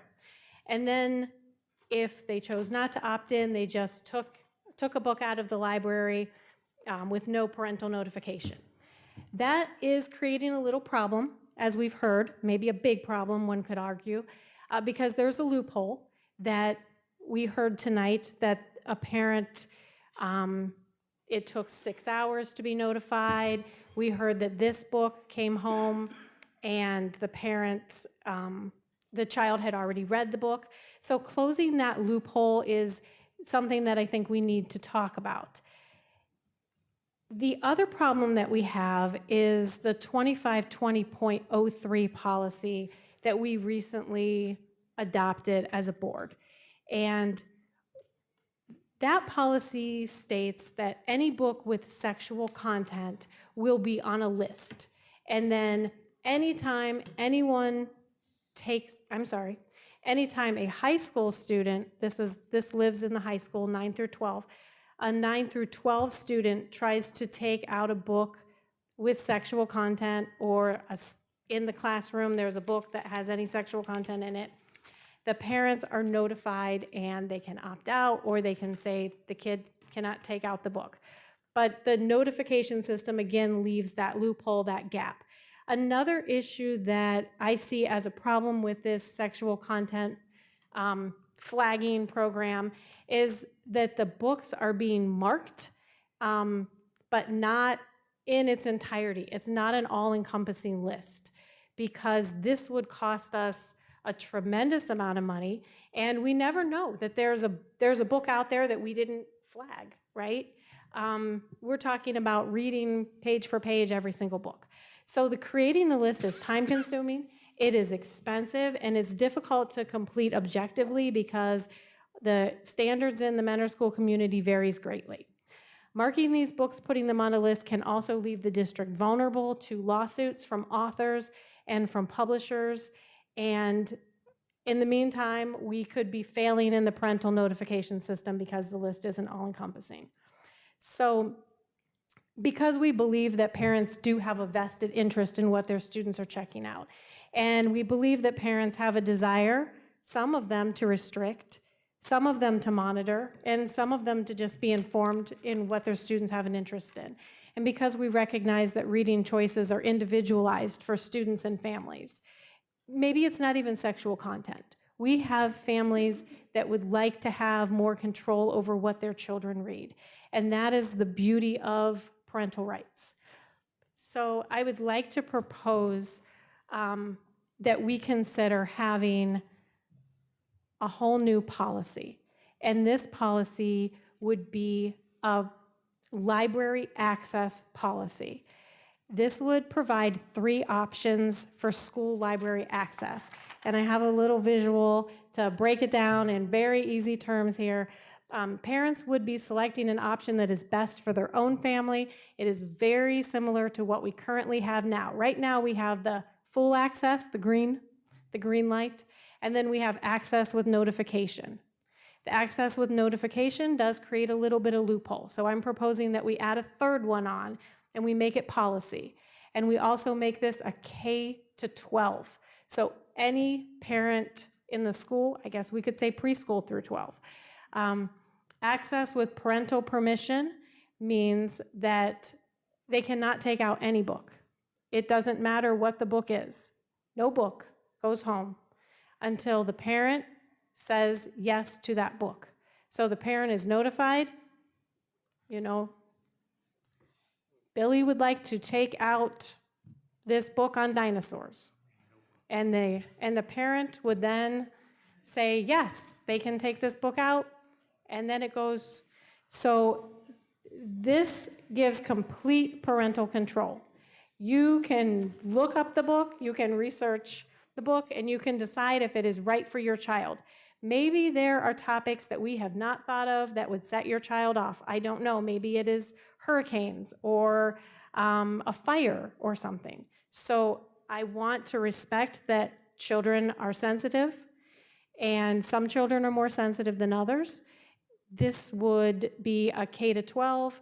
It would also solve our problem with having time-consuming processes. I think it was last week that Mr. Heath was given a list of 47 books to review. And he took time to look at 47 books. This is not the way that I think our superintendent should be spending his time. I don't know if you disagree with me, but this is not what we hired him to do. And I'm not sure that we have enough staff to go through all of these books. It will be never ending creating lists, going through books and creating lists. So this would just solve all of our, I can't think of another issue that would be tighter, but open for discussion. Madam President, I'd like to speak. Yes. So I am very supportive of this idea. I think it gives parents the complete control that I think I've heard many times tonight that they desire. You know, as a board and community, we've been grappling with the topic of book removals for about 2 years. I feel that the board has not ignored the topic, and indeed we've made several attempts to address the concerns that some people in this community have had. We've employed the time and efforts of our superintendent, staff, board members, our policy organization, our IT department, and our lawyers, who are not cheap. So the superintendent, as President Cook stated, has spent a tremendous amount of his time and effort, not just this past week with the list of 47 books, but also with the 5 book challenges that we've had in the past. So we keep coming back to this issue again and again, and what I like very much about this policy is that it turns things around, right? We're no longer regulating every single book in our collection of thousands and thousands of books. Instead, we're regulating access of the students, depending on how the parent wants to approach that. So I really appreciate that sort of turning things around. I do feel that this issue has served as a wedge and a distraction for far too long, preventing our superintendent and other staff and our board, even board before me, from addressing serious challenge that we face as a district, including class sizes, which we will be talking about next. It has hobbled our progress, and I know the residents, parents, students, and staff in our district want us to move forward. The costs of book challenges alone are numerous and real and will not stop if we continue to try and regulate and restrict books. Staff time and attention of the superintendent, members of the review committees, the media specialist, every hour they spend dealing with book challenges is an hour they don't spend working with our kids. Time and dollars to the board to meet and discuss the challenges should also be considered. The cost of procuring copies of the challenge books in the future if we need to do that. And of course, these are taxpayer dollars, by the way, that are being used to address challenges made by a handful of people in our community. Now, breaking down the cost of a book challenge is not something Mentor has done yet. But it's hard for me to ask our very busy staff to go ahead and calculate all the time that they're spending when I indeed don't want them to spend time doing it in the first place. So what I did do is I took a look at other schools who have calculated that cost. USA Today published those results on November 10th in 2023. And they saw, let's see, school districts across the state of Florida that have spent, quote, between $34,000 to $135,000 annually in the last several years to comply with state laws requiring books to restrict books that contain sexual content. In Northampton County, Pennsylvania, the Nazareth Area School District officials estimate it could cost the district $109,000 to pay staffers to review just 23 books. The Spring Branch Independent School District in Harris County, Texas spent $30,119 to pay 16 staffers to review a single book, ABC 13 Houston reported in March. But it's about more than just dollars and cents. We also run the risk of attracting negative scrutiny and attention to our district. Creating a list of books flagged for inappropriate content is now part of our policy, and that brings scrutiny in the form of litigation that we are starting to see around the country. Penguin, Random House, and best-selling authors John Green and Jodi Picoult are part of a lawsuit filed last fall challenging Iowa's new law that bans public school libraries and classrooms from having practically any book that depicts sexual activity. The lawsuit argues that the bans are unconstitutional and violate free speech rights in schools. In Pensacola, the writers group PEN America, the publisher Penguin Random House, band authors, and parents got together and are suing Escambia County School District over its removal of books about race and LGBTQ+ identities from library shelves. And in January, a federal judge ruled that the lawsuit can indeed move forward, saying that the plaintiffs have standing to pursue their claims under the First Amendment's free speech protections, rejecting the school district's argument that, quote, the government's speech doctrine limits First Amendment protections and gives school officials virtually full discretion to decide which books students can access in schools and libraries. In other words, the judge agreed that the First Amendment does indeed apply when books are removed based on ideology or viewpoint. Indeed, in that same school district in Escambia County, book challenges have become so numerous and so onerous and so costly for public school districts that lawmakers in Florida have introduced HB 7025, a bipartisan bill to begin charging individuals $100 per book challenge. Conversely, last fall in Michigan, another judge dismissed a lawsuit against Rockford Public Schools brought by a community group that sought to ban 14 sexually explicit books from the school district's library. The judge ruled that the plaintiffs could not establish that a reasonable person would not find value in the identified works as a whole, the judge wrote in his ruling. In fact, he said, every book identified by the plaintiffs has either received accolades or been on bestseller lists, end quote. The loss of educational freedom and the freedom to read are most certainly at risk. Our kids risk losing representation in our library collections. They risk the loss of seeing themselves, the friends, and those they love and know reflected on their shelves. And finally, as I've said before, the infringement on parents' rights is serious.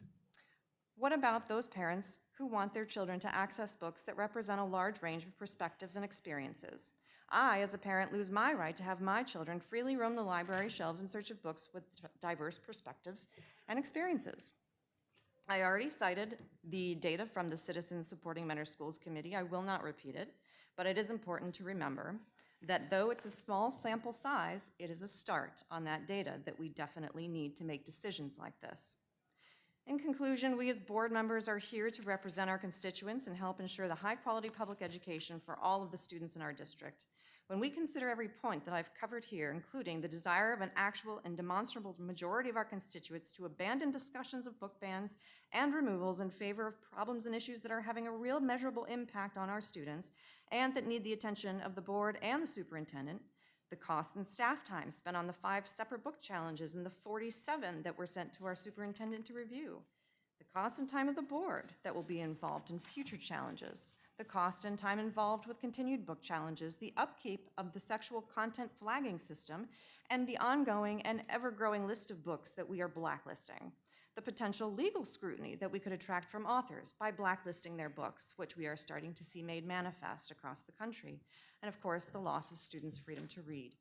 It makes it perfectly and practically clear to me that we need to start from scratch. We must abandon the sexual content policy and the book challenge process in favor of a new, completely new system that gives parents and caregivers complete control over how their children access library materials in our district.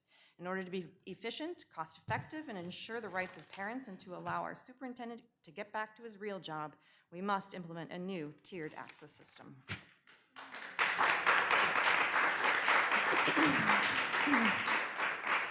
Thank you. Any other discussion?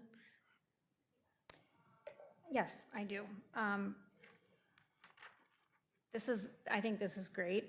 If this sounds like it might be a logistical nightmare, is this something that is even remotely possible? I mean, how do you determine what books go on under what level? So we are not flagging books or putting the books that in, when I was envisioning this, I guess we could make it what we want. But when I was envisioning this, the book isn't what is flagged or leveled. It is the student, and the parent chooses their level of comfort. Who regulates that, though? So if my kid goes to the library and takes out a book and they're yellow, let's say. Yes. How do they, So they can't currently- leave the library with the book without me knowing, or? No, well, if you chose red, your child could not leave the library without you knowing. And so the child would go to the library desk, and it would be, so currently right now we have a green or green-yellow system to keep it simplistic. And when the child goes to check out a book, if the parent has opted into parental notifications, the child does go home with the book, but the parent receives a notification that states, you know, your child checked out this book. So what we have right now, you mean? So I'm proposing a third level to that. That would be the red level. And people that chose the red level, their child would not check out the book. It would be flagged, you know, kind of like, let's use the peanut analogy. You're the peanut table. You're the red table. You don't take out the book. Your parent would get an email that says, you know, your child would like to take out this book. And then the parent would have to say yes before the book would leave. So the book would have to be, we would have to discuss like what the time frame would be, maybe 24 hours. I don't know, that would have to be discussed logistically, but the book would be held for that child until the parent returns with a, you know, almost like a permission slip to take out the book. And if they do not return it, then the child does not take the book. I think it's a move in the right direction, but I think that you're putting kids, I think, on the spot. And I think they're, you know, when it's just, if we're really just talking about 17 sexually explicit books, why would we not just do the opt-in? And if somebody takes out one of the 17 books, you have to be notified. Why go through all this? Well, what I heard tonight was that it's not about 17 books. We were given a list of 47 last week, but I don't know that that means that no one else is going to come with any more books to review. And to the point of many of the speakers, they want to be able to decide what their child reads, and it might not be about sexual content.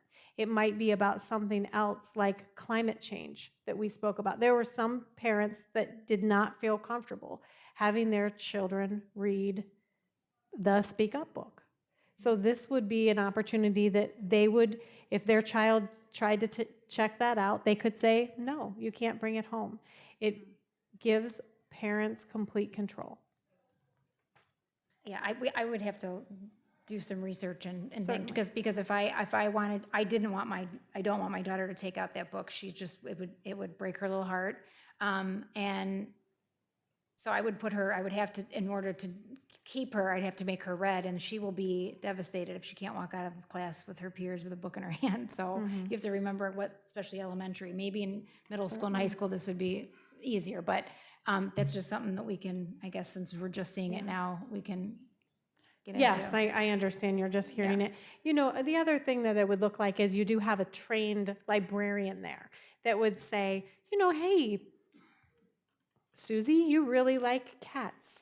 Let's look at cat books. You know, and they have a knack for finding books at the right reading level that are, you know, maybe that a child would enjoy. it's not a perfect system. I don't think, restricting books ever can be a perfect system. But I think that this does give a lot of parental control, and it takes away people fearing that their child is coming home with a book that is inappropriate. I have a couple comments and questions. Would this also apply to the classroom silent reading books, like the K-5 Collaborative Classrooms book collection? Because a lot of the same themes that are in this book of activism and are controversial are in that book collection as well. So would we be able to tailor it as well to that? Even though they're not bringing them home, parents don't even know that they're in there. So can they apply this to books within the classroom as well? Great point. I don't see why not, because they're already given they already have available the list of that class book list, the list that you're referring to. They're only getting that though at Meet the Teacher Night. It's on display. They can't like physically take it home or get a written list of them, from what I understand.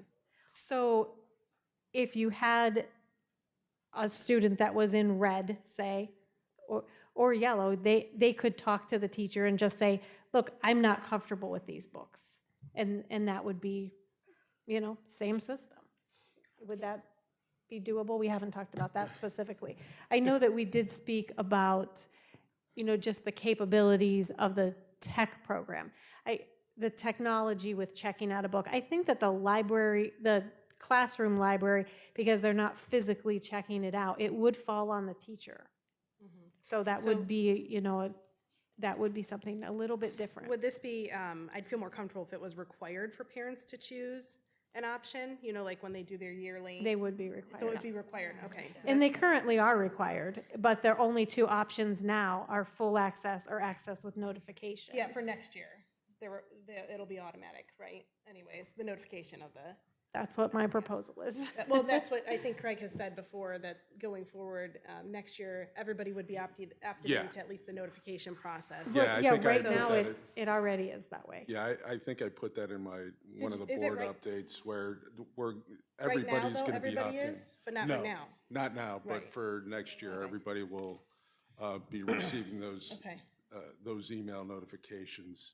And Last year when I did my students update for this current school year, I had to choose Yeah, access and- with notification or full access. I had to choose one or the other. Right. Yeah, and the way we've got it set up for next year is we won't even, everybody will be notified of every book that is checked out of the Oh, media center. okay. So that takes care of one part. Yes. The other part, and again, we'll have to kind of play around with the procedures here a little bit as I'm trying to think of the capabilities of the system right now. Obviously, in the media center system, based on one of the details that I put in one of the administrative guidelines that I shared with the group, was we can have a note put in the system for a student that would allow us to say whatever it is that we want. If we wanted to say full access, access with notification, or access with parental permission, we can do that. What I'll have to do is figure out, what's that process going to be, because it could be a little bit cumbersome. Could it be done? Yes. How that gets done, I'll have to work with our people a little bit to figure out how that works. So just so that I'm understanding all of this correctly too, so we would be flagging the student in the system. If somebody is red, the email notification would be sent out, and then the parent would have to respond granting permission? Yes. Is that the idea? Yes. Okay. So if we already have access, if we were already going to demand access with notification, we could just make it a yellow-red light. If that was already going to be our point, access with notification. I don't know that that's really necessary, but I'm not opposed to it. I also want to clarify something, because I know, Ms. Cook, you said in the beginning when you were making your opening comments that right now with the sexual content policy, items are flagged, and then it was more of an affirmed consent, like they're notified, and then parents have to confirm. Right now, it's only flagged with notification. There's no additional step for parents to confirm before the child has the book in the hands. Is That's that, true. That's Okay. true. So right now, the book is flagged, but we know that all of the library contents have not been gone through.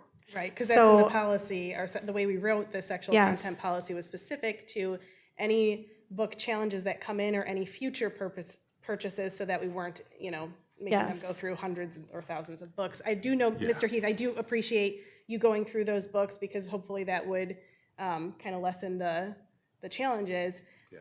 I think this would be good. I would like to see, what it would look like on paper. I do think that people still do expect us to have certain standards, so there has to still be some kind of sexually explicit, this is too much, like 50 Shades of Grey, while this is okay. So I don't want that to just look like we're not going to have any standards, going forward. I think we will ensure with the new committee and everything that we're overlooking all of the book purchases.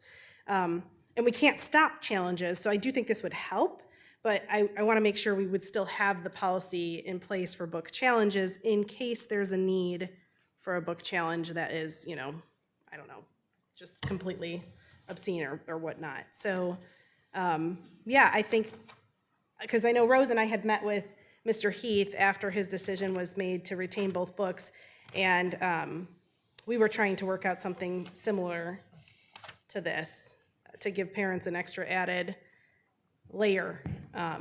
Did you have an idea that We you want kinda- to share? Sorry, I couldn't tell if you were talking to me or somebody else. We were just kind of throwing out different ideas, like, not this exactly, but just making sure that parents, when it comes to controversial issues or things like that, that they would have an extra added layer to say, hey, I don't want my kid looking at that kind of content. So I think that addresses that. Also, we were looking at the 17 flagged books, and we were saying, well, why don't we just not publish this list and everything, but let's make sure that parents, children can't check out those kind of sexually explicit books without affirmed parental consent saying, yes, you could take it. So I think that there is, areas that we're kind of agreeing on Yes, here. crossing. I want to add too, the Ohio Department of Education and Workforce, their schools and districts are prohibited from providing instruction in venereal disease or sex ed beyond the items outlined in revised code. So anything beyond that needs written permission from a parent. So along those same lines, we, like she just said, if it's a sexually explicit flag book, let's get a parent, they have to opt in, they have to be notified. I feel like maybe you'll it's less work for the media center, and then we're still showing that we have a standard. If that could be added. I think that using almost like a reserve system, like when you go to the library and you want to borrow something and it's not on the shelf, or there's a delay, it's not something that seems onerous, it's just reserved. So we put these aside for you, and when we hear, we get the green light, then you can have this book. I just want to reiterate that trying to comb through thousands of books to look for content that might be objectionable to someone for whatever reason.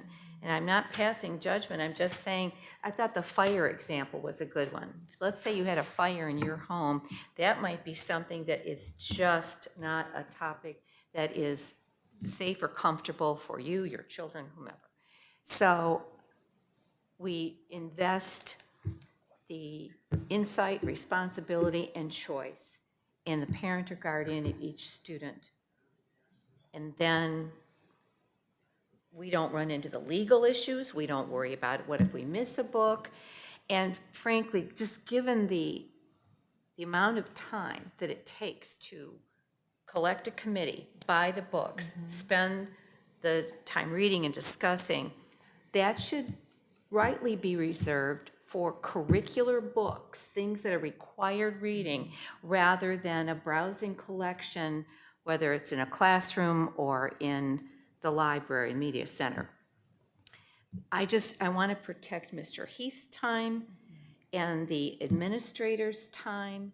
You know, just the amount of emails, the volume of emails that come through on these topics. The person means well, I'm sure. The person is passionate and is trying to help and do right. But the net effect is there's only so many hours that any individual person can work in a week. Let's say he goes 120. This guy's incredible. There's still an end.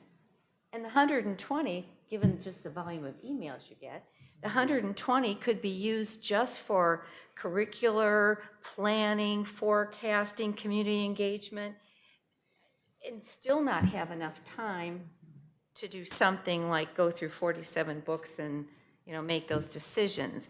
You know, if it were the old days when we had 18 media specialists, that might be different. We don't have that kind of personnel. And we've agreed, and we've heard from lots of parents, the concerns about our class sizes particularly at the elementary level, but really K through 12, is a concern. That is a massive price tag. The only way we make room for addressing that is to make sure that we strip away anything we can. And I think returning the full say-so to moms and dads and guardians is the right thing to do. And it could be just, you know, a normal process where, oh, good, like your books, we'll put them on reserve here. We'll get them to your classroom, or I'll let you know when they're available. And it's not a big deal, and it's not punitive. It's just a fact. I agree, Ms. Jessling, and I certainly, my concern, of course, is preserving Superintendent Heath's time so that we can focus on some very pressing issues. I can certainly be persuaded that, you know, reserving a book challenge to just curricular materials, that could make sense. I think this is a new idea, and I think that we need to talk through it. I think that we need to expect that there are going to be some kinks to work out as we roll it out, if we do get to roll it out, and that we should expect that as we go forward. But I do think this is a compromise, this is a good solution, and I think it's very realistic and allows Mr. Heath to get back to his day job.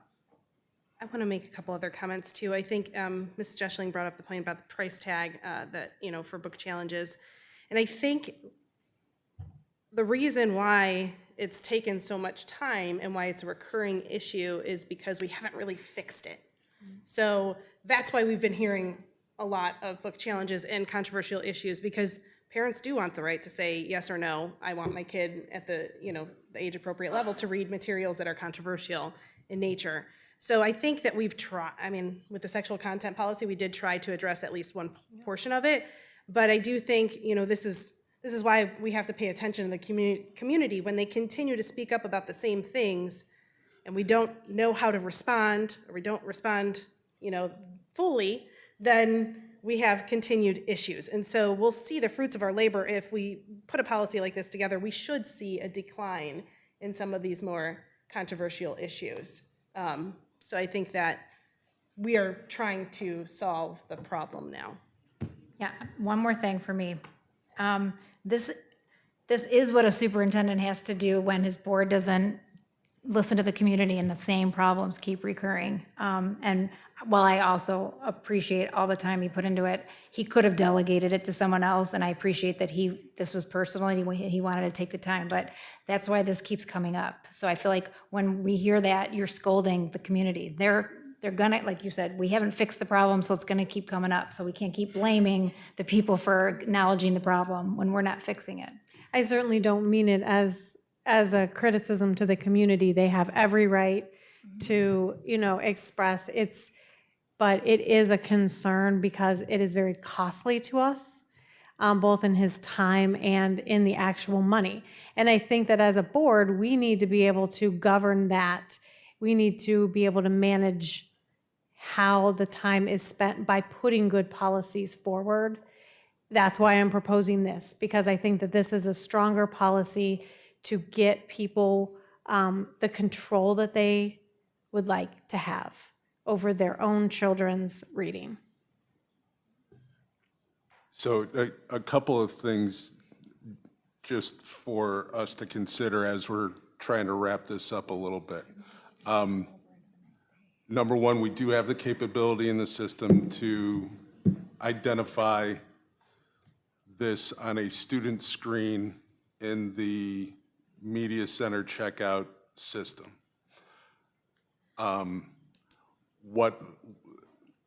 What I'll need to figure out, because I would love to be able to have, one policy, one guideline, whatever it is, that we can focus on, because I also want to make sure that we're addressing the classroom library situation as well. So I've got to figure out what that might look like in that regard, because those teachers do not have, I don't believe, have access to the Media Center checkout system right now. So No. I want to figure out that little loophole. Second thing I need to kind of investigate a little bit here. Obviously, the student would pick a book. We would send that email notification to the parent. The parent providing the permission back to the media specialist to say, yes, they're able to check that book out. I need to figure out how that process might work, because I think that's an automated system that is sending an email, and if you respond to that automated system, it's going nowhere. Similar to our board members at mentorschools.org. Distribution list. Distribution list that was internal. That's now fixed. So that is now external. Thank you, Mr. Lynch. So I need to figure out how that process works.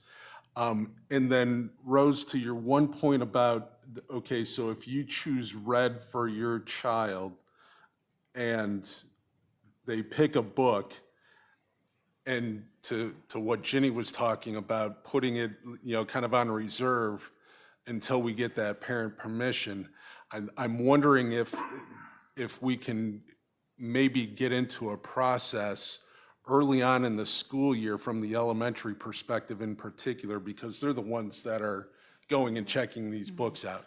I'm wondering if we can almost do that like on a weekly basis. So they're going in that first week, they're going to pull a book that they want to check out. We put that on reserve. We get the response back from the parent. And then that next week, when they go in to the media, with their media center rotation, they're coming out with that book, but they're also picking, okay, what do I want for next week? And then we continue with that. That way, that student is always leaving with a book in hand after we get that initial week done. So I want to kind of work through those procedures a little bit with our media specialists and with our, Mr. Lynch, we probably have some work tomorrow to figure out how that process would work. Today. Mr. A little Heath, later this morning. Mr. Heath? Yeah. Would it be beneficial if you had, for balance, if you had any additional questions instead of emailing the whole board, since it wouldn't be in like an open session? Right. Would it be better if like Ms. Cook and I or Rose, for balance, met with you, just two board members, to kind of go through the process? To hash out what the procedures are. Yeah, if there's any other. Would you like to send that to the committee, the policy committee? So that's one of the other things we'll have to figure out here with the policy committee as well, because we've got we've got our policy update now in hand, so we need to review some of those things. And I know that I've been given some policies to take a look at from our school nurses, just to kind of refresh some of those policies that we passed back in August as well.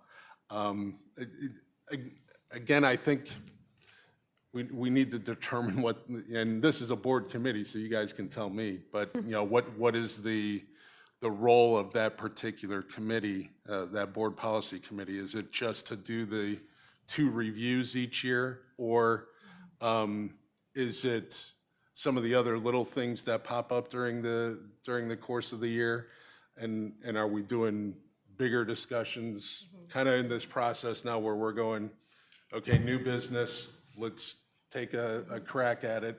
If it's, if it's a personal thing between, that Maggie and Annie are looking specifically at, or if it's something that Lauren and Rose want to look at, or Lauren and Ginny want to look at, whatever, we can bring those groups together to talk. I think that probably needs to be a little bit more clearly defined as well as we move forward with some of that too. I know some of the conversations that we've had previously have been, you got the board policy committee, just send it through that group. Okay, well, part of the conversation that we were looking at the last couple of weeks here was, okay, Lauren and Rose are our policy committee, but they weren't part of that sexual content policy creation back in October or whenever that was. So, that's one of the things that I just wanted to get some clarity on from the group too. Are you looking for that clarity tonight? Not necessarily. Because I'm like, it's like 11:40. It's 11:40. So, why don't we, at this point, look at doing a special meeting where we can hash out some of these things within the next few weeks. Then legal can have. Prior to April. Yes, our legal team can have some feedback and draft some language up for us, and then we can talk about that a little more at the special meeting. Is everyone okay with that? Yes. Could we also, I don't know if you need a motion for this, could we also motion to move the executive session to a different day? Oh, and no, not we're as going in tomorrow in straight 20 through. minutes? Yes, can we just stick with this right now? So I think we're going to, but I think you're on the, I think that's a great idea. So just so that I've got my marching orders right now, I will go through this process, identify a procedure that we will then discuss at the special meeting that we will find a date for when I send stuff out in a board update on Friday, so that we don't have to sit here and look at calendars right now. Fantastic. Okay.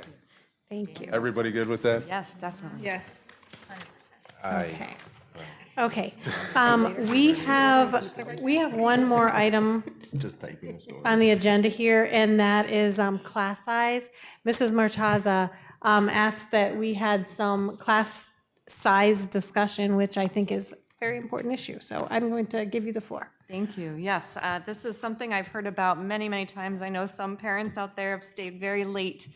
Thank you for staying with us. It's an important topic. I know it from personal experience. My daughter is in a very large classroom at Hopkins Elementary with about, I think it's 27 or 28 children, and has been ever since she started going there. She was a COVID kindergartner, so she was remote first and still has a lot of catching up to do, unfortunately, and I know she's not alone.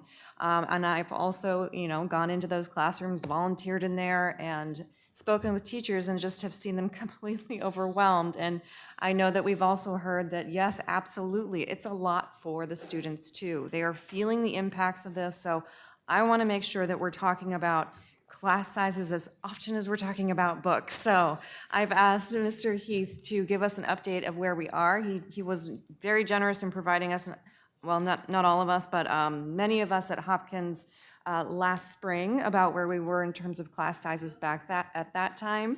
And, I think an update to that would be terrific, and to see how we've done so far and where we're headed in the coming months, especially with these new kindergarten enrollments happening very soon.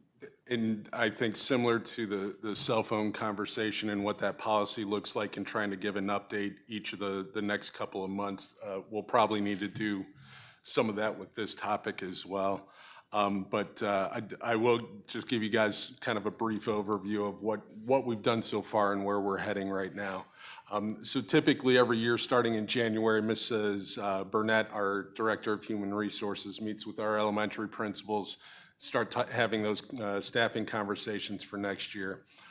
We look really closely at what our current enrollments are, what our enrollment projections tell us, both from the enrollment study that we did last year and then also looking at Mr. Wade's system where he is able to help us identify enrollment projections as well. Obviously, the one challenge is the potential kindergarten numbers that we have each year, but we start setting our staffing needs for each grade level at each building off of those preliminary conversations that Mrs. Burnett has with the principals. Once she completes that, we start meeting on a weekly basis. It's Mrs. Burnett, Mr. Hammond, our Assistant Superintendent, Mrs. Bowser, our Director of Student Services. Mr. Wade sits in on those, and as do I. When we get into the conversations around the secondary building, we also include Mr. Crow in some of those too. Again, we do that on a weekly basis. We look at the numbers, we look at the staffing moves that might be needed based on retirements and transfers, enrollment shifts, whatever it may be. And then we start to monitor those student-teacher ratios closely through the month of March as we set our final staffing numbers for next year. I don't have specific class size numbers yet for us, but we are hoping to have that conversation here probably middle of next week to finalize some of those class size numbers at the elementary level. So I'm hopeful that by our April board meeting, I'll be able to share some of those preliminary numbers with everyone. I will share also that we're looking at the numbers every single week as we head into summer, and then when we get into summertime, sometimes it's on a daily basis, especially when we're looking at kindergarten. Obviously, we added quite a few kindergarten sections here at the beginning of this school year as well, because we had some higher than anticipated enrollments. Fairfax and Bellflower, I think, are the two examples right there. So we'll be able to give you some semblance of an idea of where we're at in that April board meeting. And then I'll follow up in our May PTA president's meeting. Ms. Shaney. And again, I'll probably give some updates at our May board meeting as well. At the secondary level, obviously, students have already started the course selection process. They've, for the most part, been completed. That starts in late January, early February. We tend to get those things wrapped up by the end of February. Our principals start determining what some of those preliminary section numbers will be at the secondary level. And then, again, they have those potential staffing needs conversations with Mrs. Burnett. Our district team actually is going to be meeting with our middle school principals and our high school principal next week to review some of those staffing requests and begin to look at those section numbers and trying to finalize those so we can start to determine what those student-teacher ratios are. During the months of April and May, the buildings start constructing that master schedule based on those schedule requests and the section numbers. So I'm assuming by our May meeting, we would be able to give you guys some final class size numbers for the middle school and high school. So we'll attempt to get elementary preliminary student-teacher ratios in April, secondary in May, if that works for everyone. Mr. Heath? Yeah. We have a policy, its title is class size, it's policy 2312. And it doesn't sound like there's any changes that we actually want to make to that policy per se tonight that I'm hearing. But it says a desired range between the minimum and maximum number of students which teachers shall have in their regular classes shall be determined by the superintendent. So do we have a minimum and a maximum that like you go by? Because I know there's also a code, administrative code that's referenced on the bottom. I looked it up and it looked like maybe 24, and then you could have a teacher's aide. If it's above that, that's like ideal. So can you explain what the range is, since our policy states that you have the authority, not us? Right. So obviously, yeah, the younger the student, the lower the class size we tried to keep. I can give you guys specific numbers on that here in April as well. Well, Okay. We can do it at the special meeting even, just to give everybody the updates. I know typically, when we're looking at the high end, like when we're getting up into high school, that number is right around the 28, 29 range. But again, I think a lot depends on, okay, what's the content area at the high school? What's the level of that particular class? Obviously, having 28 or 29 AP English lit students is a lot different than having 28 or 29 freshman English students. And that's even in our policy. It says, Yes. You'll determine it based on subject matter, type of instruction, ability of students, because some, if you have a higher needs, special needs classroom, it's Right. gonna, you're gonna need more staff there. Availability and appropriateness of aids, so once again, using an aid, use of special facilities and equipment, financial resources of the district. So all of those things, They're I'm all assuming part you're of it, considering all of those in your decisions. And again, we go to the Hopkins example again here. Obviously at fifth grade, our numbers were pretty high at the beginning of the year, and we were talking about an additional staff member. Obviously, that didn't really fit the 5-year forecast, but I love Mr. Wade because he always says, "You tell me what you need, we'll find it." And so we had that possibility there. But one of the other pieces that we had in place this year were some of the ESSER teachers. We did earmark one of our ESSER teachers for grades 4 and 5, specifically looking at math, because we obviously want to continue to focus on our math instruction right now. We also had a pretty large majority of gifted students at fifth grade at Hopkins this year. So what we ended up doing is actually moved the gifted intervention specialist literally right next to the 3 fifth grade classrooms, and that individual was able to do a lot of pull-out type of instruction for those students right there next door, which happened to work out well. So that's where some of that consideration came in. And I know it's still crowded in there, Naomi. I know. So those are some things that we would consider. The one issue we're going to run into next year, ESSER teachers are going away. So now, how are we doing some of that? And we talked a little bit about that at our February board meeting, but yeah, it's still March, right? Mr. Heath, what are the barriers right now? Is it a combination or one of the two of budget or actual space? Do we not have extra classrooms? It's a little of both. It depends on the building itself. Obviously, we've got a little bit more space in some buildings rather than others. Hopkins is always tight. Sterling Morton's always tight. We had a little bit more flexibility in Fairfax this year, which allowed us to add that extra kindergarten section. And again, the other thing that we always have to consider as well are some of the special education components too. Obviously, that's got a big impact on our staffing numbers, which that's when we're starting to get into the budgets a little bit too. I know we're trying to be as lean as possible as we go through this, but that's why we went through that effort of having those budget conversations. So I think one of the principals said it perfectly. We want to cut stuff rather than staff, which I completely agree. So trying to find the stuff is going to be an important thing for us. But yeah, a lot of different considerations as we go through there. But I'll give you some ranges, Mrs. Payne, at the special meeting too. That way you can kind of see where our ranges tend to be. And I can give everybody kind of an update as to where we are with all the class sizes this year too. I know we had a lot of numbers tossed around here tonight too, but we can give you some of those specific numbers and Thank you. whenever we have that next meeting. Sounds good. Thank you. Tomorrow.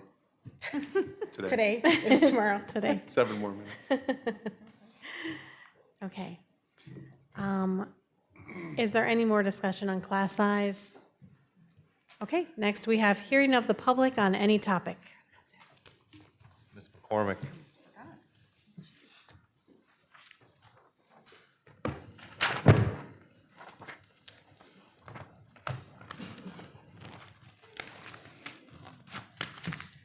There's a great deal of talk about policy. Policy must be followed. Policy must be enforced. Here's a policy for you. Policy number 7540.04, staff technology, acceptable use and safety, which states that an employee's personal or private use of social media may have unintended consequences. While the board respects its employees' First Amendment rights, those rights do not include permission to post inflammatory comments that could compromise the district's mission, undermine staff relationships, or cause a substantial disruption to this school environment. This warning includes staff members' online conduct that occurs off school property, including from the employee's personal communication device. Postings to social media should be done in a manner sensitive to the staff members' professional responsibilities. Last month, Ginny, Maggie, and Lauren all voted for a new hire at Mentor Schools, even though they shouldn't have due to Ginny and Maggie's endorsing this person when she ran for school board. I'd call that a conflict of interest, which violates your policy and bylaws. Lindsay Wall is listed as a substitute long-term classroom assistant at Ridge Elementary. However, she has also been an administrator of a Facebook group called Support Public Education in Mentor, which has a public and private Facebook group. We know of several teachers, who I will not directly name at this time, that are loud, especially in the private group, along with some PTA presidents as well. This leftist group claims to be a group to discuss the Mentor School Board and candidates who are pro-COVID safety, pro-science, pro-honest history, and pro-diversity. Mentor Schools deserves school board members who are not implementing the agenda of a vocal minority of people. They also violate policy when employees on that page encourage a violation of students' privacy and FERPA, which puts a large liability on the district.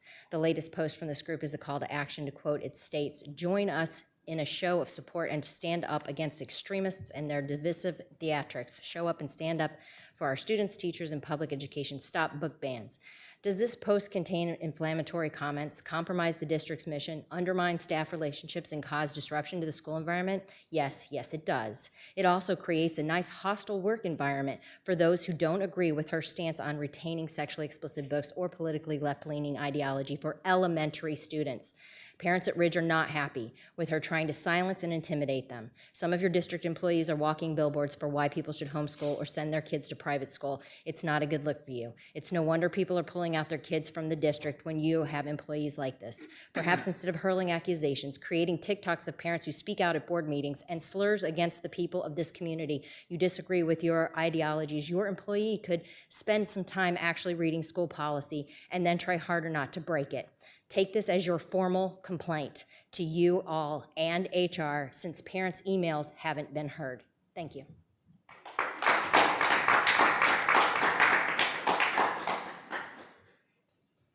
Ms. Bazan.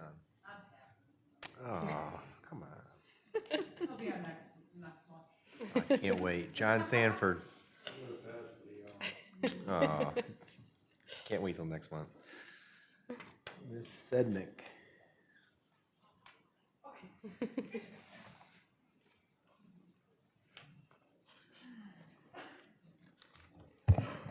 Good evening again.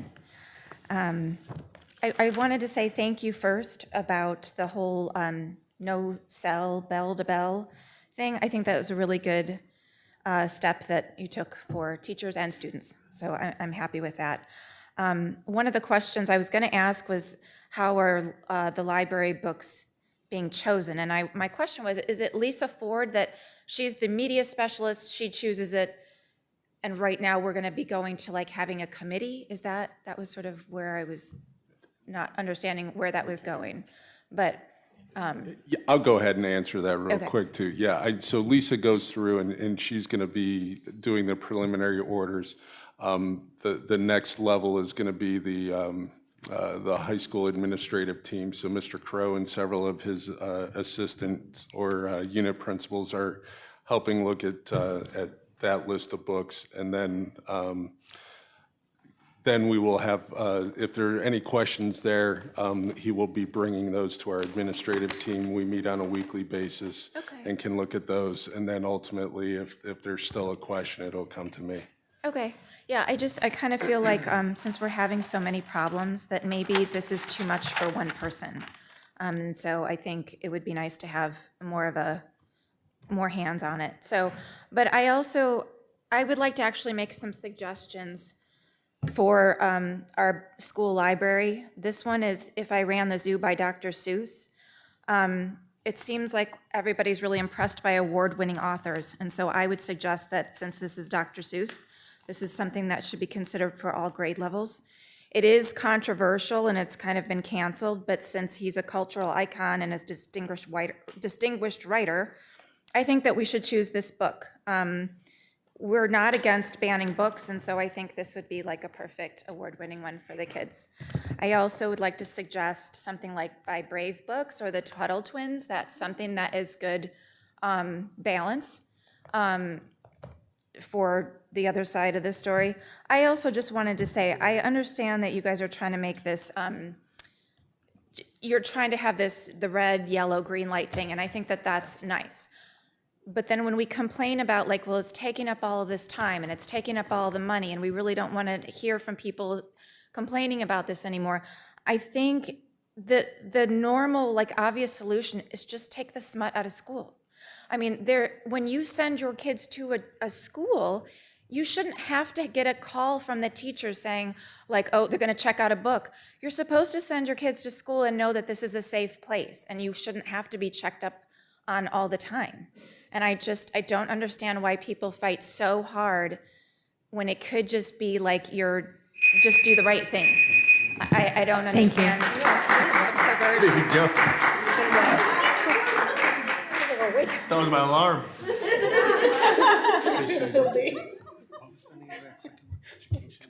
Lindsay Wall. Is that by Tom Tuttle? What was by Brave Books? Right, my Tom Tuttle. Oh, it's a publisher. Okay, thank you. The Tuttle what? Craig, the Tuttle Twins was Anne Fiorelli gave it to us. Thank you. All right, thank you. Thanks. No other speakers? No, Lindsay. Sorry, Lindsay. I got a couple. Oh, you're good.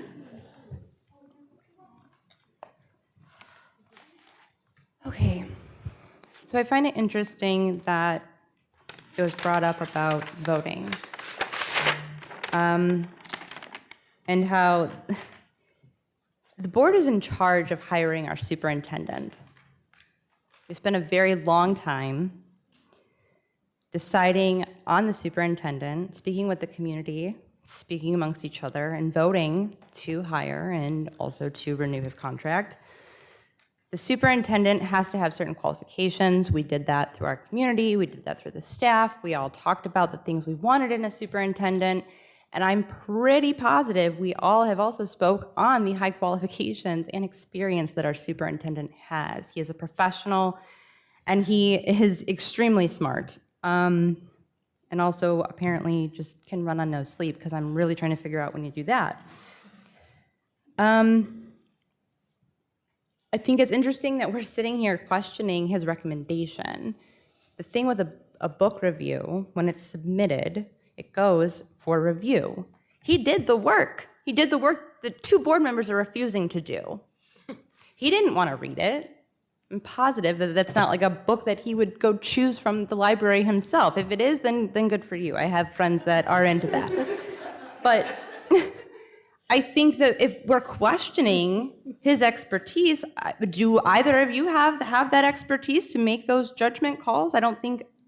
I know for sure I do not have that experience. I don't have the expertise to, even if I read the book in full, I don't. Simple as that, I don't. He does, which is why I respect the other 3 board members that chose to follow his recommendation. Things that cause irreparable harm should be removed and not made available to our students, is something that was said earlier. But what happens when we have people in this room potentially causing harm to our students, to our teachers?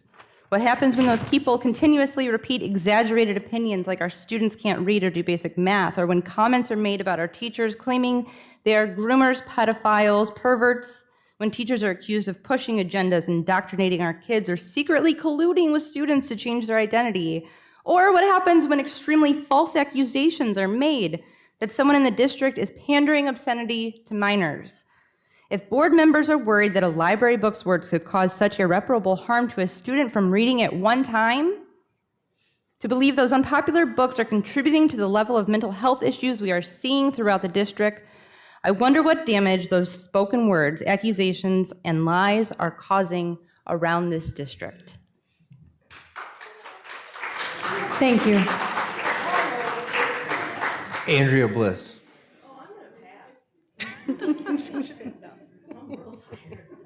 That, yes. You get a mint. That concludes the public participation. Okay. We do have the executive session on the agenda. I would like to motion. I did hear Mrs. Payne say Yes, something. I would like to motion to postpone to a later date. Second. Third. Any discussion on that? Would it have to be a special meeting? Is that what we're? Yeah. Yes. Okay, all right, got it. Sorry. No, All you're right. good. If you could please call the roll, Mr. Wade. Ms. Payne, Yes. Ms. Iapolo, Yes. Ms. Jessling, Yes. Ms. Marchaza, Yes. Ms. Cook. Yes. Thank you. If we could just send dates out for all this stuff that we need. Do I have a motion to adjourn? So moved. Second. Mr. Wade, please call the roll. Ms. Marchaza, Yes. Ms. Payne, Yes. Ms. Iapolo, Yes. Ms. Jessling, Yes. Ms. Cook. Yes. Meeting is adjourned at 12:05 on March 13th. That's a record. That's a record. We've never gone